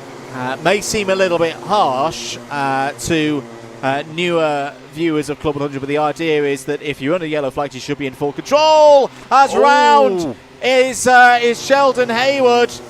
That looked to be little bit of a driver error, bit unfortunate into hairpin 1. The braking is so tricky into that part of the circuit when it's a little bit slippery, and I just wonder, is the rain starting to come down again? It's gone a bit misty over the circuit. The lap times are back out to the 52s. We were in the 51s. That looked very much to me Reeve Taylor, of a driver expecting a bit more grip into hairpin 1 and it's simply not being there. Yeah, absolutely, and this is where we see those drivers really need to show their aptitude now, as Garda is looking particularly less than ideal there. We've seen the drivers deal with a track that improves in condition, but now we've got to see drivers contend with a track that is maybe perhaps starting to lose a little bit of grip here and there as we head into the final few minutes of this race. So here are your top two, Nishawn Marshall and Lewis Taylor at the moment, both going through into the Pre-B final. They have both driven fantastically across the course of the last 8 minutes. They've still got another 3 to go though for Nishawn Marshall. First appearance in a few rounds. Always run a little bit wide, and through goes Lewis Taylor. Jack Rouch not too far behind as well. This is what can happen sometimes in these. You can see how the carts are sliding now off of Garda. The carts go very light as you. The camera doesn't quite do it justice of how much of an uphill, almost like carousel. Yeah, it it's is a bowl through here at Garda. Buckmore, really, isn't it? It's just kind of concave shaped, I'm going to say. A little bit, yeah. As we see Lewis Taylor leading this race on the road. And the other factor to consider as well with conditions like these, we're not at full wet by any means, as we see Nishawn having a look through the inside there, through the second hairpin, makes the move stick as well, gets that nose out in front and just gets a good run on exit as well. Nishawn back into the lead on the road. But through sections like Garda, where we're going to see a little bit less grip, potentially a bit of rain as well, that racing line, which has all that rubber, which offers the drivers the grip in the dry, all of a sudden becomes a bit less enjoyable, as that rubber with a bit of water over it doesn't offer anywhere near as much grip. Jack Rouch is really putting Lewis Taylor under a lot of pressure now. Lewis Taylor's run of being in the A-tier races is looking under threat, as wide is Taylor. Retains to second place. Jack Rouch is going to try and go around the outside. He's going to do the over-under. Beautifully done by Jack Rouch. Contact warning has been picked up by the number 50. There's a yellow flag out at Marshall Post 2, but Rouch is through into second place. Now can try and set about chasing down Nishawn Marshall, which I think for Lewis Taylor right now would be the best thing is just to try and follow. This is a little bit awkward though. They've caught up to a back marker through the S's and down through Syme Sweep. Look how composed Nishawn Marshall is looking at the front of this field. You wouldn't know that Nishawn Marshall hasn't been through to an A-tier race since round 2, as Taylor's got another opportunity down the inside of Rouch. Rouch tries to turn in. Taylor holds his ground. This is really good racing, as there's a bit of a pod-to-pod moment there through Senna, over through Cafe now, still side by side. Off the road a little bit there is Lewis Taylor onto the final lap. This is a pulsating finish. Ledger Dimitriou's now on the scene. Ledger Dimitriou in the number 19 has got ahead of Rouch and is into third place. Yellow flag still out at hairpin number 1. So there's going to be something happening there. Yeah, there's a cart off to drivers left on the exit of hairpin number 1. Down the inside, that was a bit firm by Jack Rouch. Jack Rouch is trying to get back into third place. This is good for Lewis Taylor. He's edging away. Nishawn Marshall looking good for the race win here, even a pulsating Pre-B final. Yes, absolutely. Nishawn just able to get a nice clear run after all the battling heading on behind him.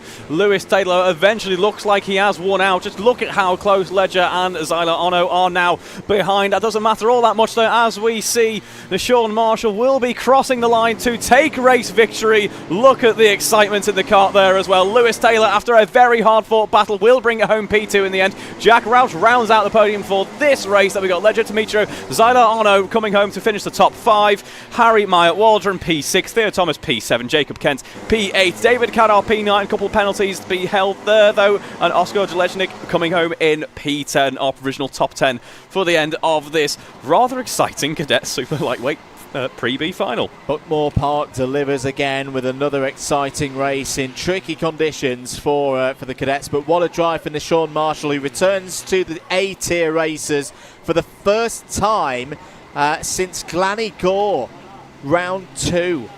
So brilliant to see Nishawn Marshall back in those top races. Lewis Taylor continues this run of also being in every single A-tier race for the last few rounds. We're going to have to move on because next up it's the Pre-B final for the juniors.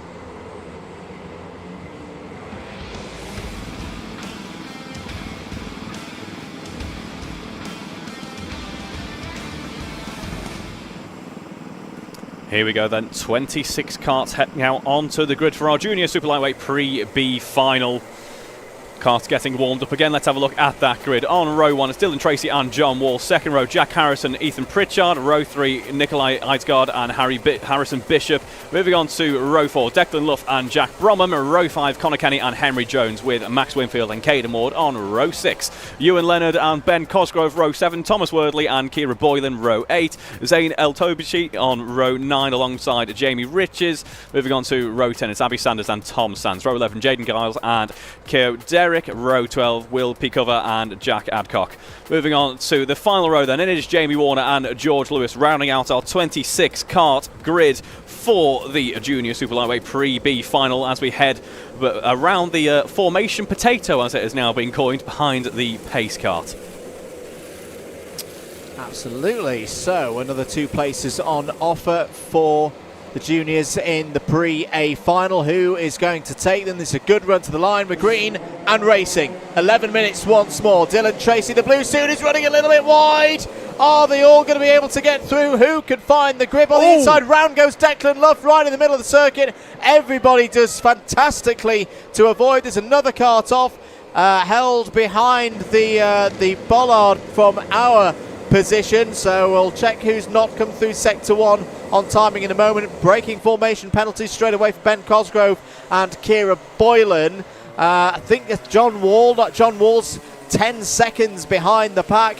Jack Bromham has also not come through sector number 1, so problems for drivers who started in the top 10 early on. I think for some of the juniors there, a lot of speed into turn 1 on cold tyres that can often be a tricky result in these conditions. Yeah, absolutely. The eagerness to head into turn 1 as we've got a spin there. That is the number 10 of Caden Ward heading the wrong way at Garda. Not an ideal start to the race there, but drivers were very eager to head into turn 1, I think. That's why we saw a bit of braking formation and also why we saw a bit of elbows out action as we ran into that first hairpin as well. Jack Harrison currently leading at the moment. It looks like the number 51 car, Connor Kenny, potentially having a poor run through that first hairpin. Bit of issues perhaps. Bit of oversteer creeping in and nicely slides it through, feeds the power in and is able to continue on. Lost a bit of time there, but at least he gets style points. Jack Harrison leads this race. On the form book, you would expect Jack Harrison to be in the mix. It's a round winner at the very start of the season. When this 2024 campaign kicked off at Rye House, that was in the trophy final as someone runs wide through Garda. Bit of an up and down season for Jack Harrison. When it's been good, it's been very good. As I say, that win at Rye House, a couple of 4th places in the middle of the season at Ella Park, but has at times not quite made it through to the A-tier races. He's got half-second advantage. Here's the battle for 8th place. Ewan Leonard at the front of this one, ahead of Harry Jones. And I think Abby Sanders in that mix as well. Yeah, Nikolai Eidsgaard also in the mix there. It was a great move from Ewan Leonard to get ahead as we ran into that first hairpin. And they're still going to be side-by-side battling it out as we run up through the S's in just a moment.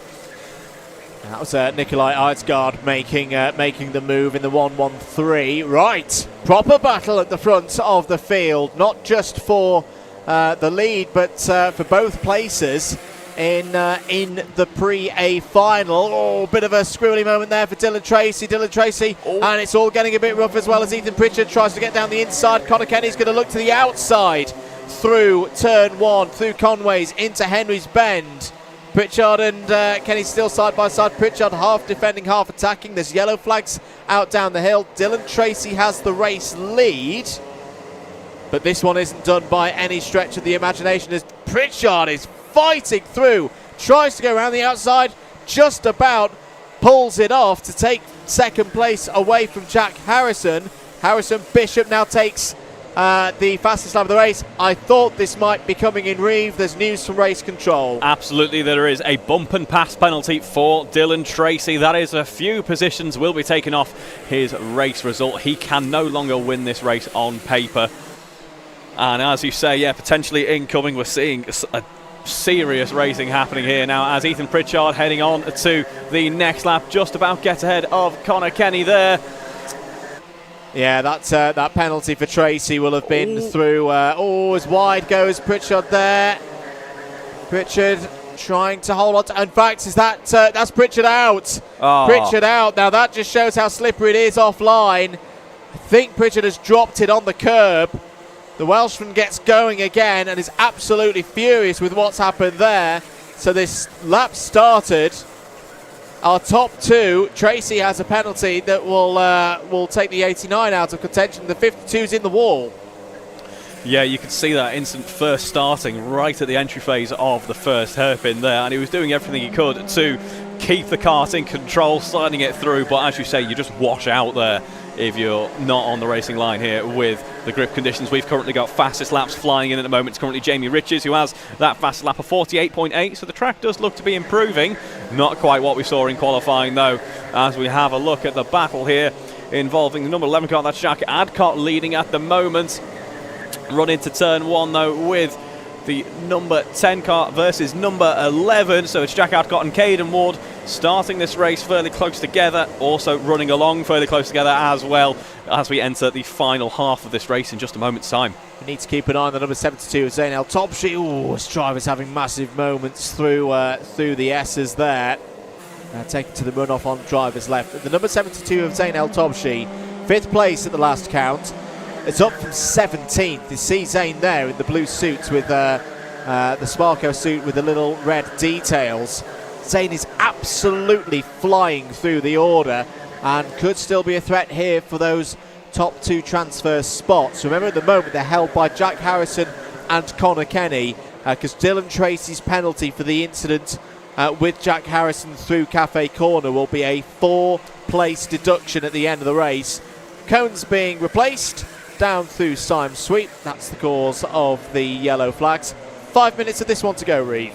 Yep, Jack Harrison at the moment ahead of Connor Kenny. Dylan Tracy breaking away there, but does have those penalties to bear in mind later on into the race. Of course, actually picks up a cone warning as well, so that's probably why we're seeing a couple of drivers actually with cone warnings.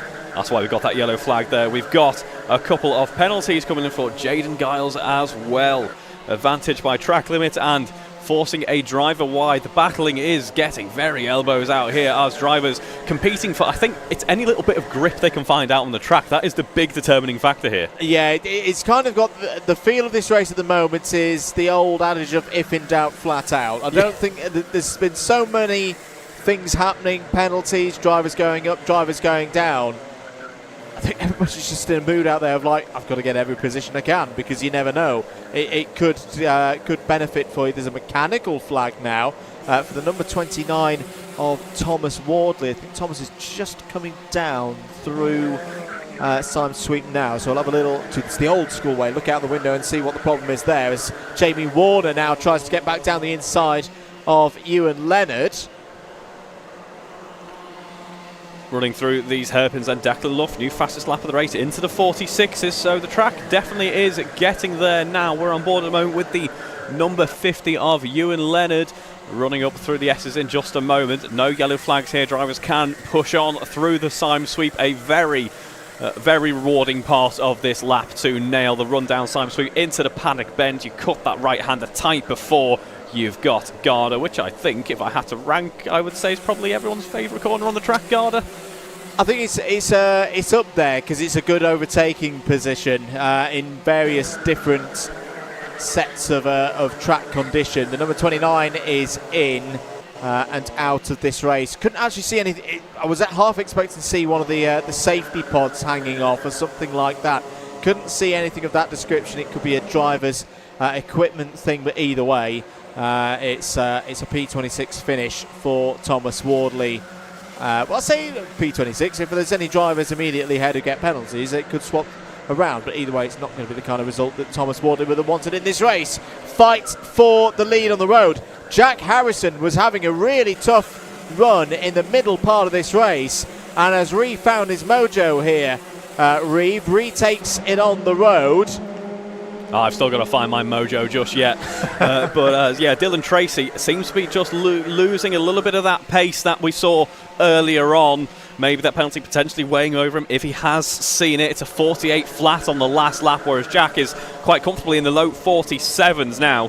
So Jack in his stride, as you say, A bit of a close racing there between Dylan Tracy and Harrison Bishop as we run up through the S's now.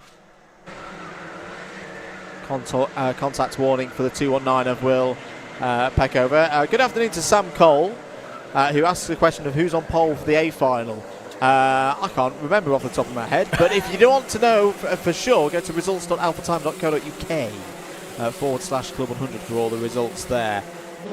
For the cadets, it'll be Rory Hamilton, and if I'm not mistaken, it is Rory Blake Hamilton. Southam for the juniors. But all the results there on results.alphatime.co.uk /CLUB100. Meanwhile, great battle going on, and a key move.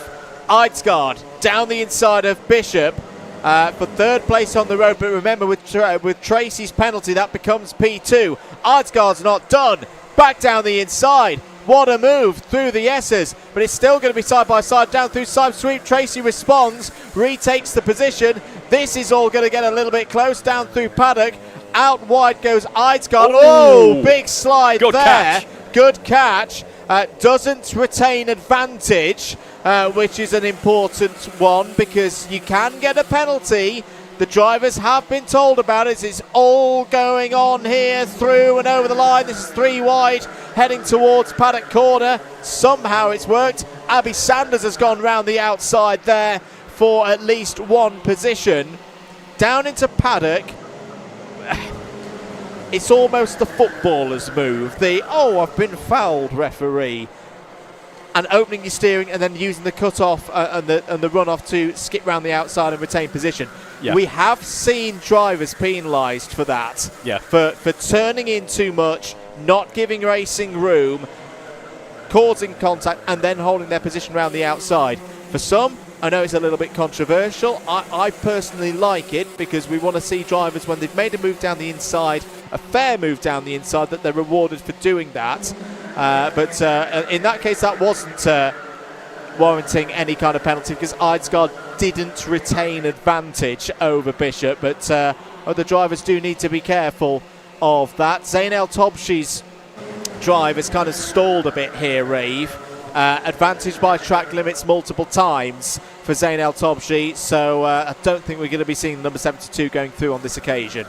And look at Jack Harrison now as the timer does hit 0. It's built up a substantial margin, 4.7 seconds towards the late phase of this race, 46.8 on his last lap, as we are potentially going to be seeing him come across the line in just a moment. I think he has just crossed the line to take race victory, does Jack Harrison there. 5 seconds behind are his rivals. Dylan Tracy comes home second on the road. Then we've got Harrison Bishop coming home P3, Nikolai Eidsgaard P4, Ewan Leonard P5, Abby Sanders comes home P6, Zayn El Tobshi P7, Jamie Warmer P8, Henry Jones and George Lewis rounding out our top 10 for our junior super lightweight pre-B final. And what an exciting race that was as well, that scrap for the top end. Nice result for Harrison Bishop there. That'll be a second pre-A final in a row and of the season. Harrison Bishop has improved massively. He was, in the second half of C finals at the start of the season, is now in the pre-A. That's the juniors done for their pre-B final. Next out, back to the cadets. It's a big one. It's the pre-A final.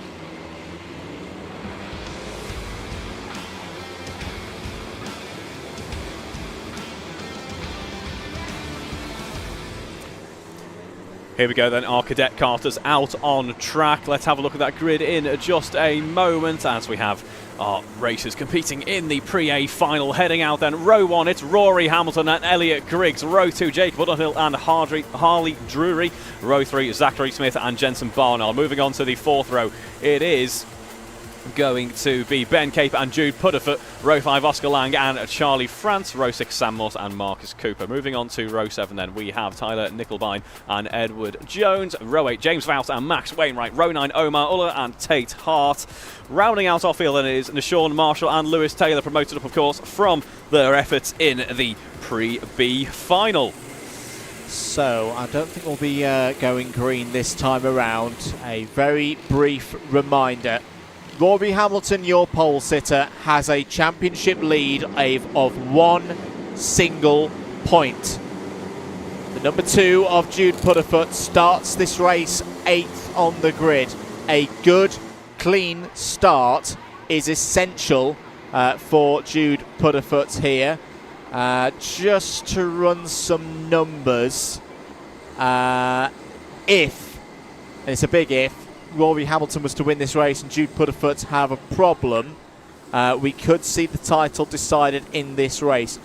From a neutral position, I hope that's not the case. I want to see this one go to the last race of the season, because that would be spectacular for us. But that is what's at stake here in this Pre-A final. 11 minutes on the clock, eyes on the lights. The red, the green were racing at Buckmore Park. Big race in the cadet super lightweights. Hamilton leads into turn 1. Keep an eye on the black and yellow suit and the number 2 of Jude Pudderfoot, who's not had a great start, is still on the outside, has been shuffled down a number of positions, but also Hamilton's been shuffled down a number of positions as Jacob Underhill comes through in the number 5. One of those 4 drivers competing for 3rd place in the championship has had a great start here in the Pre-A final. Down the hill for the first time, Hamilton's retaken the lead on the run down through through Simon's sweep, but everybody is there. The number 63 is running out wide at that moment. Where is Jude Pudderfoot in all of this?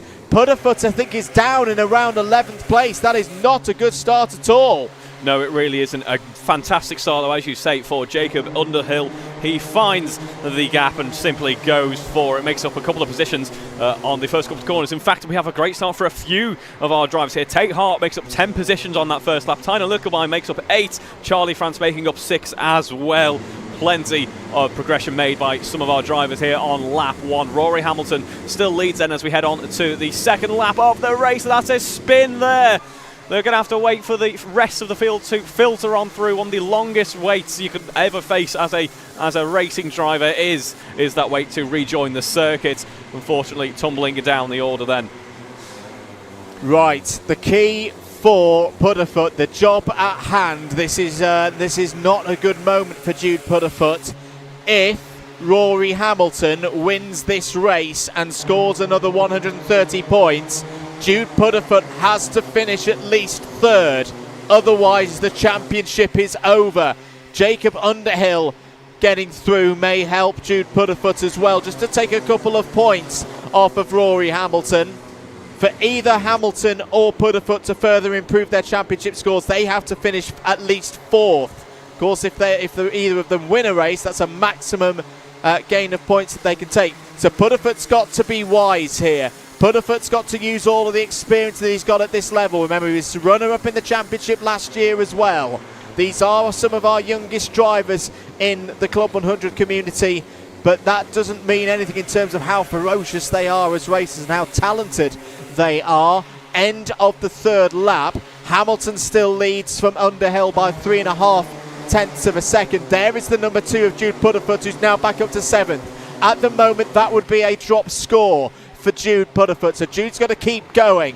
James Vout is the next driver ahead. There is, I think the bigger problem at the moment is the gap between Vout and Morse. Yep.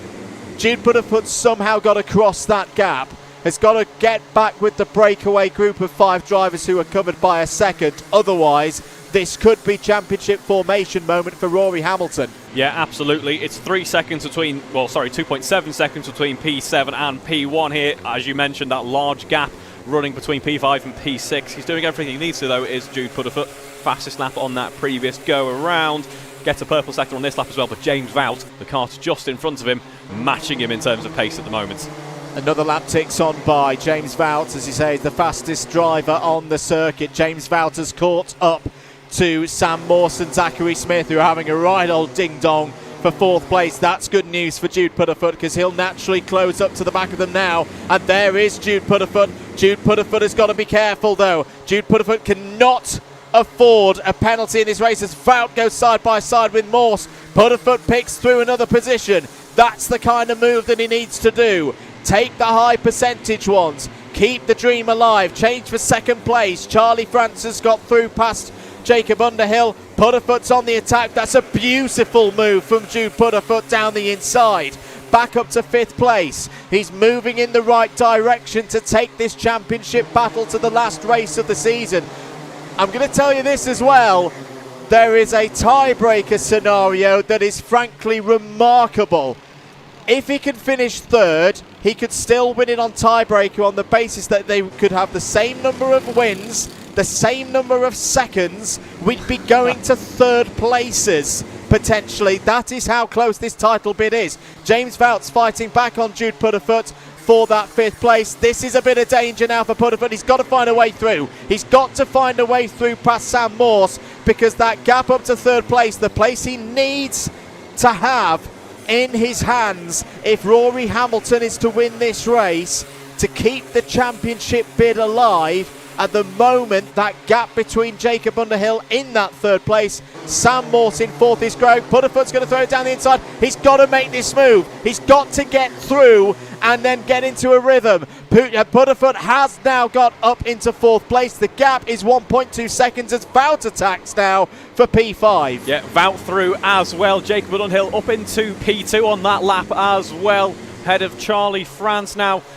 It's Jude and James, I imagine, feeling like Sam Morse just a bit of a cork in the bottle at this moment. They are past now, but the question is, will they be able to stay past? Because the pace from the rest of the pack is still there with Jude and James. They are looking very strong indeed, this run from P4 down to P8, P9 really. Indeed, and remember the grid for the final is set by the finishing positions of this pre-final.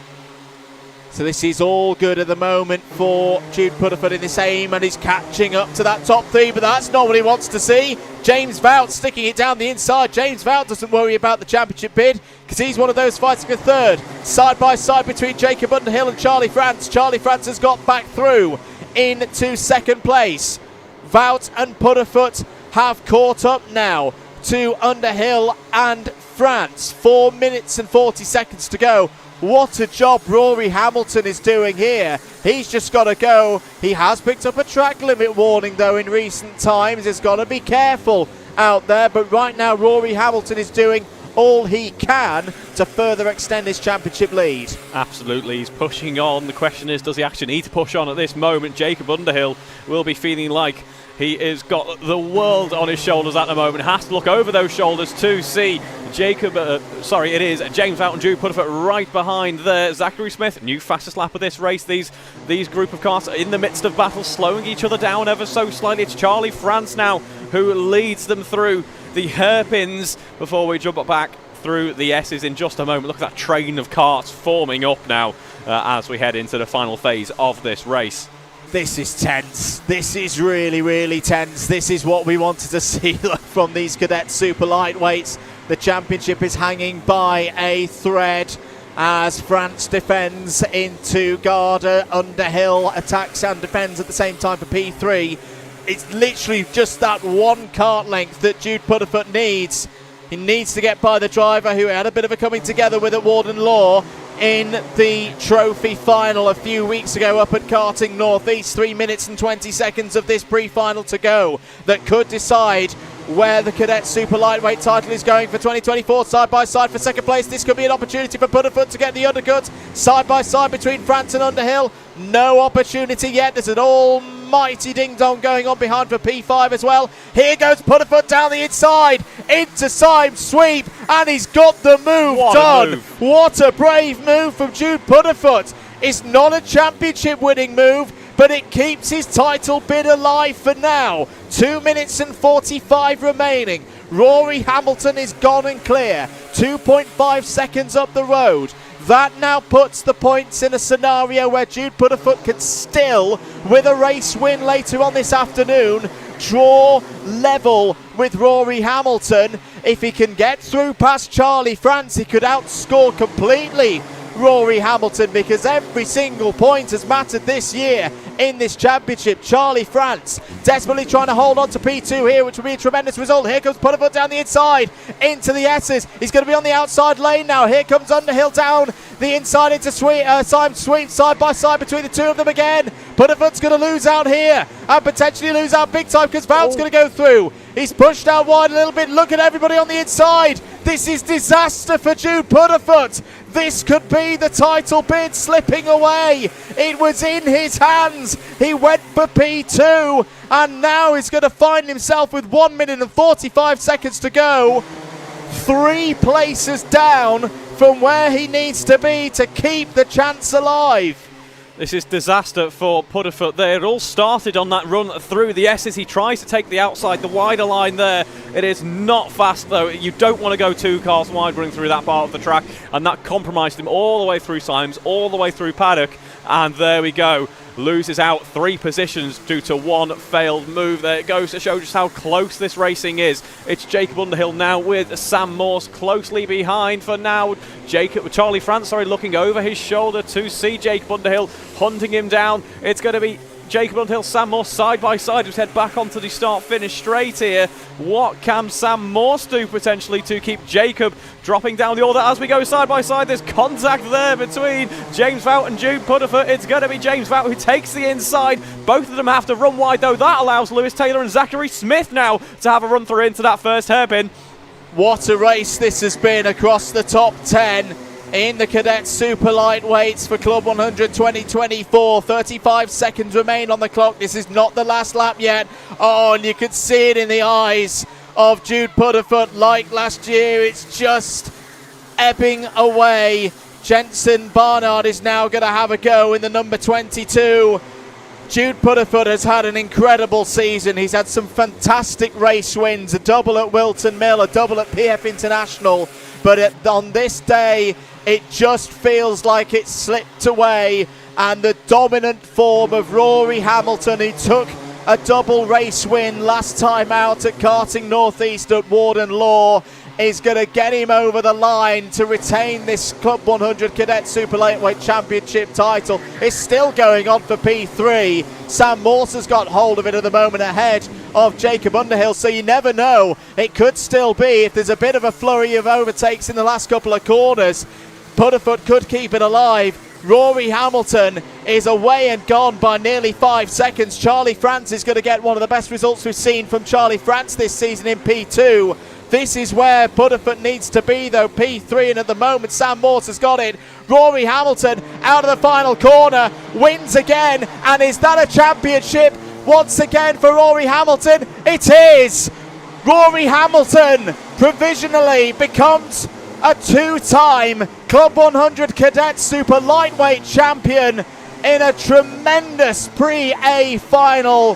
Hamilton wins, France P2, Sam Morse takes 3rd place, an equal best result of the season for Sam Morse, but unfortunately for Jude Pudderfoot, P7 is a drop score. It means he can only score up to 1,803 points, and Hamilton already has secured 1,804. A mega drive then from Rory Hamilton as we have to move over to our Junior Super Lightweight final now.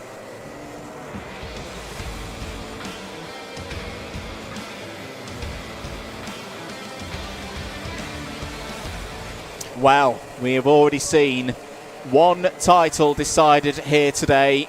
We move to the Junior Super Lightweights, where again we could see another decided in this race. Let's take you very, very quickly through the grid. Palmer, Malsby and Southern on the front row. Hamilton and McAllister row 2. Balasitis and Navarro row 3. Redfern and Castro are on the 4th row of the grid.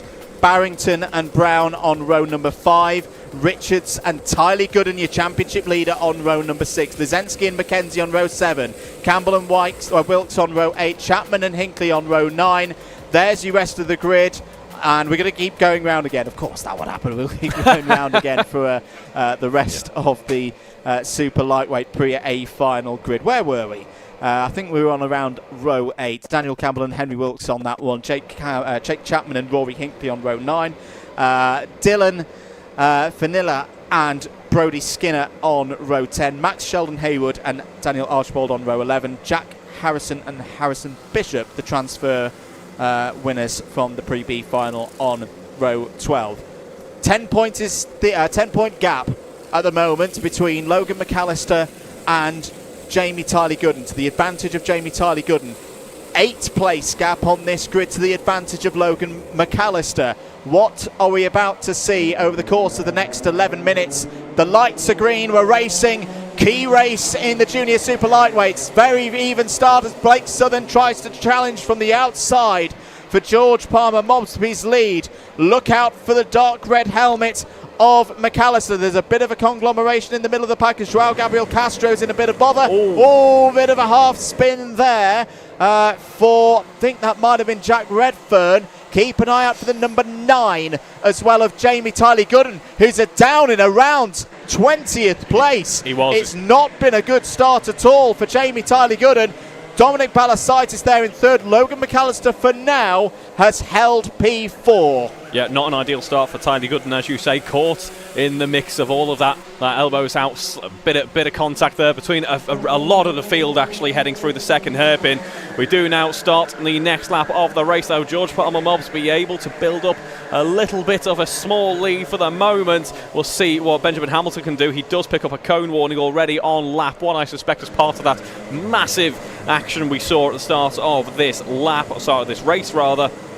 It is Dominic Balasaitis up into P3, though. A great start to the race for him. And in fact, Max Sheldon Haywood making up 12 positions, as does Daniel Archibald on lap 1. So the point situation, Logan McAllister with a 4th place, as Benji Hamilton and Dom Balasaitis have a bit of a moment. Oh, that's beautiful reading by Logan McAllister. If he can make that one work, going to get down the inside, he's going to get across.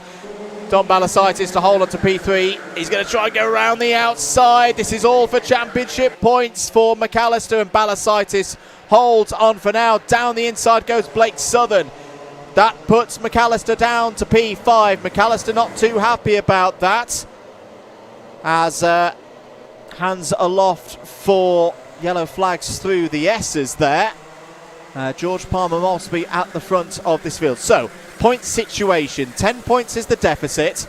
Logan McAllister finishes in 5th. He takes a point off that deficit. 4th, take another point off. So all these positions in this part of the course are all key for Logan McAllister. Jamie Tyler Gooden right now is 18th. That would be a drop. That would leave him staying on 1,793. The championship at the moment would not go on, though, because remember, Logan McAllister, to keep things alive, has got to win this race. He's within 1 second of that race lead at the moment, has lost a position to Dom Balasaitis on the previous lap. There we see George Palmer Mosby leading and leading quite calmly by the looks of things at the moment. Has got 3 cars behind him, isn't making any rash moves though, or looking over his shoulders just yet. He's just, I think, doing his best to control this race as we head into Garda. We're seeing a few of those cars behind Logan McAllister. Dom Balasaitis having a look around the outside potentially to see if there's a way to get the cars heading around those 2 front runners. Nothing to do just yet, a bit too far back as we head up into that first corner in just a moment. And here we go then, 4 cars in quick succession heading through hairpin, the next proper overtaking opportunity on track. All 4 cars making it through with relative ease. Track looking good now in the 46-second region already, as these cars up to temperature, ready to race. So the key thing to remember, we'll come back to that, because Balasaitis and McAllister are having a bit of a moment, and Blake Southern's going to take advantage of that to take 3rd place away. Effectively, at this stage of the season, drivers are racing their previous selves. It's not like something in, let's say, like a Formula 1 championship where a win's a win and it's 25 championship points, whether it's round 1 or round 20. This is all about beating scores that you've got previously in the season. For Logan McAllister, his next score to be dropped is a 5th place. So 5th place, 6th place, 7th place, 8th place. It's effectively like being out of the points. He's not further improving the score that he's got at the moment.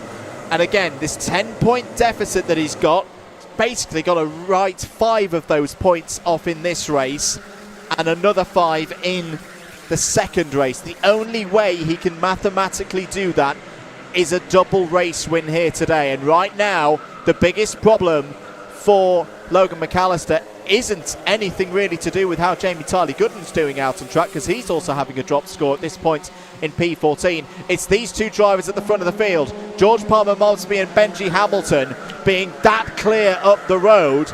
That's where McAllister needs to be, and right now he's 2.2 seconds off it. He is. Max Sheldon Haywood getting the move done actually as we cross the line there up into P5, so not ideal for Logan McAllister as we get a little bit elbows out running through the second hairpin. George Palmer-Mopsby and Benjamin Hamilton coming together, but we do make it through. No real lost pace there as a result. We're getting very close here in this upper midfield pack now, aren't we?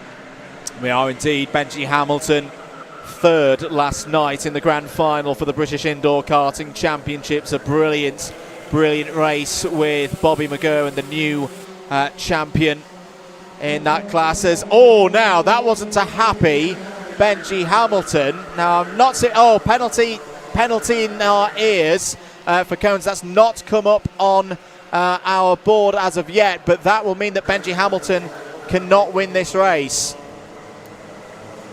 That could be a great benefit there to the likes of Logan McAllister, though. If we continue to have issues and Logan just needs to make that a little bit less progress than he otherwise needed to make, it could still ring good fortune for Logan McAllister in this race.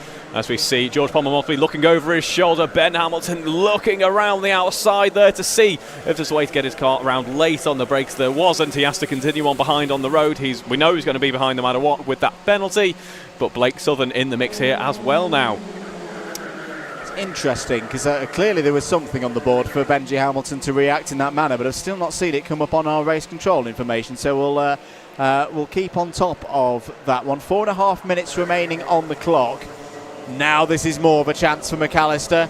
Again, well, McAllister knows as well, cannot afford a penalty, any kind of penalty, because that will undoubtedly mean that, you cannot. It's what I do like about the penalty system. I know for some people, it's like, isn't a time penalty a better way of doing it, and I do see that side of the argument, but in this kind of sprint racing, you have to race clean to win a race. Absolutely you do. As we see now, George Palmer-Mopsby is very much under pressure here, running through the first part of the lap. Then hairpin coming up next. Going the long way around there is Don Balasaitis, and that seemed to work out quite well for him, actually. Not a line we've seen all too often running into the first hairpin. Echoes the two in front, though, through the second, and they're going to be very close together now, separated by mere hundredths of a second as we run up through the S's. Now drop back down that elevation change once again. It is Benjamin Hamilton running in P2. George Palmer-Mopsby once again is going to be looking over his shoulders as we run through Garda. Don Balasaitis fancies his chances here, takes the inside there, sees a cart's width, says thank you very much, up into second place, but for how long? They are side by side as we run onto the start finish straight once again. Loses out big time because through goes Blake Southern into P3 now, and now it's going to be Blake versus Benjamin as we run through the first couple of corners. A marvellous drive there for Blake Southern. Unfortunate for Don Balasaitis, who just didn't get the run that he would have wanted onto that start finish straight. 3 minutes to go, and for Logan McAllister's championship bid, this will be frustration because there's this brilliant battle to watch here on the sidelines, but what it's doing is allowing George Palmer-Mopsby to break away. George Palmer-Mopsby has not had a race victory since the final at the first visit to Wilton Mill earlier on in the season. That was all the way back at round 3. He's not been in the top 2, then in the top 3 of an A-tier race since the trophy final at PF International. More penalties coming in. Don Balasaitis has had one for multiple track limits. Again, the trouble is, though, it's track position that McAllister needs. He needs to get up the road. He needs to somehow find a way back up to George Palmer-Mopsby. 1.8 seconds is the deficit right now. Jamie Tyler-Gooden, by the way, is in a strange way. It's not the first time we've seen this season. This is similar to what we saw at Warden Law for the junior lightweight title, where Bobby McGurr got the title win, not because he'd had a storming to the line victory. It's because he and Rory O'Regan both had drop scores. They both had terrible days, and the maths just went against Rory O'Regan in that one. Jamie Tyler-Gooden is down in 13th place and has penalties. But bizarrely, in a way, he is still in a position where he will win the championship because Logan McAllister is still marooned down in P6. Benji Hamilton's having another go for the race lead on the road. Cannot win this race. According to the information that we've had in our ears, he has a cone penalty. That is a one-place deduction. 1 minute and 10 seconds to go. And the other trouble for McAllister, for me, Reeve, is he just today doesn't seem to quite have the pace underneath him to force his way through and make these moves on some very talented drivers ahead of him. Yeah, this is the issue. There's some serious talent at the top end of this race, and it is very close running here as Ben Hamilton having a look to see if he can find a way past, heading through the first couple of corners. Going to go for that outside run through the first hairpin again, like we've seen a couple of times in this race. Now second hairpin comes up next, another overtaking opportunity there. Now this run out of this corner is oh so important. George Palmer must be looking over his shoulders. Benjamin Hamilton currently holds the fastest lap of this race and was faster on the previous couple of laps, so has got that pace right at this point in time. 20 seconds left on the clock. 20 seconds left on the clock. I think we'll get another lap in here. A couple of plaudits to drivers further down the order. Jack Harrison has had a tremendous drive. Yes, your B final, pre-B final, when he was up into the top 10. Never mind, take 2 races to do it. He's done it in 1, up 13 places. Daniel Archibald is also up 11 places in this race to P11. Brody Skinner's made some decent progress as well. Still not done for P1 on the road. Benji Hamilton trying to find a way through past George Palmer Mobsby. George Palmer Mobsby is the only driver who could take the number 3 plate away from Benji Hamilton. At the moment, it would still be on. It would still be open, that battle. So I think that's why Benji's so keen to try and get through. It would still count for some level of points. McAllister's back down there in 6th place. I think we're going to be calling a championship again here in this one. George Palmer Mobsby takes the first race win since Wilton Mill across the line. McAllister only 5th. Wait for the number 9 across the line. Jamie Tiley Gooden is going to be Club 100 Junior Super Lightweight Champion. He does not know it. He's not happy at all with how that race finished with Daniel Lazinski. But with McAllister unable to improve his championship score, well, he does, but just by a single point.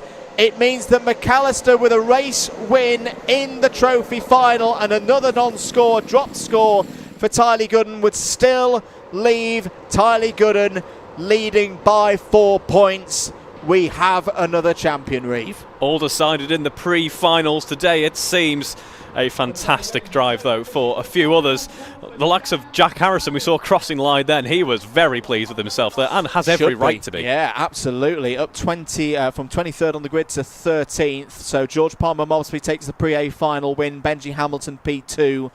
Max Sheldon Hayward P3. Blake Southern and Logan McAllister P5. Those will be positions that are provisionally at the moment that will carry forward into the grid, or onto the grid for the trophy final. Don Balasitis P6. Good drive there from Frederick Navarro P7. Jack Redfern, Joao Gabriel Castro and Jack Harrison all in the top 10. Daniel Archibald P11. Jamie Tiley Gooden.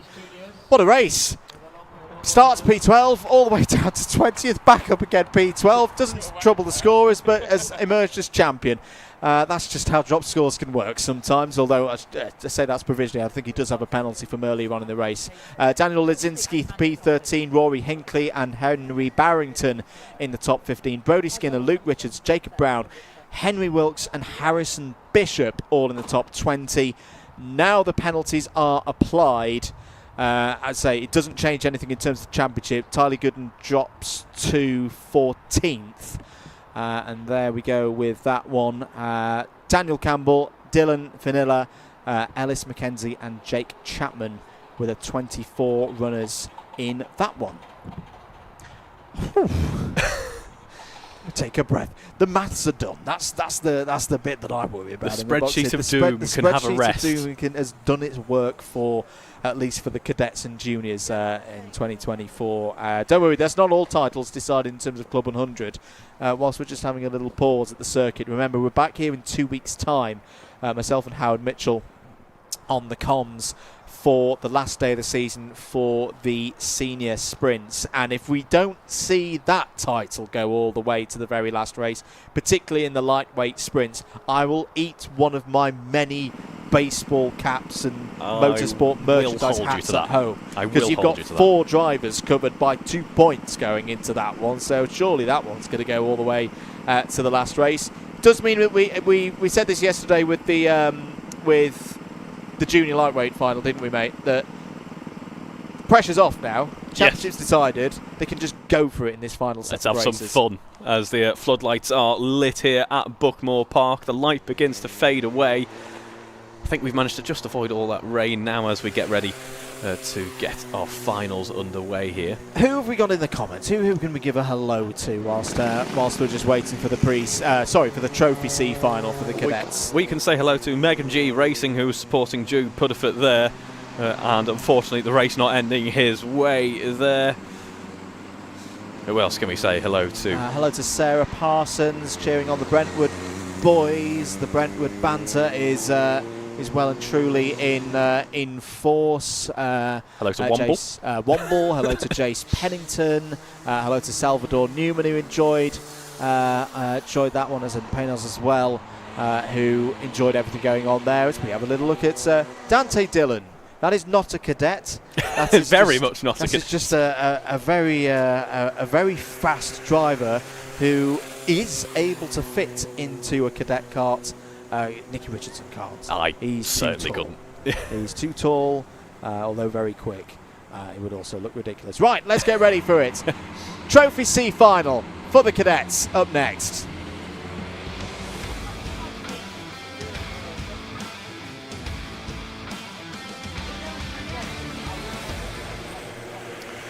Here we go then, the first of our final races heading into the evening here at Buckmore Park. It's our Cadet Super Lightweight C final. Row 1 is Valley Finberg and Adam Telford. Row 2, Ewan Furley and Adam Ascar. Row 3, Sarah Telford and Ethan Biddle. Moving on to Row 4, we have Freddie Kershaw and Dexter Hazeldine. Row 5, Zach Evans, Amir Gualteri. Row 6, Samuel Fowler and Guy Baxter. Moving on to Row 7, it is Ferris Pelk and Milo Taylor. And Row 8, rounding out our grid for this first final race, it is the kart in position 14 there.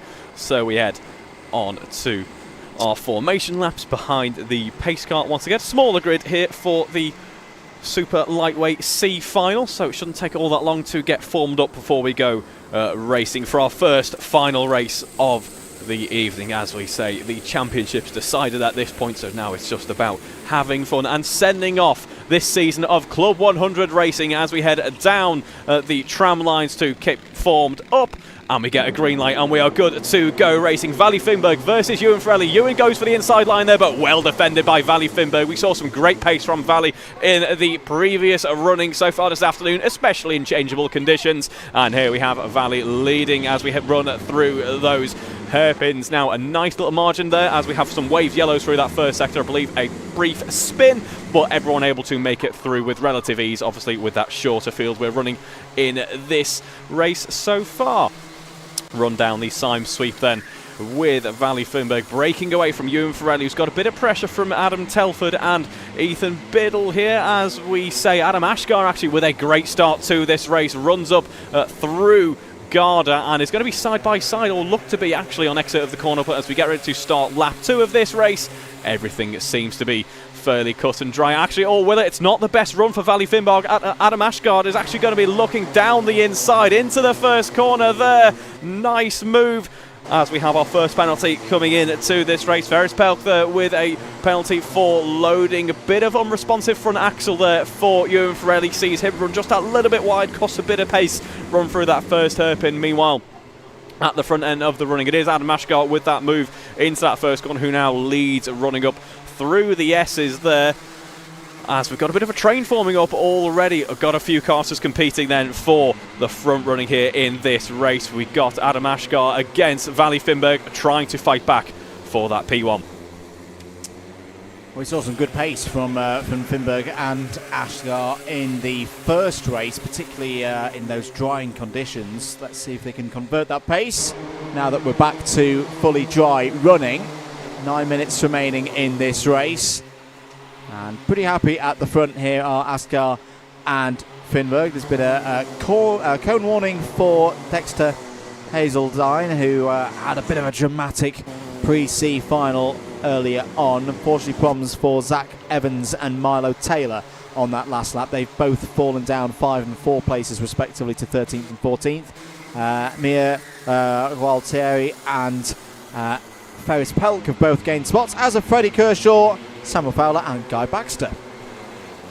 running through Garda now. Then Arden Ashgar with a strong lap last time out. Let's see as he improves as we get our first real racing lap under our belts. Great question in the chat. I was just seeing that. I had one eye on that question. David and I Whitehouse, imagine if he's still around, I'm sure he's got all of his stats from years gone by. I know we've had drivers from Germany. We have had drivers from who lived in mainland Europe come over and do Club 100 racing in recent times as well.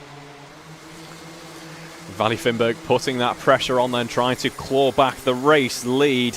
Actually takes fastest lap last time around, using as much of the curb as they dare. Of course, two wheels have to stay in the white lines at all times. Running through Garda now, gets a bit of a tank slapper on that, forces him out wide. That could cost him on the run through to the end of the lap here, because there is Ewan Ferrelli right on his rear axle as we jump up into the first corner. And it's going to be Ewan Ferrelli actually who sees that inside line, tries to get a nose in, isn't able to, has to back out of it for now. He does still maintain that inside line as we run down into the first hairpin. Who's going to be braver onto the brakes then, as it looks to be Ewan. Just had a little bit of scrubbing happening that could have cost him a bit of pace. He's still in P3 at the moment. Adam versus Valley versus Ewan, and it's going to be Ewan and Valley side by side as we run up through the S's in just a moment. They back out of it, all head through in formation. And we drop down through the Syme sweep. The Syme sweep looking a lot more raceable than it was at the start of our racing action this afternoon. Drivers having a lot more confidence in the kart here. 14 karts on the grid. It all seems relatively calm after that junior Pre-A final. Yeah, I think the drivers have got themselves into a nice rhythm now that they're back to these dry conditions, and they also know that there's no massive points of like throwing yourself in there too early with the risk of spinning out, because the grip is better, but it's still, to use that P word again, peaky. Yes. If you push it not too hard, it's too quickly, if you try and do too much, if you ask the tyres to do too much, multitask too much, they just go, nope, not having that in mid-November. And that's when we often see drivers have little issues in these conditions. I still haven't used the I word yet, which is your least favourite word when it comes to anything. Ineligible. Ineligible drivers, yeah. There's no ineligible drivers here. I know, yeah. I like saying it to you because it's counting. It riles you up. It does rile me up in a BU. That's why I've retired. That's why I've retired from BU. I can't do it anymore. I can't be doing with the ineligible drivers and how difficult they make the points. Anyway, back to cadets. Cadets far more sensible on track than the ineligible drivers in the BUKC. 5 minutes and 40 seconds remaining in this race. Ewan Farrelly starting to make some just positions to maybe make Valley Finberg think, oh, need to get a bit defensive here, and sometimes that can force an error. Yeah, he's been doing that for a couple of laps now. He's trying everything to see, will this line work through this corner? Maybe I can put an overtaking opportunity to myself here. That hasn't quite worked out so far, but he is, as you say, building up that intimidation and trying his best to perhaps force an error. Sometimes it can be the best way to get yourself ahead of a rival out in front as we get ready to start another lap. Some lovely clean running from our cadets in this super lightweight C final though, so that is very enjoyable to see. The fastest lap so far, a 50.1, not quite into those 49s yet, as potentially Ewan Ferrelli's got a good run through here as we head into that second hairpin. It's going to be Valley Finberg who takes the inside back through that second hairpin, though the track comes back to and offers a chance to defend just in case it's gone wrong through the first hairpin section. In the midst of all this as well, we've got Adam Telford and Dexter Hazeldine still very close running indeed. In fact, it is Dexter with the fastest lap of this race so far, a 49.906 last time around. Our top five covered by just 1 second in this Cadet Super Lightweight C final. Back on to the start-finish straight then, and potentially we could have a battle building up here for perhaps P4, P5 here as we head into that first corner. It's going to be Adam Telford having a look at the inside, has to defend from Dexter Hazeldine, who we know has got some decent pace underneath him. Meanwhile, up ahead, it is Valley Finberg and Ewan Ferrelli having a bit of a coming together into that first hairpin. Ewan goes for the inside there, nowhere really for Valley to try and defend. He has to go the long way around. There's a spin through the second hairpin. It is the number 17 of Sarah Telford. I imagine that was Ethan Biddy involved in that one there. We'll see though as he heads back round through to the next corner. Down the Syme sweep now through Paddock Bend. Ewan Farrelly still on the defensive ahead of Valley Finberg for the time being, but Valley's going to have a move down the inside there. Wide goes Ewan Farrelly, has lost a number of positions as a result of that. We head back onto the start-finish straight, and that is a big loss in position for Ewan Farrelly. A disaster. Not what he wants at this point in time. Dexter Hazeldine now up into third position. Adam Telford having a run through the inside into that first corner. Just over 3 minutes to go on the clock now. Yes, still opportunities for Ewan Farrelly to come back through. Might be slipping away now as Hazeldine's back down the inside. What a great day that Adam Telford's had. It's been really good to see Adam getting in amongst it, and still got a good opportunity here at potentially racing through and back into the B-level races side by side between Farrelly and Hazeldine down through Simon Sweep. It's going to be an advantage to the number 70 on the inside of Garda. And through goes Hazeldine for that position. 2.5 minutes remaining. Your race leader in this one is Adam Asgar, doing a great job. 1.3 seconds clear as back comes Farrelly down the inside of Hazeldine. Not much that Hazeldine could do there. Puts his hand up, but has ran out wide. Not a lot of grip on the outside line through Conway's and Henry's Bend. This is all over fourth place. Closest battle for those spots to go through. The one between Valley Finberg and Adam Telford. They are both doing good lap times. 50.3 last time around for Finberg. 50.4 for Telford. The gap between them is less than 4 tenths.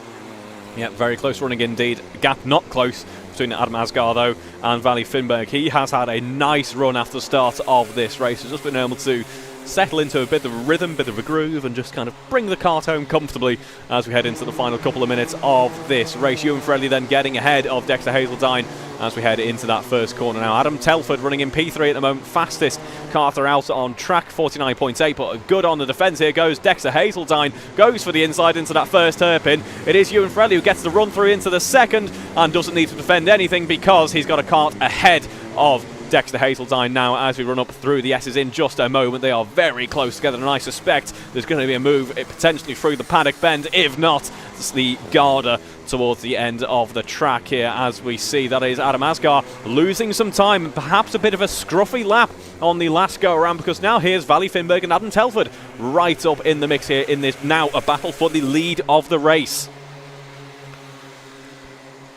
Back onto that start-finish straight then, also looking at the battle. It is still, in fact, the battle for the lead of the race. 45 seconds to go on the clock, running through the second corner. Now we see Adam Asgar hasn't had to look over his shoulders for a little while. He is going to do that now for the first time in this race as we see Valley Finberg and Adam Telford running each other wide, running through that first corner.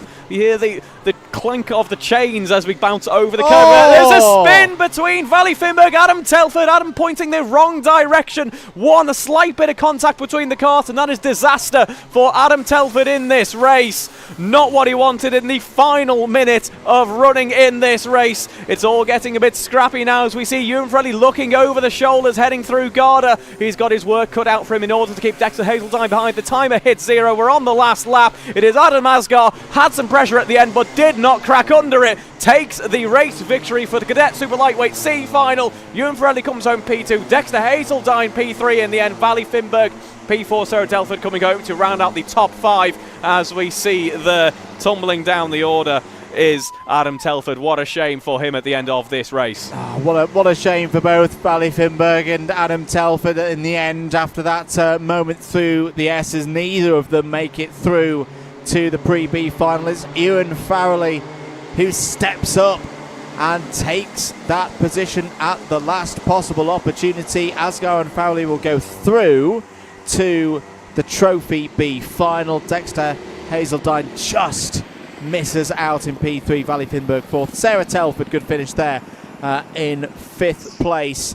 That is the best result in the final for a few races for Sarah Telford. 6th for Ethan Biddle, 7th for Ferris Pelican, 8th Adam Telford. We're going to have to move on.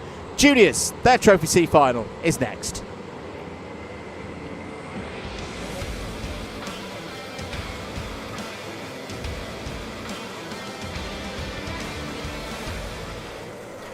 Here we go then, it's the juniors back out on track as they get formed up for the starting positions, and here are those positions. It is Jensen Davis and Jonathan Fuchsel on row 1, row 2 Richard Winchcombe and Imogen Owen, row 3 James Lockhart and Tyler Masters. Moving on to row 4, it is Voyden Kojayan and Henry Heaton, row 5 Annabelle Owen and Jack Hayo, and then moving on to row 6 it's Thomas Holland and Ollie Moody, row 7 it's Onyx Hogarth and Reese Rutland, row 8 Noah Hadwin and Noah Joluffe, row 9 it's Matthew Phillips and Quinton Fajour, moving on to row 10 it's Andrea Bahariu and then Freddie Coleman Evans. Row 11 Charlie Williams and Joshua Greaves. Row 12 Louis Williams and Amy Gualtieri. Moving on to row 13 Rowan Horder and Bly Gregory. Row 14 Curtis Duane, Jacob Kershaw and Dmitry Borovsky, rounding out our 29 kart field for the pre-C, sorry, not even the pre-C final, it's the actual C final now for our junior karters as the pace kart gets out of the way. Our karters run down the formation tram lines as we get ready to go racing. It is green flag once again there.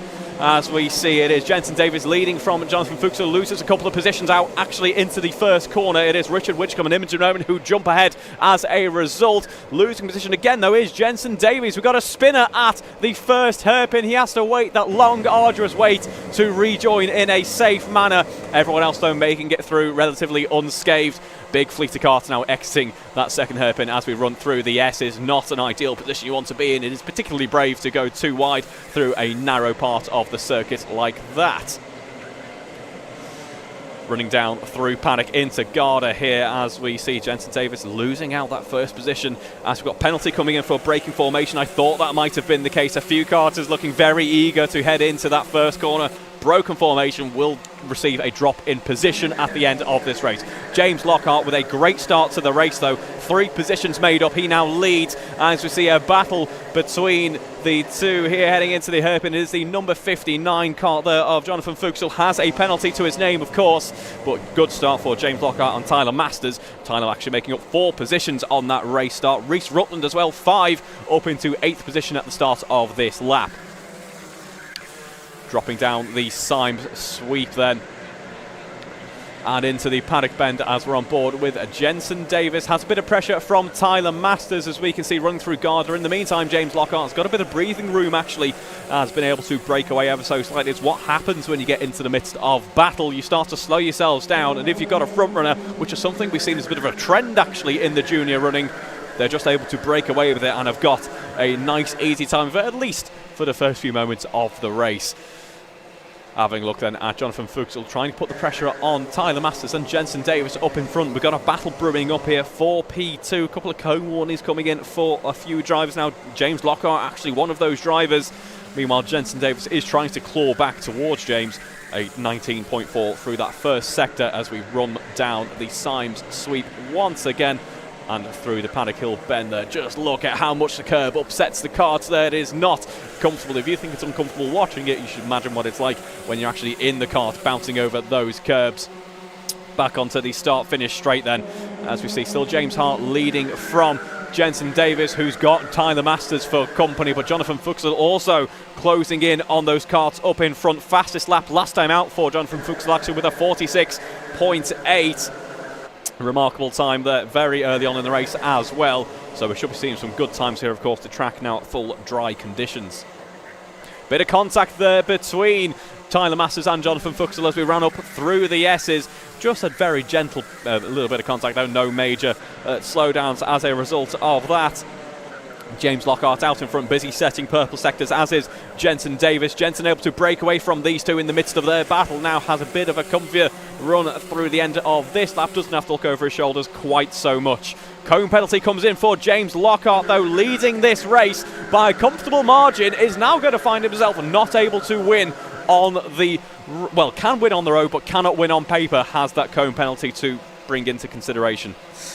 But can still make it through because a cone penalty is only one position.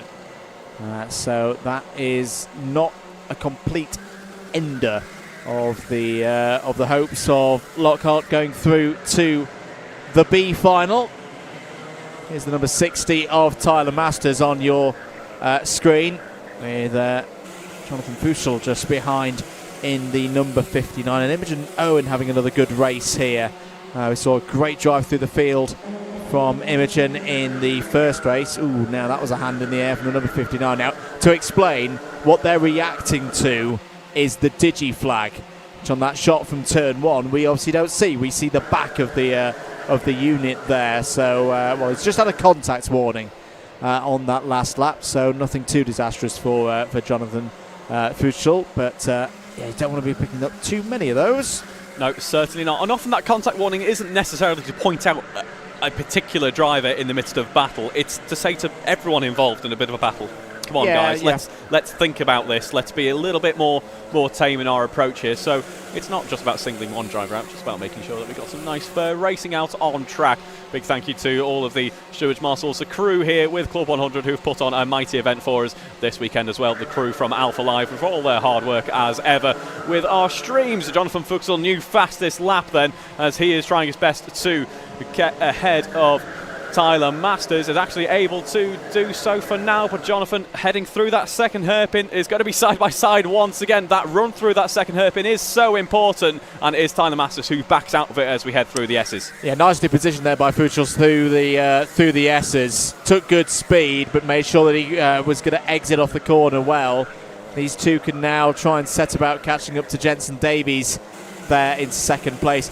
Really curious position here for Jensen Davies, because right now technically Jensen Davies is winning this race with the cone penalty for James Lockhart, but if he loses that second place on the road, he's out. He doesn't go through to the B final. It's not so you effectively lose 2 places with one overtake, as it were. 5 minutes remaining in this one. Keep your comments coming in as well. Hello to Paynos as well, who's going to have to come in and join the sprints next year. You can. Registrations opened for new drivers earlier this week. Existing registered drivers have had their priority onboarding already. So, I'm not going to lie, a lot of the spaces have already gone, but there's still opportunities for drivers to get on the grid for next year. What we're saying is don't wait. Don't think, I might do it. Get your registrations in ASAP to get on these grids. Meanwhile, great fight for second place and a spot in the B final. And Jonathan Fuchsel has got it. Got down the inside of Jonathan Davies off of Henry's Bend. Davies fighting now to hold onto third place on the road. And here comes Imogen Owen with the bright yellow race suit in 5th place. She's fighting in there to try and find a way past Tyler Masters for P4. This is another good race. We've had some good repechage races here today, Reeve. We absolutely have there. Imogen working very hard just to get her cart back on to the track there.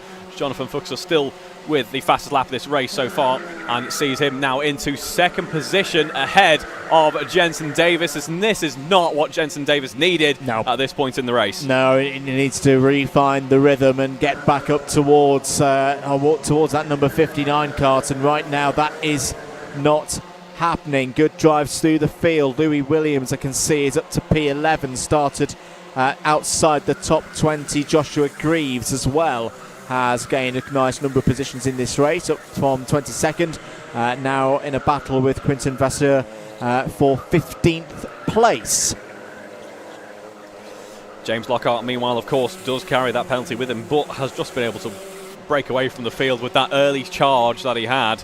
He's just been able to keep a level head and run very nicely indeed. New fastest lap goes to James Lockhart. Yeah, I'd say we'll miss out on picking up that little award for the B final, but I think in the context of the championship, the bigger thing here, getting through to the A final, through to the B final, and potentially picking up more points. We have seen some good drives through the field. This is debut as well for James Lockhart. So again, we've talked about it already this weekend, but for the benefit of those who weren't here yesterday. Sometimes when drivers come in new, it takes a little bit of calibration to know, okay, right, well, that's what we mean by a cone warning, that's what we mean by a cone penalty. But James has driven very well. Raging battle for third place on the road between Jensen Davies, Tyler Masters and Imogen Owen. Imogen Owen trying to go around the outside. This is going to be a brave one into turn 1. Imogen Owen keeping her foot in it there. Still on the outside as they approach the hairpin. Good covering off by Jensen Davies into hairpin number 1. Good scrap this. It is going to hand second place to Jonathan Fuchsel. He's away and gone now and will also be going through. But it's a good scrap this for what will be the last race of the year for the vast majority of the drivers in this C final. And it's good to see wherever, we always say this about Club 100 on our DDMM comms, it doesn't matter how much experience you've got, it doesn't matter how much confidence you've got at the wheel, there is always someone to have a battle with. Yeah, absolutely. No matter where you look in the field, there is something going on. It is great to see. This has been a fantastic battle between Imogen Owen, Jensen Davis and Tyler Masters in the mix there as well. Having a look around the outside there, we're seeing really smart racecraft here from Imogen Owen. I think she's looking to see where are these secret lines that might work. How much pressure can I put on Jensen Davis? And the answer is quite a lot there, because you can see Jensen looking over their shoulder to see where is Imogen. And I know there may be a question of like, well, why are they fighting? Why are they just letting Fuchsel disappear? But again, with the place penalties, if there was any kind of mistake, like a cone hit from Fuchsel in the last minute of this race, this could still be for the second spot to repechage through to the B final. Oh, Imogen Owen's just going to lose a little bit of grip there and is going to lose out to Tyler Masters. Masters back through into P4. I think we'll get 2 more laps in on this one. 40 seconds as this trio came over the line, meant there must have been around 47 seconds, 48 seconds for the race leader. Yeah, this is going to be pretty close as to whether this is last lap or we get one more. Yeah, we see a few cars just running through to the inside kink onto the start-finish straight there. It's costing a lot of pace there, actually. If you wash out wide there, you end up just losing position after position. It's what we've seen throughout the racing this afternoon. So Jensen Davis still leading the timer with 5 seconds left. We are now starting the last lap of the race with James Lockhart. What a drive it has been for him. That unfortunate penalty, a very slight marring on what has otherwise been a brilliant run for him in this race. Made the difference on lap 1, got ahead and was just able to break away, stayed clear of any of the battling going on slightly behind. But these three, I'm sure, I've enjoyed their battling. As we see, it is Tyler Masters, Jensen Davis side by side. That run through the second hairpin there. Imogen Owens still in the mix here, up through the S's. Could be anyone's call really between these three. Could be indeed. Time is up. Checkered flag is going to be out in a short moment's time, and James Lockhart on debut is going to win the C final. Will transfer through to the B final. Looks like Jonathan Fuchsel is going to be there as well. There's a nice celebration over the line for James Lockhart. Jonathan Fuchsel P2 on the road, and in this really entertaining battle for P3, it is going to be Jensen Davies who holds on. Imogen Owen P4. Tyler Masters completes the top 5. Close battling actually before P6 there as well. Reece Rutland, Voyden Kajayan and Henry Eaton, Ollie Moody as well in the mix there, all in that fight for P6. So an exciting provisional top 10 to bring our junior super lightweight C final to an end here. Reece Rutland P6, Voyden Kajayan P7, Henry Eaton, Ollie Moody and Louis Williams all in the top 10. Well done to all the drivers there in the junior super lightweight C final. We hope to see them again in 2025. For now, though, we'll move on to the next race. We'll be back to the cadets, their B final.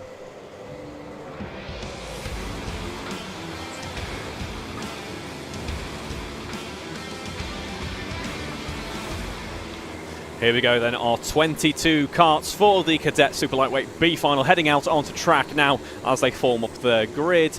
Let's have a look at that grid then. On the front row, it will be Jack Rauch and Zaya Ono. Row 2, Theo Thomas and Jacob Kent. Row 3, Harry Meyer Waldron and Ledger Dimitru. Row 4 is Oscar Deletnik and Jack Thompson. Row 5, Andrea Vasukyov and Reese Jensen. Row 6 is Lee Katignon and Alexander Karadzov. Moving on to row 7, it's Senna Pana and Henry Spicer. Row 8 is Juan Hamandiras Bocanegra and Daniel Maruchak. Row 9, Felix Sheldon Hayward and Caesar Chen. Moving on to row 10, it is Edward Harden and Sybri, and P20 David Carrar. Rounding out our field, and it's Adam Ashgar and Ewan Ferrelli are promoted drivers from the lightweight C final. Still behind the pace car then as we get formed up and ready to go for our second cadet B final, so our second cadet final for this afternoon's racing.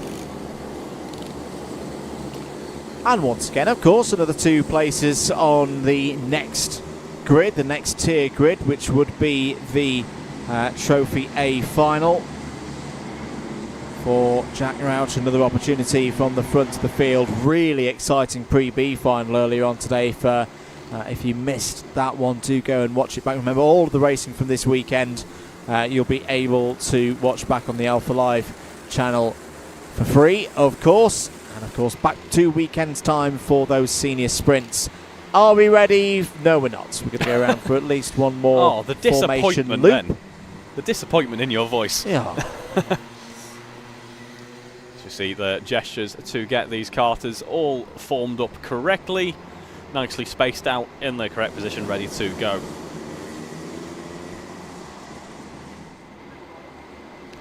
There's Elliot Alt at the front of the field in the pace cart. He doesn't normally look that tall. Oh dear! One of the cones and the bollards that are used to separate the grid has not quite achieved that primary objective, shall we say. I think we are good to go for a race start, though. Yeah, it should be time to clear that as we see the pace cart. No, we're still going to have another formation lap here just to get everyone ready to go. So Jack Rouch from Zaya Honor, that's your front row. Rouch in the number 50, Honor in the 37. Theo Thomas and Jacob Kent, the 53 and the 15. Harry Myatt Waldron and Ledger Dimitri on row 3, the 156 and the 19 respectively. Good drive last time out for Oscar Deliniak. Deliniak had a bit of a spin in the early stages of the pre-B final, but was able to fight back through. So keep an eye on the number 61, because we know that there's some good race pace there for Oscar here today. Jack Thompson, Andrei Vasikov and Reese Jensen all in the top 10 for this one. Drivers desperately want to try and keep their seasons going. They want to race in that A final. Who's going to be there? We're going to find out in the next 11 minutes. Good start for both on the front row, and wise move there from Honor just to get across to try and hold on to second place. He's just going to lose it on exit as the number 53 of Theo Thomas has come through. Oh, there's a spin in the middle of the pack. Everybody's done very well to avoid a secondary incident. But Jack Rouch is going to have the lead here, Reeve, as they head through the S's. Yeah, it's getting a little bit elbows out on the exit of that second hairpin. I wonder if that spinner was Theo Thomas, because he was looking really strong through that first couple of corners, but I haven't seen him heading through yet. So let's see if we can position him there as we have braking formation there for Zaya. Oh no, that's not exactly ideal at the start of the race. Andrei Vasikov as well for loading there as well. I wonder if that was related to that accident into that first hairpin. Just over 10 minutes to go in this race though, as we get our first lap completed. Theo Thomas, was having a great run through the first lap. He wasn't having any issues. He's up into second place. Half a second down on Jack Rouch though. He was looking under pressure heading into that first couple of corners, but seems to be under control for the time being. Myatt Waldron's come through and is immediately catching up to Jack Rouch. This is a good start of the second lap for Myatt Waldron. Down through Sime Sweep, then immediately into Pullman's. Brilliant sequence of corners. Very tricky to get the braking right into Paddock. Everybody's doing very nicely at the moment. 9.5 minutes remaining in this one. Oscar Deliniak's coming through. Deliniak there into fifth place. Keep an eye on the number 61. Here we go, the number 156 there. Harry Myatt Waldron trying a move up into that inside line into the first corner, and it seems to stick. He's got a nose out just in front as we run into that first hairpin. Ahead of Jack Rouch then, takes the lead of this race, but the question is for how long, because it's all in the run out of the second hairpin there. Jack Rouch gets a great run out of that second hairpin. He's going to have a nose out in front, takes the inside into the S's. The question is, will that move stick? It will this time around. Isn't forced out wide. Drops down the Sime Sweep, back into the lead of this race. Good battling, really good battling between Rouch and Myatt Waldron. Ooh, a couple of them, they need to be careful of the track limits. I think Felix Sheldon Hayward was pretty close to him, and in fact Felix Sheldon Hayward has now got a bump and pass penalty. So the 48 is out of contention for going through to the A final. So that'll be a +4 deduction at the end of the race. Contact warning for the number 19 of Ledger Dimitri into hairpin 1. And Felix Sheldon Hayward has got the fastest lap of the race. 49.852.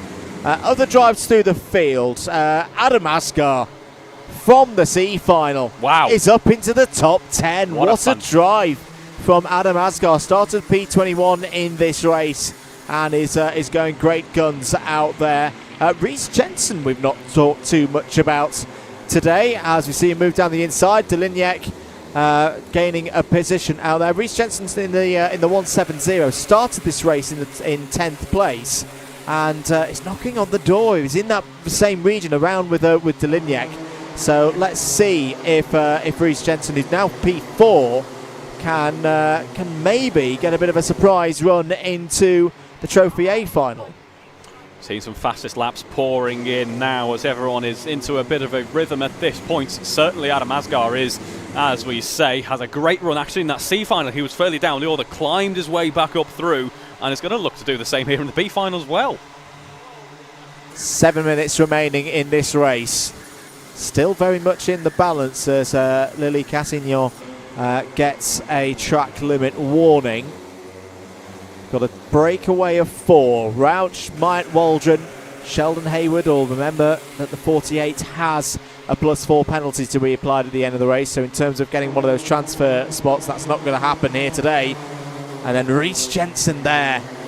Only the 3rd time that Reece Jensen has raced in the CLUB100 Cadet Championship. First time being looked upon by the Alpha Live cameras. And Reece Jensen is putting on a good show here. He's going to try and maybe do a switchback through hairpin number 2. Honor and Deliniak are the chasing duo behind.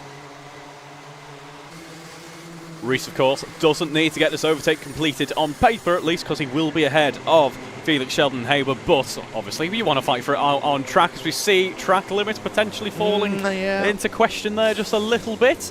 Yeah, there have been a flurry of warnings again as Ewan Farrelly gets a contact warning from race control. Nearly into the second half of this one. Here's one for the race lead.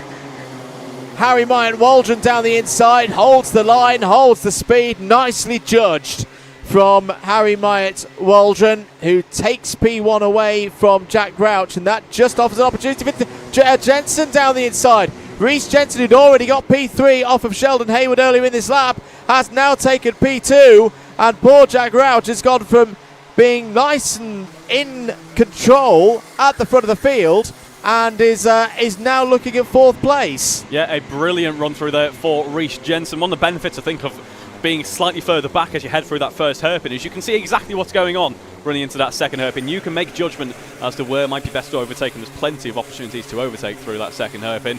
And he's up now, fighting into this race lead battle here. Is going to be Harry Myatt Waldron versus Reece Jensen, as we see a brilliant move there. Jacob Kent side by side with Theo Thomas heading through that first corner. So that wasn't Theo Thomas, that was Zaya Ono there as they go side by side into that first sector. Harry Myatt Waldron then leading on through with a slightly more comfortable gap as we head through the S's. A bump and pass penalty comes in for Lily Cassignon there. Not, of all the penalties you want, it's not one of the ones that you want, is it? It's a few positions there that will be scratched off your final race result there. Yeah, it will be a +4 for Lily on this occasion. Track limit warning for Felix Sheldon Hayward. I thought that might be coming in. Reece Jensen has a little think about it. This is where experience and calmness can be a really important part of getting through a B final. Right now, Reece Jensen doesn't need to go for the move. There's a decent gap to Felix Sheldon Hayward behind, and yes, Felix Sheldon Hayward is not a factor in terms of going through, but Jack Grouch is.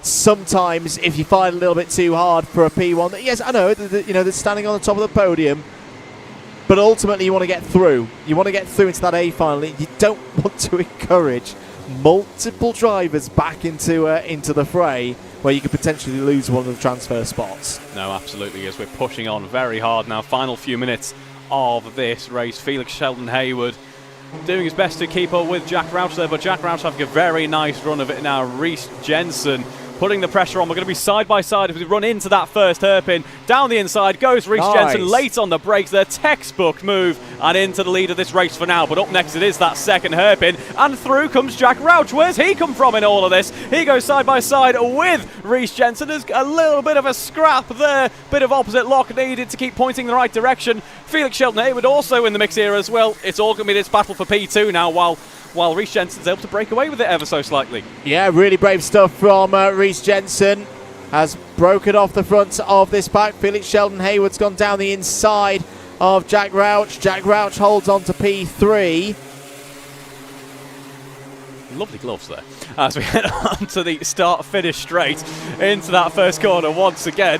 Felix Shelton-Haywood in second as we cross the line. Reece Jensen leading this race by 1.3 seconds. A nice comfortable margin in comparison to what we've had elsewhere in this race. We're going to be pretty much 3 or 4 wide now as we run through the second hairpin. We've seen this go wrong in the past. It works out just about there as we've got Jack Rauch looking over the shoulder there, side by side. Running up through the S's, not easy to do, but we've done it this time around. Penalty coming in for Henry Spicer, forcing a driver wide, another one of those undesirable penalties.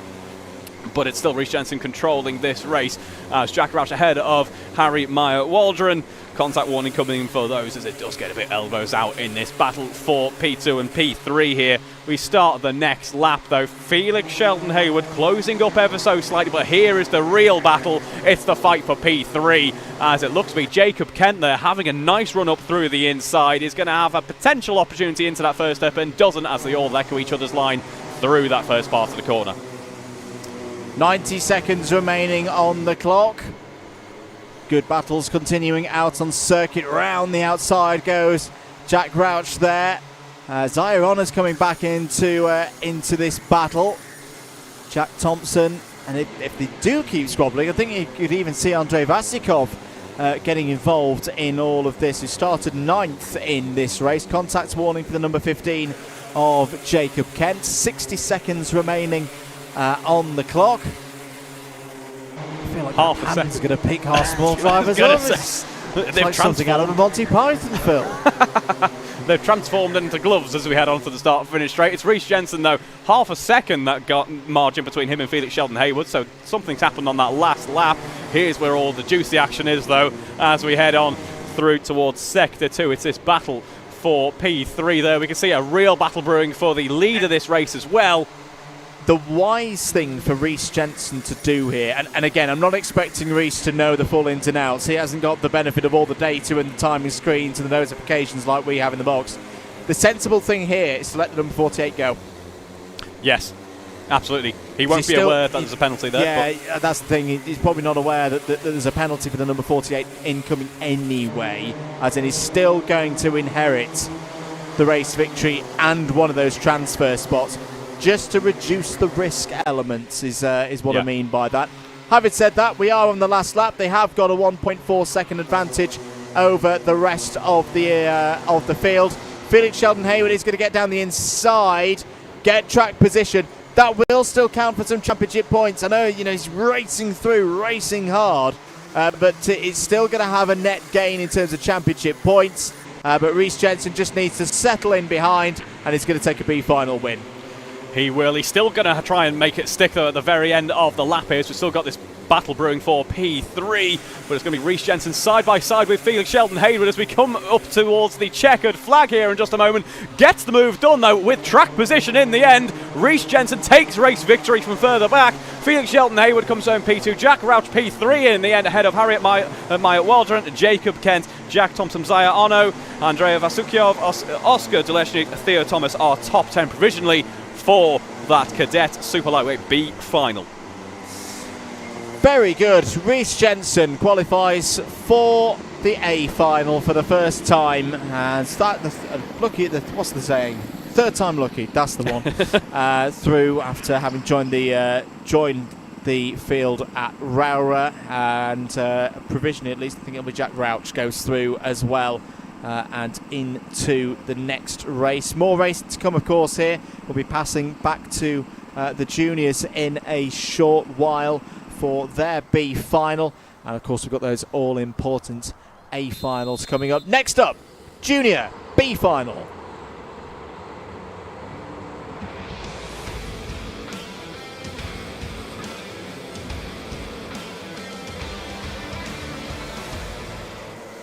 Here we go then, our junior B finalists out on track. 26 kart grid to be formed up here as the light begins to fade. Let's have a look at that starting grid. Nikolai Eidsgaard and Abby Sanders on the front row. Henry Jones, Dylan Tracy, row 2. Ewan Leonard and Jamie Richards, row 3. Moving on to row 4 then, we have Connor Kenny and Keo Derrick. Row 5, Jamie Warner and John Wall. Row 6, Zane Eltobashi and then George Lewis rounding out our 6th row. Then we have Caden Ward and Declan Luff, row 7. Ethan Pritchard, Ben Cosgrove, row 8. Jack Adcock and Matt Winfield on row 9. Row 10, Tom Sands and Will Peacover. Row 11, Thomas Wordley and Jaden Giles. And row 12 is Jack Cromham and Kira Boylan. Row 13 then, rounding out our field, it is Jensen Davis and James Lockhart. Our 26 kart grid for the Junior B finalists. You get the picture by now. The last time we'll say it this weekend, 2 places available to go through to the next tier grid. Nikolai Eidsgaard and Abby Sanders will be on that front row of the grid. For Nikolai Eidsgaard, has not been to an A final so far this year. Oh, sorry, no, has. Rowra, P24. But a good chance here to get into the A final and improve on that result. So I think that'll be the carrots for Nikolai Eidsgaard to push through in this one. For Abby Sanders has been to an A final, but not since round 2. So that would be good for Abby to hold on to this position if she can. It is difficult starting on the outside here at Buckmore Park, but a good opportunity to get a best result in this second half of the season. Looks like we're all ready to go, Reeve, for this B final. We are indeed. Down the tram lines we go. The revs begin to rise. The noise increases as it is going to be Nikolai Eidsgaard versus Abby Sanders. A great start though for Dylan Tracy as he works his way up into the 3rd position. Has to go the long way around there. A few carts being forced a little bit wide there as we head into that first hairpin. Wheels come off there. Yeah, someone's had a wheel pop off right in the middle of the pack there. I think it might be the number 72 of Zane El-Tobshi, as Caden Ward had a close moment there with one of the cones. But that is very rare that you see a wheel come off of these cars. It was very congested in the middle of the pack there, and thankfully everybody's okay. Declan Luff off in the background as well in the bright yellow helmet. But at the front of the order, Eidsgaard and Sanders looking pretty good. Braking formation penalty for the number 58 of George Lewis. Abby Sanders then running in 2nd position at the moment. Ewan Leonard closing up though. Caden Ward, a fantastic start for Caden there. 9 positions gained on lap 1. James Lockhart as well. 12 positions made up for our competitor in the in the C final there. So a remarkable start to the race for James Lockhart. We've got a couple of penalties coming in. Loading for Ian Pritchard. Braking formation George Lewis, as we say. With Nikolai Eidsgaard leading this race with a nice comfortable margin at the moment of 1.6 seconds. Yeah, that loading penalty for Ethan Pritchard will be +4 positions at the end of this race. So Ethan Pritchard won't be taking part in the A final here today. Eidsgaard getting into a really good rhythm here. Eidsgaard is 1.6 seconds clear now of the number 50 of Ewan Leonard. So straight away, I say we saw this yesterday, I think, in the junior lightweight B final. This is all now going to be about this fight for P2. If Eidsgaard could just get in the rhythm, hit those apexes, not make any mistakes, he's going to keep pushing further and further away. Unless, I say, Leonard can get off the front of the chasing pack, almost have the secondary breakaway and start to chase down. Look at this fight coming out of Paddock and into Garda. That's Abby Sanders on the outside fighting with Dylan Tracy. This is all around 4th, 5th, 6th place. And it's good news for Henry Jones because it's going to allow the number 85 to continue to break away. Yep, Henry Jones leading this pack then as we go side by side there. That's Caden Ward and Derek, I believe, as we run through that first corner there. Big tank slapper there for Abby Sanders. Good catch, though. I think that was just a bit too harsh on the brakes, potentially upsetting the balance of the kart. Not the most grip on that outside line as well. So good save there. Loses out a bit of position, bit of pace as well, but is able to carry on. I think there was another one. We saw a couple of those yesterday into hairpin one for those who've not driven, back into the old era with the previous engines. With the clutch, if particularly into hairpin one, you want to hit the brakes hard because it's a short braking zone. But if you hit them so hard, you lock the rear axle and then just bring your brake foot off a little bit to stop a spin, the clutch re-engages and it pushes you on through hairpin one. I know that because I've done it many times myself. But no, a good catch there from Abby Sanders. It's still got a fight here, still got a chance. He's in 8th place. Trouble is, Leonard and Jones working very nicely together. They've closed in the gap as that's Dante Dillon, I think, recovering a kart back to pit lane. But for Leonard and Jones, they're closing in. But you're absolutely right, Reeve. There's some news from race control. Yep, penalty for Jones coming in there, and that is an advantage by contact, bump and pass penalty. So that means he will not be finishing in the order where the race ends there, as we see 113. That's a number on Nikolai Eisgaard's kart. A bit of pressure, though, from Ewan Leonard, but also we got the aforementioned Henry Jones in the mix there as well. A bit of battle. Yellow flags being waved, so we don't want to see too much overtaking going on at this moment on the track. As we now see, it's Nikolai still defending this race lead from Henry Jones. Ewan Leonard drops back into 3rd for the time being, but I'm sure we'll be scrapping it out as we head down the Symes sweep. Yellow flags being waved. They've just come to an end. Again, they might not know it. They might not have got all the information, there at the forefront of their minds. But this is quite a nice situation for Eisgaard and Leonard now, because they've got a group of 3. They can work together. They can continue to grow that gap to Dylan Tracy. Jones, unfortunately, is out of it in terms of transferring through because that penalty is going to drop him down. Having said that, though, they're going to have a fight. Of course, they're going to have a fight out there.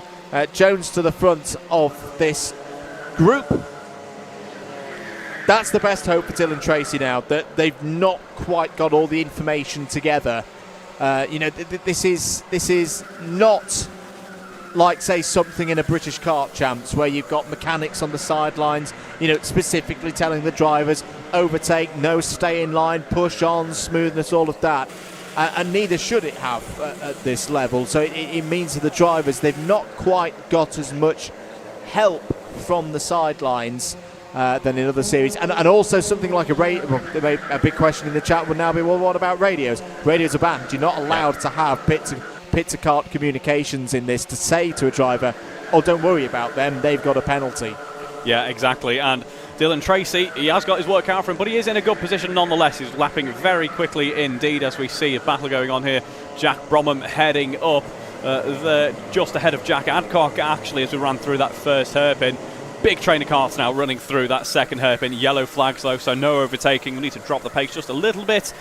No personal best through this part of the lap. And that looks to be to repair that cone we've got at the start of the Symes sweep.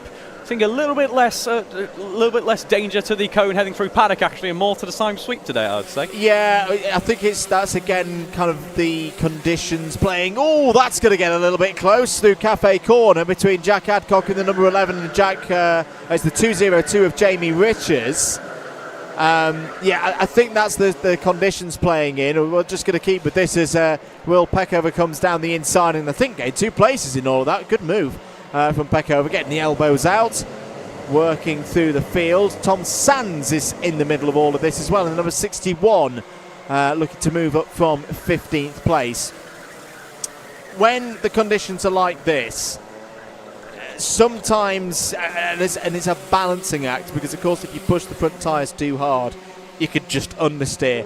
But you almost need to initiate that tyre grab and that grip, and you give it a good old chuck in to the corner, and it's very easy through Symes to just do it a little bit too early and then realise, oh no, I've committed, and we're talking fine margins here, but you've just committed a little bit too early and you clip those bollards on the inside. And the question of why are they there? There's a bit of a ridge on the far side of the curb that we don't want the carts going into, because then it'll just grind out the chassis. And also, potentially damage the tyres, because you've got a bit of a sharp corner there. Yeah, tyres, chassis, chain as well is a factor that plays into it. You don't want a chain snapping. Yep. So we do actually have a black flag coming in here for Jack Adcock. But it's not Nicholas Eisgaard there battling it out with Henry Jones. Henry on a remarkable turn of pace on that last lap, a 46 flat in the midst of battle as well. So that is a mighty effort there. In fact, sorry, it's not Henry Jones who's battling with it. Ewan Leonard is in the midst of battle with her. They're equal in terms of pace at the moment, exiting that second hairpin, running up through the S's now, having a brief look around the outside there. Let's see how they come out down the Symes sweep. Still Nicholas Eisgaard leading for now, but we're going to run through that paddock and drop down to Garda once again.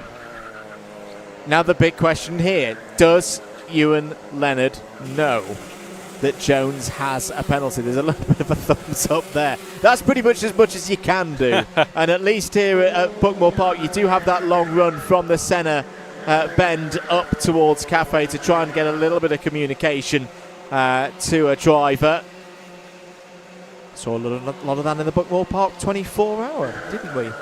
Yes. With certain teams trying to make radios work that didn't work, and they went back to whiteboards and YouTubers hanging over the fence going, fuel, pit now, and all that business.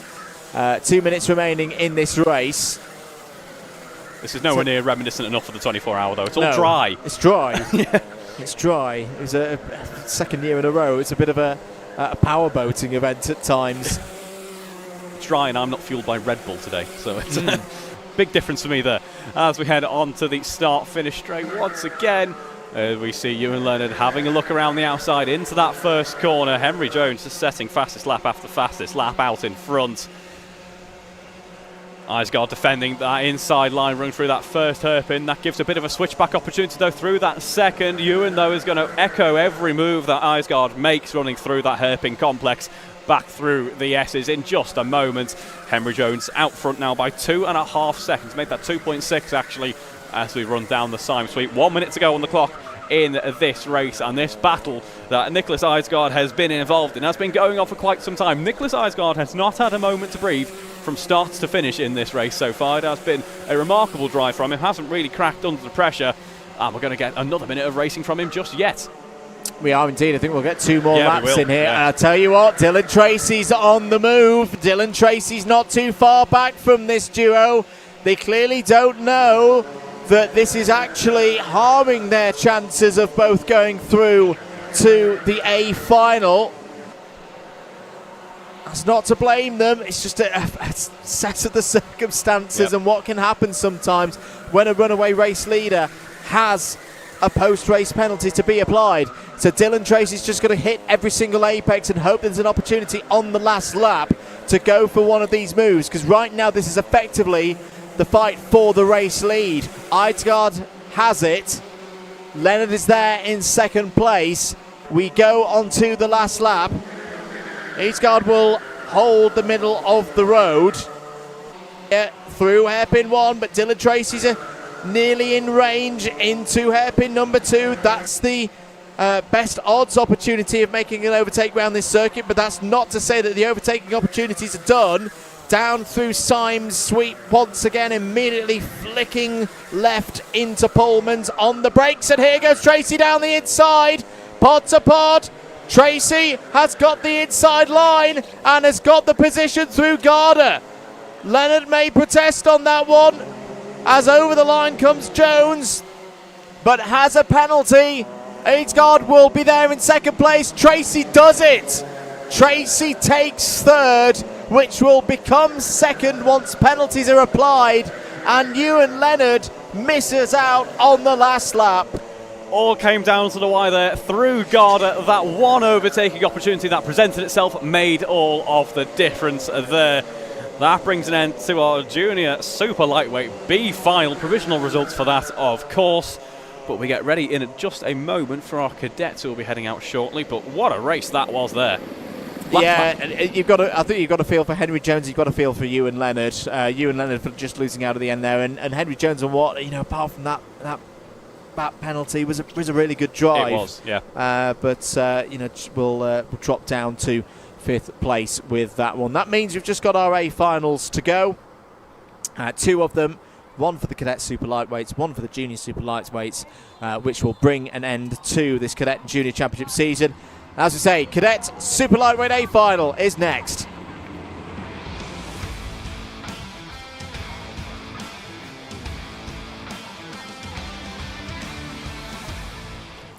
Here we go then. For the final time this season, our cadets are heading out on to the circuit, ready for some racing action. It's the Super Lightweight 8 final. Let's have a look at the starting grid.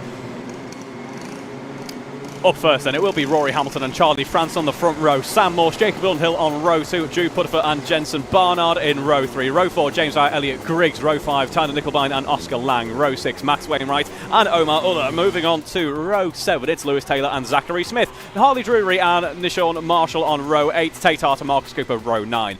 Row 10 then is going to be Edward Jones, Ben Cape, and our final row, Reece Jensen and Jack Rauch, promoted up from the previous running, of course. Our carts getting formed up and ready to go for this race start. So provisionally the title is decided. Rory Hamilton did that in the pre-final. We're going to have at least one more formation lap. Round winners so far this year, Hamilton at Rye House, Underhill at Glannygauls, then the run of Pudderfoot at Wilton Mill, PF International and Ella Park. Tipped the balance at that halfway point of the season in the Ducks' direction. Then back came Hamilton with a win. The last time we had a broadcast A final for these guys at Wilton Mill. Pudderfoot took the next one at Llandau, following up with another at Rowra. Warden Law went the way of Hamilton. Who is going to win the last trophy A final of the year? Doesn't tell the full story that we've only had 3 A final winners in this category. Could we get a 4th? Could it be another for Hamilton or others? We're going to find out in the next 11 minutes. Away we go for the last final of the year. It's a very good start for the pole side of the grid. Charlie France is going to have to fight round the outside there in P2, but it's going to be Hamilton who leads through hairpin 1 for the first time. I thought that might be coming. Yep. Number 63, Omar Uller, breaking formation penalty from the start. Good start there for Sam Morse. Was in the midst of battle with Charlie France heading into that first hairpin, but it's Jude Putterfoot who's had a great run through the hairpin complex as well, running down the Symes sweep. Then in third at the moment is Jude Putterfoot. Sam Morse still in second for the time being.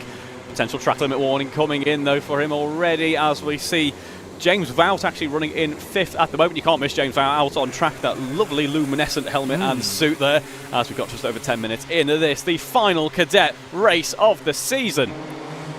Have indeed 10 minutes to go. Look at Jude Putterfoot now. I know in some ways it would be a nice way for the season to finish if both Hamilton and Putterfoot could take a win each, because the pressure's off now for Jude Putterfoot. Jude Putterfoot has second place secured in the championship, by the way. He's got a good gap to that quartet, all fighting over third, which is a situation that we should monitor, of course, across the next 10 minutes. So now a number of the drivers have really got their eyes on that number 3 plate for the end of the year. How good a day has Sam Morse had as well. Has already secured equalled the best results of the season so far with that third in the pre-finals. Just looking to go a little bit further and take a second place or maybe even a win. Yeah, it has been a great run today for him as well. Some great racing overall today, as we see 3 wide as we run into that first corner. It's not too often you'd want to see that usually. Running into that first open though, there's been a spin there. That is a spin, I believe, for the number 95 kart, potentially. Let's see if we can see him head around that hairpin there. That is, I think, Lewis Taylor. Someone else having has been actually into that first hairpin as well. We had a calm start to the race, but everything seems to be heating up a little bit now. Yeah, I think it was Lewis Taylor who had that spin change for second place. Putterfoot is through. Track limit warning for the number 9 of James Vout. Currently your fastest driver on the track is Jacob Underhill there in 5th place. Yeah, some great racing today overall, though. I think it just goes to show how close this championship has been overall. We've still got so much change happening in the standings, all the way down to the likes of P10, P9, P8, still up for grabs, of course.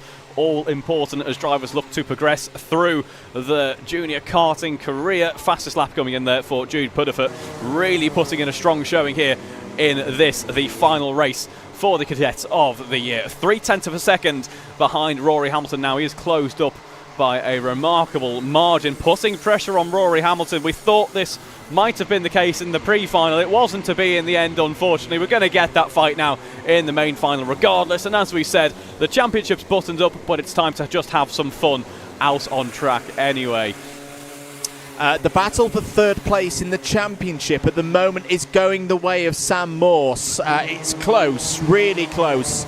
We're talking 5 or 6 points here, including this driver here, Jacob Underhill, who's got through past Charlie France for P4, but France is going to have a little look down the inside. No, Underhill has got that spot, so that will move Underhill back up to 1,754 points. The deficit is 6 points to Sam Morse. Sam Morse at the moment is on 1,760. Don't count out James Vout yet as well. James Vout is also on 1,754 on live points. Think Jensen Barnard's chances of finishing third in the championship are fading. Move for the lead. Pudderfoot down the inside has taken it away from Hamilton. We're going to get one last battle between Rory Hamilton and Jude Pudderfoot in the cadet super lightweight. Hamilton comes back down the inside. Here comes Sam Morse, who's going to go for P2. Is this going to open things for Jacob Underhill? This is why, for me, Reeve, this has been one of the categories of the year in the motorsport UK karting pathway. Yes, we've only had 3 winners in the trophy finals, but these races have always been competitive with the likes of Hamilton, Pudderfoot, Morse, Underhill, Barnard as well. You know, Charlie France throwing his hat into the ring here this weekend. They've been so consistent and so close across the course of the year. Yeah, absolutely. This battle between Rory Hamilton and Jude Pudderfoot is what we've been wanting to see. I think there's some great defensive driving here from Rory Hamilton, positioning his kart absolutely perfectly, looking over the shoulders there to see his 1-point championship rival in the fight here. Still going to have a fight towards the very end here. Jude Pudderfoot darts to the outside there, tries to go late on the brakes, switches back in for the second hairpin. Potentially a gap opens up for him. No, Rory strong on the defence. Everyone looking over the shoulders, because here is Sam Morse. Not too far behind is Charlie France as well.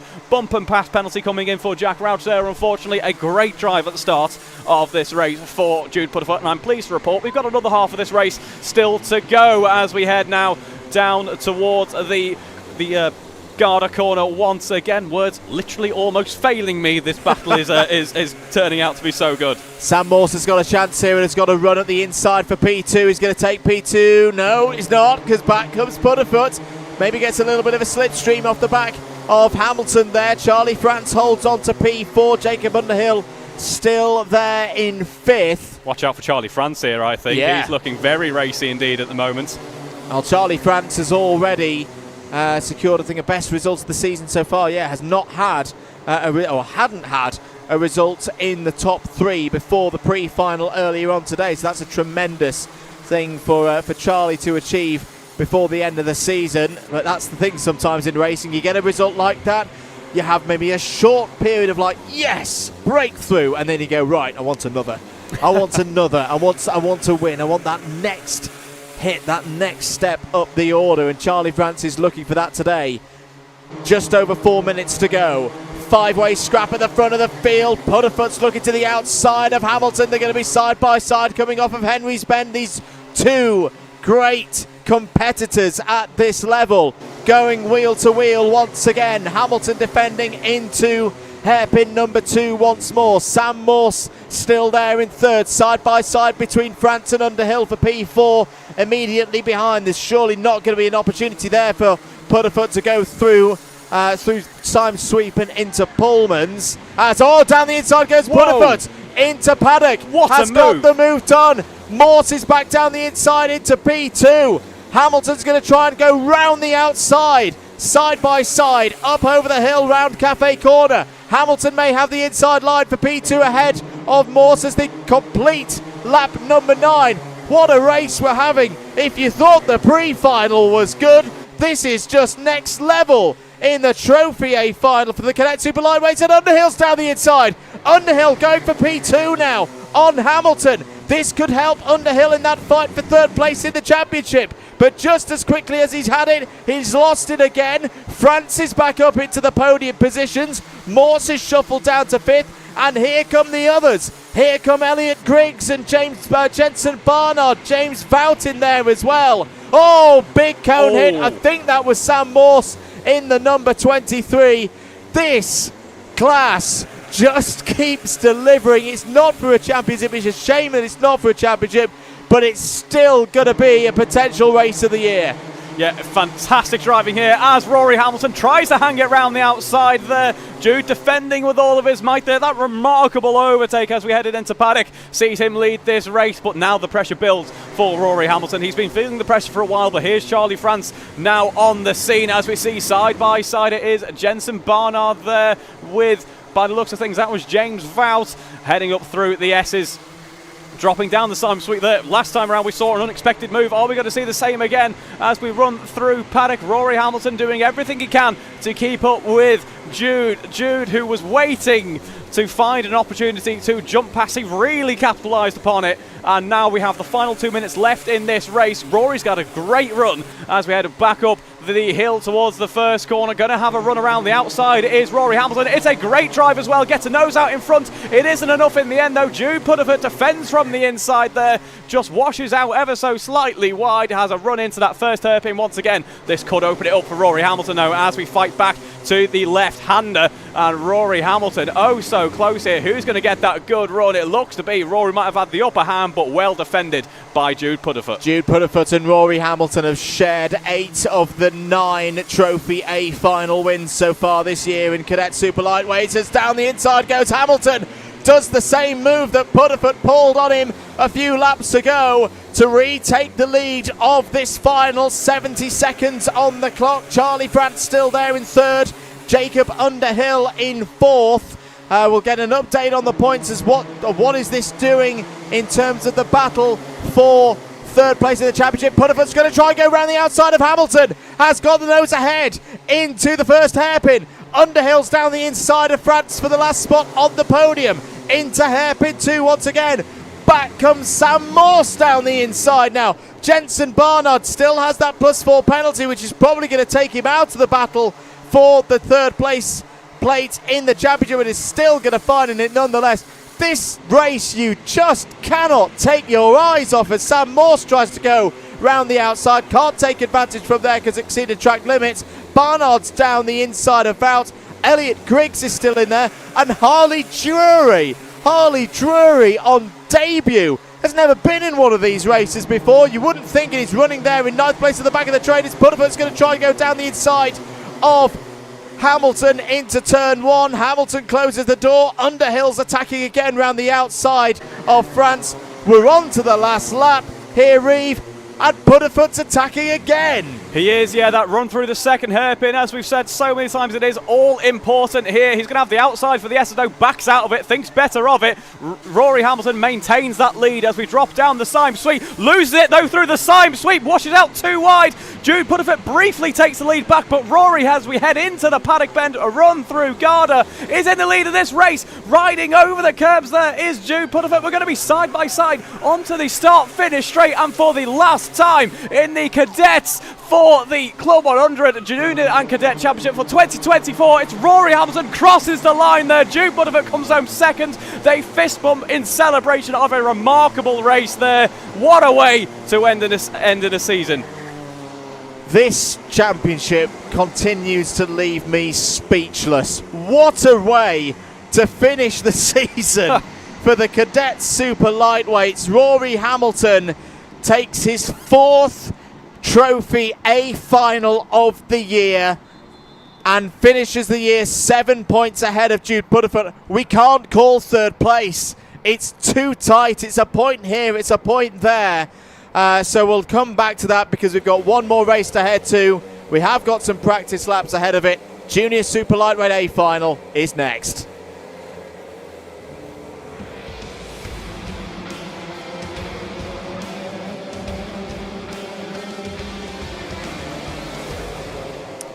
Here we go then, just in case that wasn't enough excitement for you, we get our practice laps underway for our juniors competing in their final race of the season now.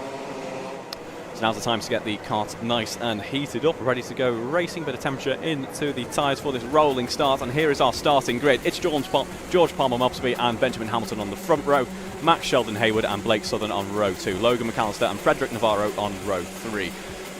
Then we move on to Jack Harrison and Dominic Balasaitis on row 4, Jack Redforn and Daniel Archibald row 5, Rory Hinkley and Henry Barrington row 6. Moving on to row 7 then, it's Joao Gabriel Castro and Jamie Tully-Gooden on row 7. Daniel Lazinski and Brodie Skinner row 8, Luke Richards and Jacob Brown on the 9th row of the grid. Row 10 it's Henry Wilkes and Harrison Bishop. Row 11 Daniel Campbell, Dylan Fanilla, and then row 12 Ellis McKenzie and Jake Chapman. Our final row of the grid then, for the final time, it is Nikolai Eidsgaard and Ewan Leonard, promoted, of course, from the B final. Our final starter grid of the year. Indeed. We'll again on the third place battle. Right, so the results have just come in for the cadets with penalties applied. And Sam Morse had a penalty. That's decided it. I think that has decided it. Let's just run through the points again. Okay, I will stress this, ladies and gentlemen. This is provisional with a capital P, R, O, V, and all the rest. I think James Vout has taken this by 1 point. Wow. 1,756. Jacob Underhill with the 4th and 3rd goes to 1,755. Sam Morse had a penalty late on, which dropped him to 9th, which means he's on 1,754. And James Barnard, the 4th of those drivers, 1,749. That just shows how tight it has been this year in the cadets. That 3rd to 6th was covered out of, 1,750 points there or thereabouts by 7. 7 points over 14 races, of the best 14 races of the 20 that have taken place. Let's focus back in on the juniors. What have we got to talk about here? Many things. Firstly, can we see a bit of a comeback drive from your champion-elect? Can you see Jamie Tully-Gooden finish the season put strongly? Starts 14th. Logan McAllister now knows he can't win the championship. Needed to win the Pre-A final to have any kind of mathematical chance. Can he get another trophy A final podium? George Palmer Maltby, who's really refound his form today, is going to be fighting with the same driver who he's sharing the front row with for 3rd place in the championship. I think we're going to be going around for at least one more formation lap. Yes, indeed we are. To confirm, there was no cone penalty, so I'm not quite sure where that came from for Benji Hamilton. It might have been one that got shown on the Digi flag. Right, okay. But may have been a human error and then got rescinded. Yes. That's just me speculating, but to be clear, it never came up on our screens in the commentary box, which are the same ones that you can see at live.alphatiming.co.uk. So that's why Benji Hamilton starts P2. The points at the moment for Benji Hamilton is 1,764. He has a 4-point lead over George Palmer Mobsby for 3rd place in the championship. If George Palmer Mobsby was to win this race, Hamilton would have to finish 2nd to beat him outright on points. I haven't checked the tiebreaker situation yet. Reeve, over to you.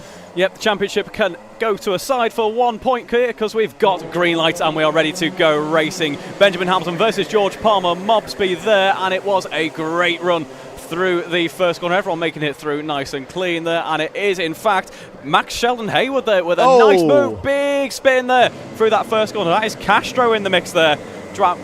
As we do have false start flags being waved now, so we get a chance to go around again, get reformed up and begin that race one. I think that's our first false start today. It is in fact our first false start today. We had a couple in yesterday's running for the lightweight categories. This is our first for the super lightweights, so that race start never happened.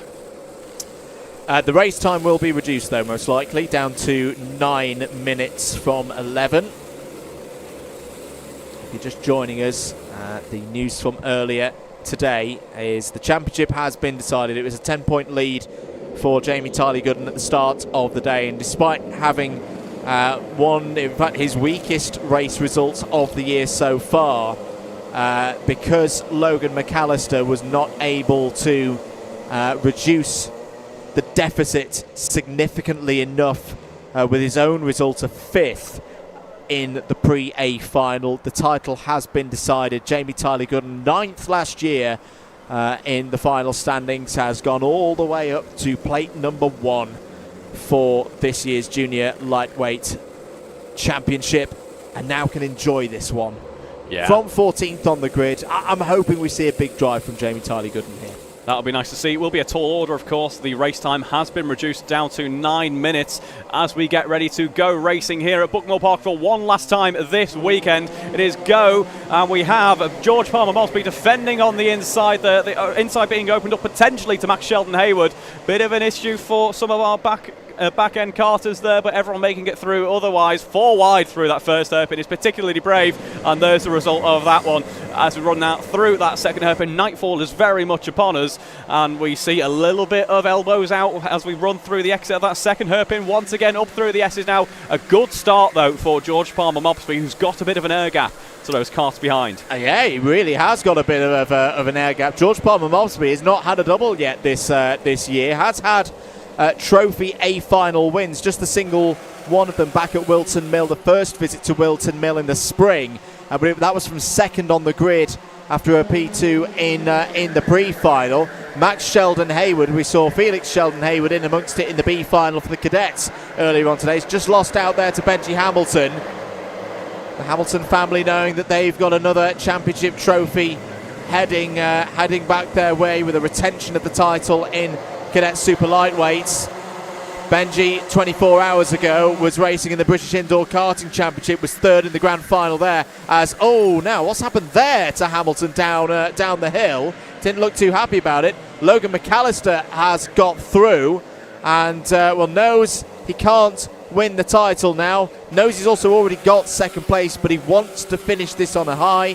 He wants to finish it once again with another final victory. The last time he did so was, of course, at Rowra, and he did it earlier in the year as well at GYG. A couple of track limits warnings funneling in now as we all run through that first hairpin once again. George Palmer-Mosby, fastest kart out on track at the moment, goes purple through that first sector once again. Just having that nice buffer zone to the cars behind is helping him out immensely. Running through the S's now, dropping down the side sweep. Were in the cadet final, we saw some brilliant, brave moves being made there. Still got a whole field of cars occupying the same part of the track pretty much at the same time though, so it's going to be a little bit more difficult to get some overtaking moves done. Logan McAllister then making 2 positions, as does Frederick Navarro. They're broken away from the rest of the pack for the time being, as we're going to see a bit of a scrap here. This is Max Sheldon-Hayward, who's dropped down a little bit on this lap, but still in that midfield action, having a bit of pressure from the inside there, heading into the first corner. On board now with the number 40 car of Dominic Belasaitis. We saw Dominic Belasaitis being a bit of a thorn in the side of a few of the cars throughout qualifying and the pre-finals as well. Remarkable pace for him. Unfortunately, not able to push on as he would like to, or perhaps we would expect given his pace today. Let's see what he can do in the final 6 minutes of this race. Absolutely. Meanwhile, back at the front of the order, George Palmer-Mosby has a really good lead here of over a second. It was over a second. Logan McAllister has started to pull it back. Here's Freddie Navarro having a fight with Benji Hamilton. Navarro, who's not been on an A-tier podium for a few races. And in fact, no, I'm going to go further than that. I don't think Freddie Navarro has had a Trophy A final podium in 2024. He's had race victories in pre-finals and top threes in pre-finals, but he's not done it in a trophy race. His only visit to the podium was for a B final trophy race last time out at Warden Law. Benjamin Hamilton, our first karter, into that 45.9 second range in the fastest laps. Bump and pass penalty coming in for Luca Richards there. It is very close running in that mid-pack battling here, so perhaps to be expected. Benjamin Hamilton then up into third position there. 2 seconds down off the lead of this race, and we saw Logan McAllister closing that gap up. It just seems to be building up once again. George Palmer-Mobsby at the moment in control of this race quite comfortably for the time being. Third place battle in the championship. Oh, now there's a big off. off. That I can't actually tell whether that's been out and there's a full course yellow been called. That is such a mess. I can't actually tell whether that's happened on the exit of hairpin 1 or the exit of hairpin 2. Either way, both drivers are okay. I'm hearing in my ears on the exit of hairpin 1 that's occurred. So the race is neutralised. This is not good news for George Palmer-Mobsby because he will now lose his lead. We were on the battle for third place in the championship, weren't we? Tiebreaker. We've done some maths. We've worked it out. At the moment, Benji Hamilton and George Palmer-Mobsby would be tied on points, 1,769 apiece. At the start of the day, Benji Hamilton would have had the tiebreaker, 2 wins to George's 1. But George at the moment is standing up getting another 2 victories today, so would overtake on tiebreaker 3 wins to 2. I think we'll have enough time to get this back up and running. We've got the best part of 4 minutes. There's almost a little bit of tactics to be played here by George Palmer-Mobsby. He obviously has to slow it down because he has to, per the rules. He can't just tear around on a full course yellow. But at the same time, it is not in his interest for this race to get restarted soon. No. And I think Logan's hanging back a bit because he wants this race to maybe, if they run slower, I think there's a better opportunity for them to get things going quicker. Back to green quicker. And then get more laps of racing in. I'm probably speculating to a degree with that as well. 2 minutes and 45 remaining. The race will only go green once everything is safe to do so, and if the time does tick over to 0 minutes and 0 seconds, that will be the end of the race. The number 17 was involved in that incident. That's Luke Richards. I think the other kart involved may have been the number 13 of Jacob Brown. Jacob Brown is circulating again. Looks like Luke Richards having some issues to get started again. He might have a chance now after the rest of the pack heads through. We are only going to have 2 racing laps at best here, really, if we are able to get underway. Yeah, I don't think we could get 3 in, and we've not had the notification. Normally, if we're going back to green, we've had it by now. We've had it by Garda that the full course yellow is ending. That has not happened. As soon as that number 17 kart is in the pits, though, I think we will be good to go back running again. So, whether by luck or judgment, George Palmer-Mobsby's played that quite well because he's got over the line. This will be another lap of full course yellow. We could quite possibly go back to green next time around, and if George Palmer-Mobsby's able to just pace it nicely, obviously you can't just stop. He's got to be sensible with it, but we might only have 1 more lap of racing and 1 more lap for George Palmer-Mobsby to defend and take a first double victory of the year and 3rd place in the championship. Logan McAllister is immediately behind. Benji Hamilton, if he can get through, if he can get into 2nd place, he would take 3rd place in the championship back, of course. This is going to be an interesting way. Full course yellow is ending. That notification has just come up on our screens. 1 minute remaining on the clock. If they cross the line, there may be 2 laps here. If they cross the line with 48 seconds or more on the clock. George doesn't want that, though. George doesn't want that. He's timed this perfectly as George Palmer-Mobsby. He's hit the hammer.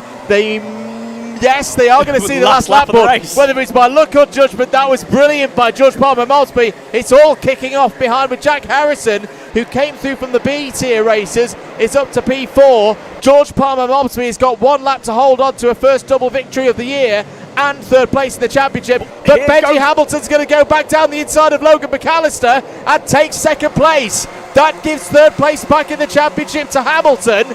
Down the hill for the last time in this one. 15 seconds on the clock. We've had the last lap notification. 1 big braking zone for George Palmer-Mobsby to hold on to race victory, which he has done. Hamilton's going to hold on to 2nd.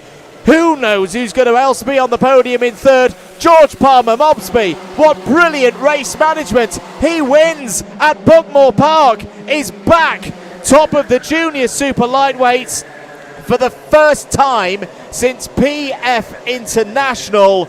Since Wilton Mill, all the way back at round 3. It's his first time back on the podium in some capacity since PF International. He just misses out on 3rd place in the championship by 1 single point, because Benjamin Hamilton managed to get his nose in there ahead of Logan McAllister to retake 2nd place. Logan McAllister finishes the season, his first season at the junior level, in 2nd place in the championship. The 10-point deficit that he had at the start of the day, he reduced to 7. Still a mighty effort. Good effort, but just short. First half of the season was maybe where Logan missed out a little bit. You've got to give it to Jamie Tyler Gooden. Jamie Tyler Gooden is one of only 2 drivers. He's the only driver to win 3 Trophy A finals this year, and that's what's made the difference. That's why he's our champion. What a drive it was as well, which unfortunately wasn't quite what Hammy would have wanted to end the season, perhaps, but still some great racing nonetheless. We should have noticed that he didn't actually start that race, did Jamie Tyler Gooden? So somehow missed that in all of the chaos. It's everything that was going on there. It's a drop score. He had plenty in hand. It doesn't affect his championship bid. I'm hoping he's okay. But obviously Jamie Tyler Gooden took the decision there to sit that one out. You do sometimes see that in karting finales. There's not any kind of situation where you have to carry a 0 score in this championship like you do in the British Kart Championships. But it doesn't matter anyway. That Jamie Tyler Gooden is your champion, and what an effort it's been from him all year. It has indeed, and what a remarkable race to end it as well, not just in the juniors but the cadets as well. A fantastic way to end out this season's worth of racing. Benjamin Hamilton was seizing on that late opportunity there when we thought it was maybe a little bit too little race distance left to actually make anything stick. He was able to. Bit of what's next. 2 weeks time we'll be back here for the seniors, but of course for the cadets and juniors, that's them done for the year. Registrations, to reiterate, are already open. So if you've been watching today, if you've been watching on Catch Up and you think, I want to get my kid on the grid, do it now. Places are going really, really quickly. The juniors is very, very popular, again, with a number of drivers stepping up from the cadets.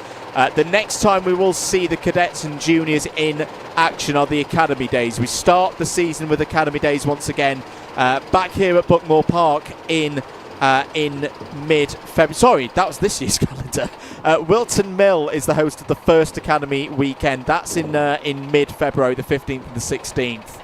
We've then got an Academy Day here at Buckmore Park on the 1st of March. The season itself begins mid-March at Wilton Mill. This is for the Southern Championship. Shennington, Rissington, Clay Pigeon, Llandow, Ella Park, Lydd, back here at Buckmore Park for the season finale. And of course you've got the North Championships as well for next year. Same Academy Days for them, and then their season starts. It's a 5-round season, starts at Glannygore in North Wales on the weekend of the 13th of April. PF International, Wilton Mill, Rowra and Warden Law, all the tracks on the calendar for the cadets and juniors. Do get signed up, places are going quick. Yeah, absolutely. It will be good to see those 2 new format championships starting up, particularly for those who are fans of the North. If you saw on the Paddock show before, up the North. For more information, do head across to the website www.club100.co.uk. In fact, you don't even need to bother with the www. These days in 2024. Yeah, it's all fancy. I don't fully understand why, but I know how to take it off the graphics earlier in the year. Anyway, thank you very much for joining us, Reeve. Final words from yourself. You've been brilliant in the box this weekend. How you found it? Yeah, it's been absolutely wonderful, really. It's been amazing to be here. Of course, I was here earlier on in the season, so it's great to kind of bookend it and get another glimpse into just how great the junior cadets have been here, and what a venue to do with that as well. It has been a pleasure to join you as ever in the commentary box, Andrew Mather.